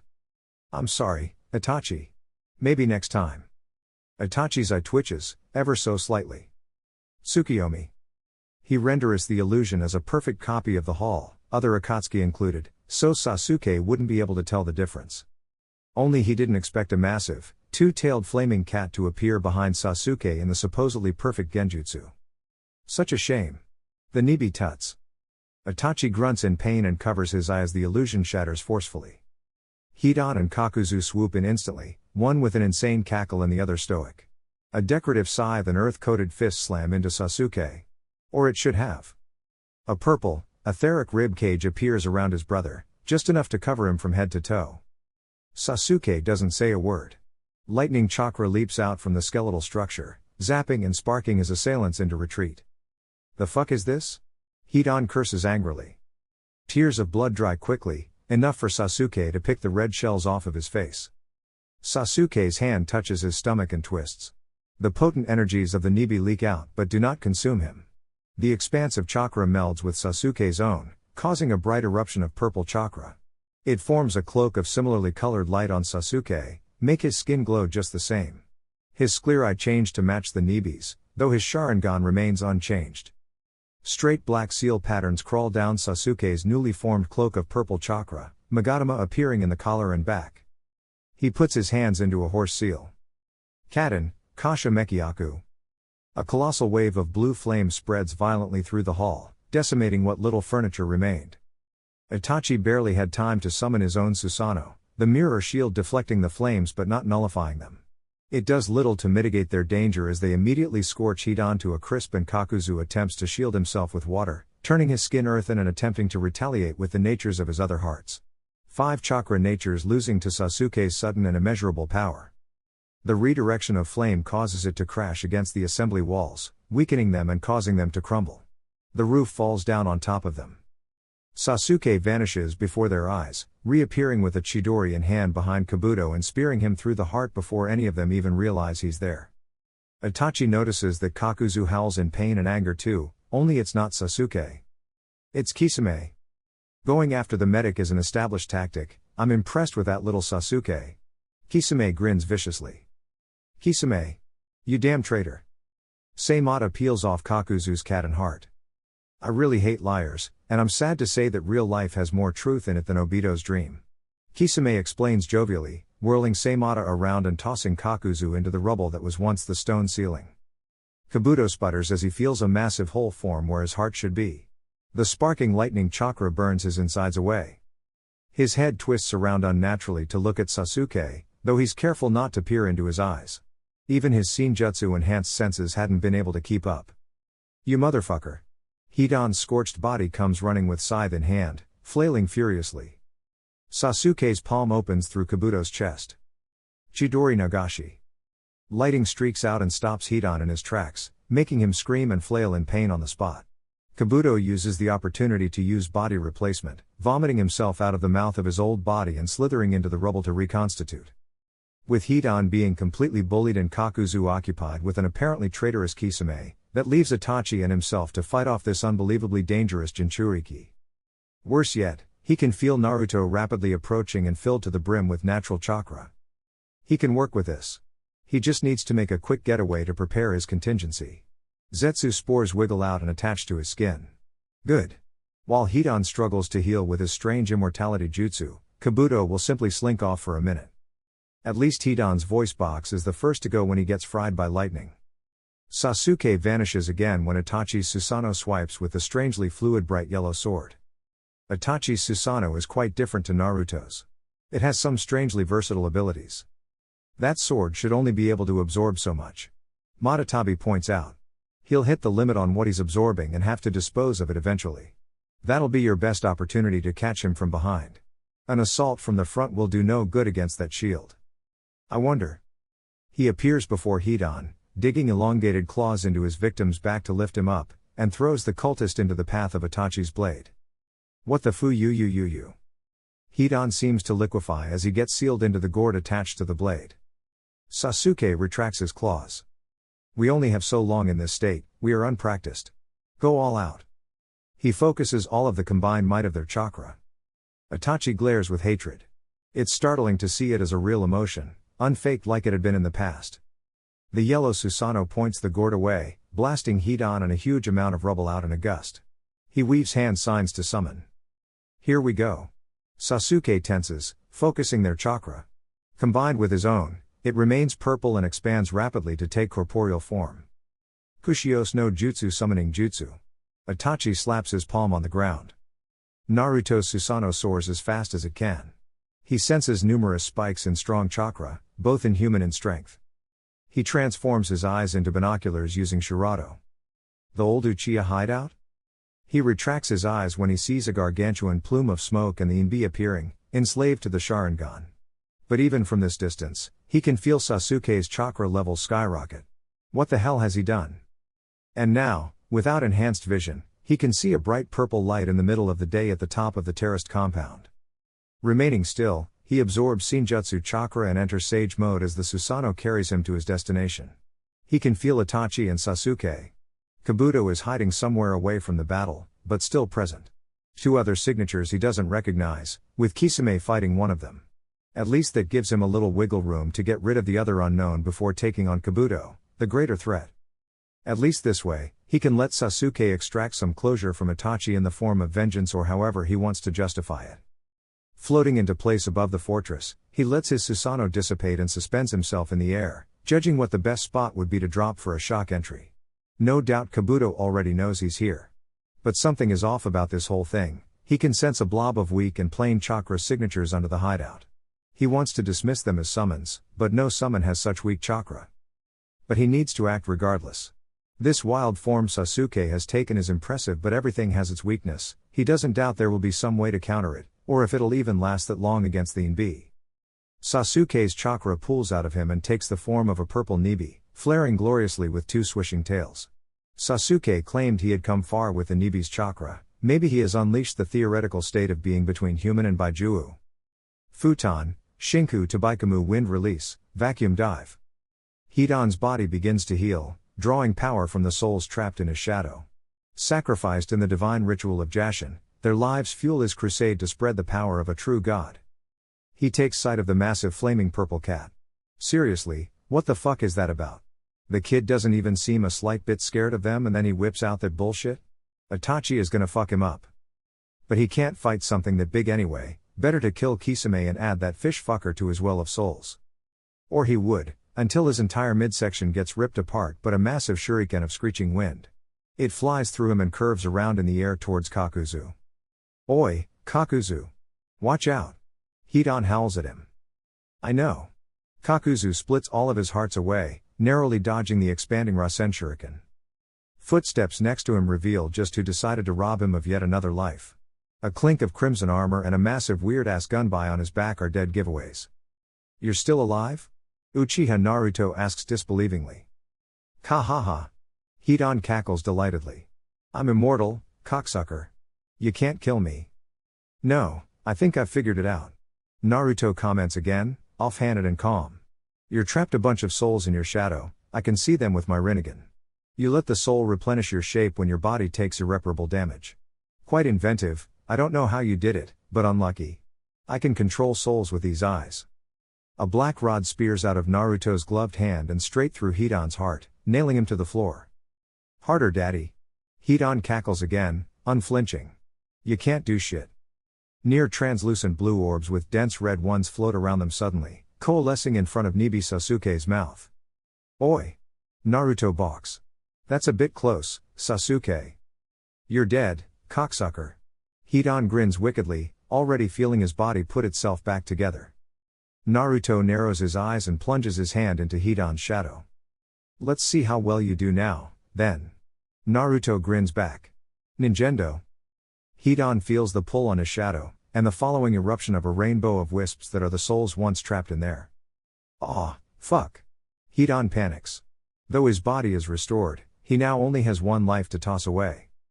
The ground seems to melt slightly, pulling his full body down into it. Good, Kabuto is looking out for him. Mukuten, Mokujin no Jutsu would human. Hidan sees only the humanoid construct of would slide down onto another terrace before Kabuto whisks him away. Baiju Dama. Sasuke and Madatabi cry in unison. Itachi makes the Inbi put its head down, summoning his Susanoo to manifest its shield. The Baiju Dama collides with it and explodes violently, but the shield deflects its energy into a ring of force that carves a gaping chasm through the middle of the elevated hideout. Another massive plume of smoke explodes in the distance, and the most gargantuan purple snake he'd ever seen slithers towards them faster than anything that size should be able to move. Ignore it, Sasuke-kun. Naruto will take care of that, focus on Itachi. The terrifying rumble of the beast is so loud and deep that their footing shakes. Such delicious morsels. It growls unnaturally. Kabuto is barely visible on its head. Kabuto snake could swallow a Baijiu whole. How did he create such a massive creature? Even Gamabunta and Matatabi were dwarfed by it. Did Naruto even have anything that could take that thing on? Regardless, Naruto shoots out some light blue chains that pierce the Inbe's flesh. The Baijiu howls in anger, grabbing the chains and flinging Naruto straight towards the massive conjured and enhanced snake. Seems that had been his plan, so Sasuke refocuses on Itachi. Matatabi bats away incoming Yasaka Magatama with one of her tails and dashes to one side to avoid a river of lava. Chidori sparks to life on the ends of both her tails, and they weave around the fluid blade and tails of Itachi and the Inbe with swift agility. She claws the edge of Itachi's shield, whipping one tail around to hit the gourd attached to the sword. The Inbe catches it with one of its feet, doing a cartwheel and whipping all of them into a twirl. Matatabi's other tail strikes, using the precision of Sasuke's Sharingan to guide her movement, and this time it strikes true. The gourd shatters from the Chidori, disabling the sword as a flurry of rubble and lava globs explode from it. They roll down the side of the hideout, landing on its highest terrace. Matatabi leaps back up with the Inbe in tow, lava streams being spit ferociously, but she is too nimble, even for him. The Inbe swings from one of the standing sky pillars, crashing down upon Sasuke and Matatabi and pinning them and their tails down. You are a nuisance. Itachi's eyes begin to bleed. Amaterasu. Black flames appear pelt down on the side of Matatabi's head, burning the chakra composing her physical form away and getting closer to Sasuke. Sasuke's right eye shifts shape, and instead of contesting Amaterasu with more flame, he instead decides to control Itachi's. His eye bleeds as well. Enten, Kagetsuchi Blaze Release, Flame Control. Applying the principles of all chakra being connected, Sasuke dominates Itachi's own power and uses it like it were his own. The black flames change direction as if chasing something and attack the Inbe. I can't maintain form for any longer, I need to regather our strength. Matatabi informs Sasuke desperately. That's fine. Sasuke agrees readily, huffing from controlling Itachi's unbelievable power. But with the Inbe tumbling down the edge of the hideout and into the chasm left previously, they have a bit of time. The purple cloak of chakra wisps away while she recovers, and Sasuke and Itachi face each other alone. The snake is empowered by Senjutsu chakra, Naruto notes. It's an unnatural creation of experimentation. No being, even one with chakra, can be that massive without using ninjutsu, and this snake is certainly no Akimichi. Kabuto is continuing to be a massive pain in his ass. As he soars towards the snake, he wonders just what he can do to put this enhanced clone of Manda in the ground for good. Genjutsu wouldn't work with Kabuto atop its head to break it out of it, so he needs to think of something massive enough to contend with it and protect Sasuke. He has a few ideas though, and for now he's going to start off small. Well, as small as Senjutsu Enhanced Makuten goes, anyway. Naruto feels his blood pumping.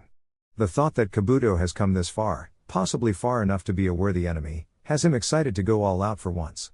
Kabuto, for all the pains he brings Naruto, is truly a model of how far someone can come without legendary genes. Not wasting chakra creating another construct, he uses the summoning jutsu mid-flight to make his previous Mokujin appear under his feet. Pumping Senjutsu chakra into it, he forces it to grow another 2 heads and 2 more sets of arms. It grows impressively in response to the chakra, enough to not be swallowed in one bite by the creature. Iso, Susanoo. His light blue chakra wraps and weaves around his humanoid Makuten construct, coating its body with dense armor. Spreading from the head down, instead of forming wings, it covers all 9 arms and gives each hand a massive blade from his Susanoo. Glowing brightly, the Makuten-clad Susanoo sprints towards Kabuto and the demon snake, leaping into a jump and making itself a bladed spinning top. Nidai Manda burrows underground, receiving shallow slashes on its back. Wounds that would kill a normal summon were but scratches on it. It re-emerges and strikes with a bite, grabbing Naruto's Iso Susanoo and flailing it. A ring of fire blasts from the main head and lands straight into the roof of Manda's mouth, causing a cataclysmic booming noise and cooking the entirety of its mouth. Manda whips his sharp-edged tail around and proceeds to regurgitate himself from his own mouth, as Kabuto did. The snake skin quickly disintegrates into natural energy. Naruto uses one blade of the Susanoo to swing upwards, causing a massive shockwave to chase Manda across the ground. Predictably, Manda turns around at lightning speed and goes straight back towards Naruto. The Uchiha digs 4 blades into the ground, upturning it and making a ramp that forces Manda to skitter up it. Manda dips his head down to bite, only to be met with another 2 blades slashing and wounding his eye, taking a chunk off the side of his head. The two rear heads of the Iso Susanoo launch a flurry of massive fireballs that chase Manda instead of simply letting him dodge them. The Senjutsu enhanced Katen behaves sporadically, and Manda is just barely quick enough to get away with one scorch wound. Smoke from the fireballs burning away the trees and grasslands rises up and clouds the sky, making his Susanoo shine brighter. Manda spits out giant snakes from his mouth, one blue, one red and one green. Naruto manages to ocularly control one of them to bite another, though the remaining one sweeps the Susanoo's legs out from under it, letting Manda get the jump on him and tackle him back down. Naruto laughs wildly, more excited than ever before. Kabuto is close, on Manda's head and smiling in his own demented way. The Susanoo plunges 3 blades into Manda's neck, locking him in place and allowing Naruto to leap from his construct onto Manda's head. The humanoid, still clad in Susanoo, tears its swords away and Manda's head falls to the ground. But while Manda once again regenerates, the essentially giant Makuten Bunshine keeps it occupied as Naruto and Kabuto clash. He grabs his gunbai from his back while Kabuto launches his sound and light jutsu. Channeling the chakra from it, he diverts it into the gunbai to avoid being torn apart and deafened. You've learned some new tricks. Kabuto dashes to his side, unaffected by his own jutsu and ready to strike with the disabling medical jutsu blazing on his hand. Naruto opens his mouth and lets out his own Senjutsu enhanced deafening roar. It tears away the flesh of the head they're standing on and launches Kabuto to the hard ground. Naruto chases him with his glowing gunbai. A whirling ball of Amaterasu flames form in front of him, and he converts all of the energy he'd collected into Futon Chakra. Black flame blots their vision with one swing, disintegrating most of Kabuto. But surely enough, Kabuto replaces his body once more. He stows the gunbai, and the two engage in blurringly fast taijutsu. The landscape had never looked so barren. 0. Sasuke doesn't allow his hatred to dominate his sense. He ducks and weaves under Itachi's speeding kicks, narrowly evading grips that would end up with him being thrown down.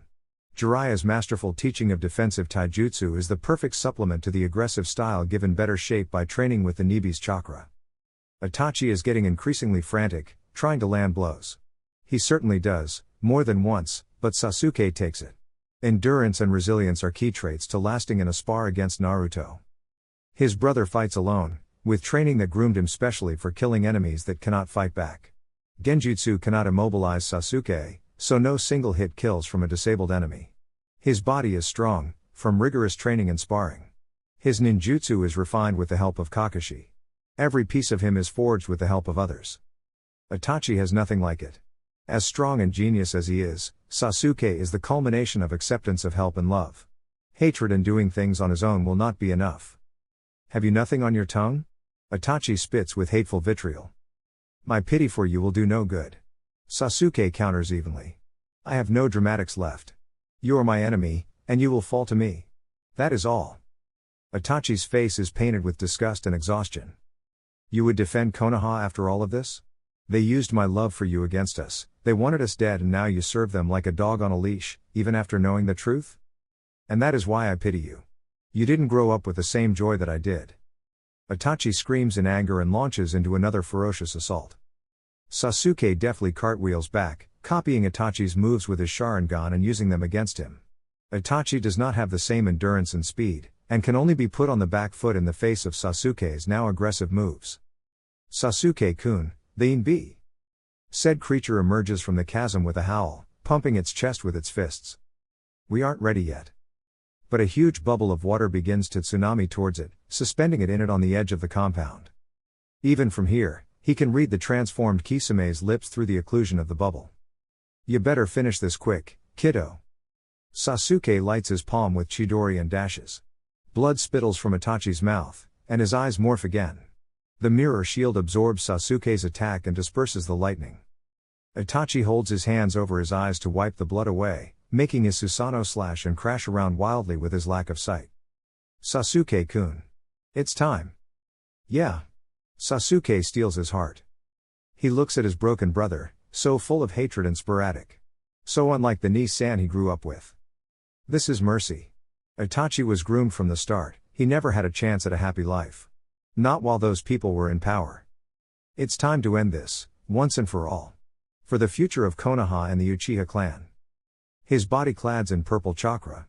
He slips under the shield before it crushes him and with all their might, they rip the shield from Itachi's Susanoo. Sasuke hits and hits with Chidori.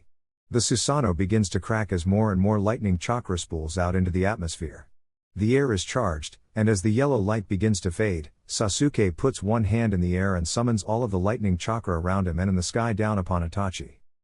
Kirin. The flash is blinding, but he closes his eyes and forms his Susanoo with Matatabi's chakra. The lightning beast crashes down. The Uchiha hideout is no more. Itachi is miraculously still standing. Although he is absent in mind, blood pouring from dark eyes and hair scorched away by lightning. Sasuke spears him through the chest. Goodbye, Ni-san. Itachi coughs out chunks, and with one last hateful glare, takes his last breath. The Inbi snaps out of Itachi's enthrallment. Kisame is relieved, he can't keep absorbing this much Baijuu chakra. It puts its monkey hands up in the gargantuan Suten prison, a sign of peace or submission. Kisame lets the water cascade down and separates from Seimata. It chitters at him happily, having gotten a delicious meal. I guess it's over.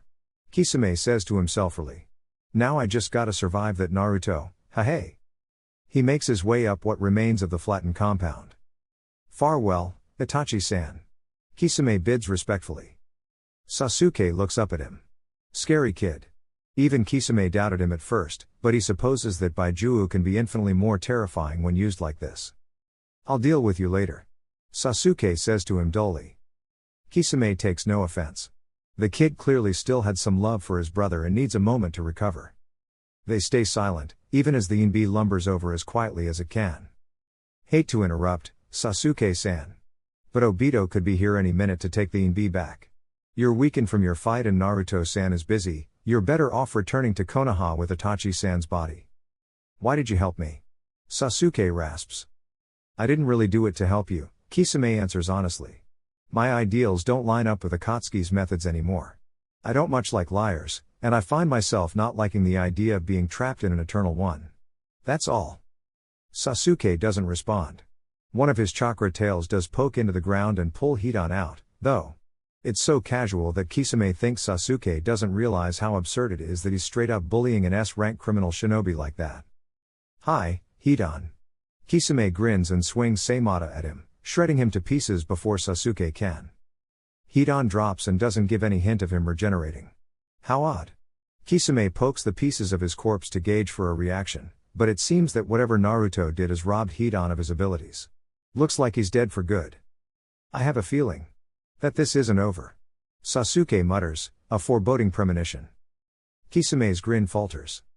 Suddenly Kabuto and Naruto appear by crash landing next to them. Naruto is holding Kabuto down by the head. They both heave deeply, Kabuto in worse condition and absent of senjutsu patterns on his face. Naruto has had his armor torn away, along with his sleeves. The blood on him probably was his, he simply healed from his wounds. Kabuto doesn't appear to have enough chakra left to do his weird body replacement. Naruto stands up, looking at Kisame. Hold him down, and I'll see to it that you're removed from Hai no Kuni's bingo book, so long as you don't commit any more atrocities in our lands. Aye aye, Skipper. Kisame mockingly salutes. Naruto goes over to Itachi's fallen body and unseals 2 jars filled with strange green liquid and starts harvesting Itachi's eyes. You think that this is a victory? Kabuto spits out globs of blood, still smiling away. It makes a menacing frontal image with his giant dead snake behind him in the distance, covered in the pieces of Naruto's wood creation. Enough out of you, Kabuto. Die with the pride of knowing you're the only man that's ever pushed me this far. Naruto doesn't turn away as he fills up the jars with Itachi's Sharingan. You idiots, Kabuto scolds wickedly. This was all part of his plan. A loud shout in the distance catches everyone's attention. Kushios, Geto Mazo. The Inbi looks alarmed. Get out of here now, humans. It shouts to them, before its eyes are ensnared by the Sharingan again. This can't be happening, not now. Naruto stumbles over to Sasuke, putting the eye jars in his obi. A plume of smoke erupts nearby. We need to go. I can't fight Obito and Nagato in my current condition. White Zetsu begin to emerge from the ground, though Kisame notes that there are many of them instead of just the one like he thought. They're all tinged blue, and Seimata growls. They're full of Nibi chakra? Kisame is confused. Obito left them here. The 8 trigram seal is too complex to get through quickly, so he had some Zetsu here to absorb the ambient chakra from your battle that you stumbled into so perfectly. Kabuto laughs maniacally. Dark coffins emerge from the rubble. A dark green light begins to filter over the destroyed castle. It's a Susanoo. And rested in the jewel on its head is Obito. The white Zetsu gets sucked away by invisible force, heading straight towards the Geto Mazo. It swallows them whole. Now would be a good time if you got an escape plan. Kisame mentions idly. I need chakra, I can try one last thing. Naruto exclaims desperately. The Inbi begins to get absorbed by the Geto Mazo. Without a seal protecting it, it dissolves into the mouth rapidly. You can absorb chakra, right? Use as much of mine as you need. Kisame puts his fist out. Just take me with ya, won't ya? Ours too, we still have plenty to spare. Sasuke puts out his hand. Naruto absorbs as much as his body will allow him and re-enters Sage mode simultaneously. The dark marks under his eyes take shape once more, light blue chakra flares around him as he claps his hands together. Senpu, he says slowly, grinding his teeth together. A massive black shuriken hurls towards them, they hurtle out of the way, Sasuke grabbing Itachi's body while doing so. Mukuten, Shinsesenju. With a mighty roar, Naruto summons what could only be described as a being from legends. Kisame finds himself several hundred feet higher than he should be. 1,000 arms or at least close to it, shrouding another humanoid, with another humanoid sitting on its head. It is so massive that even Seimata wilts at the thought of trying to absorb that much chakra. Naruto calls forth his Susanoo before punches start flying, and Kisame makes his escape with the 2 alive Uchiha and 1 dead. Cataclysmic noise can be heard as the Geto Mazo and Obito's Susanoo try to combat it. It won't last forever, but it has bought them enough time to escape. Obito's Susanoo flies through the construct, though instead of chasing them, it throws more of those black shuriken that teleport pieces of Naruto's jutsu somewhere to protect the statue. Pain seems to be trying to blast it away with the power of gravity. Kisame nearly sighs in relief when a small wooden moon begins to form in the distance, far away from them. He wonders just how long Yakashi Kabuto can last in a world where Uchiha Naruto is out for his blood. Tsunade is alarmed when Naruto's Susanoo fades mid-flight. Jiraiya. She calls out desperately. On it. Gamabunta appears under Naruto, on his back. He inflates his stomach to soften the fall for the 4 bodies. Quite the welcome party. Kisame compliments. He's with us. Naruto blocks them from attacking, falling to the ground in exhaustion. What happened? We could feel your chakra from half a nation away. Tsunade can't lean down far enough to check on him with her bulging stomach. Obito has Nibi chakra, the Inbi and the Gobi.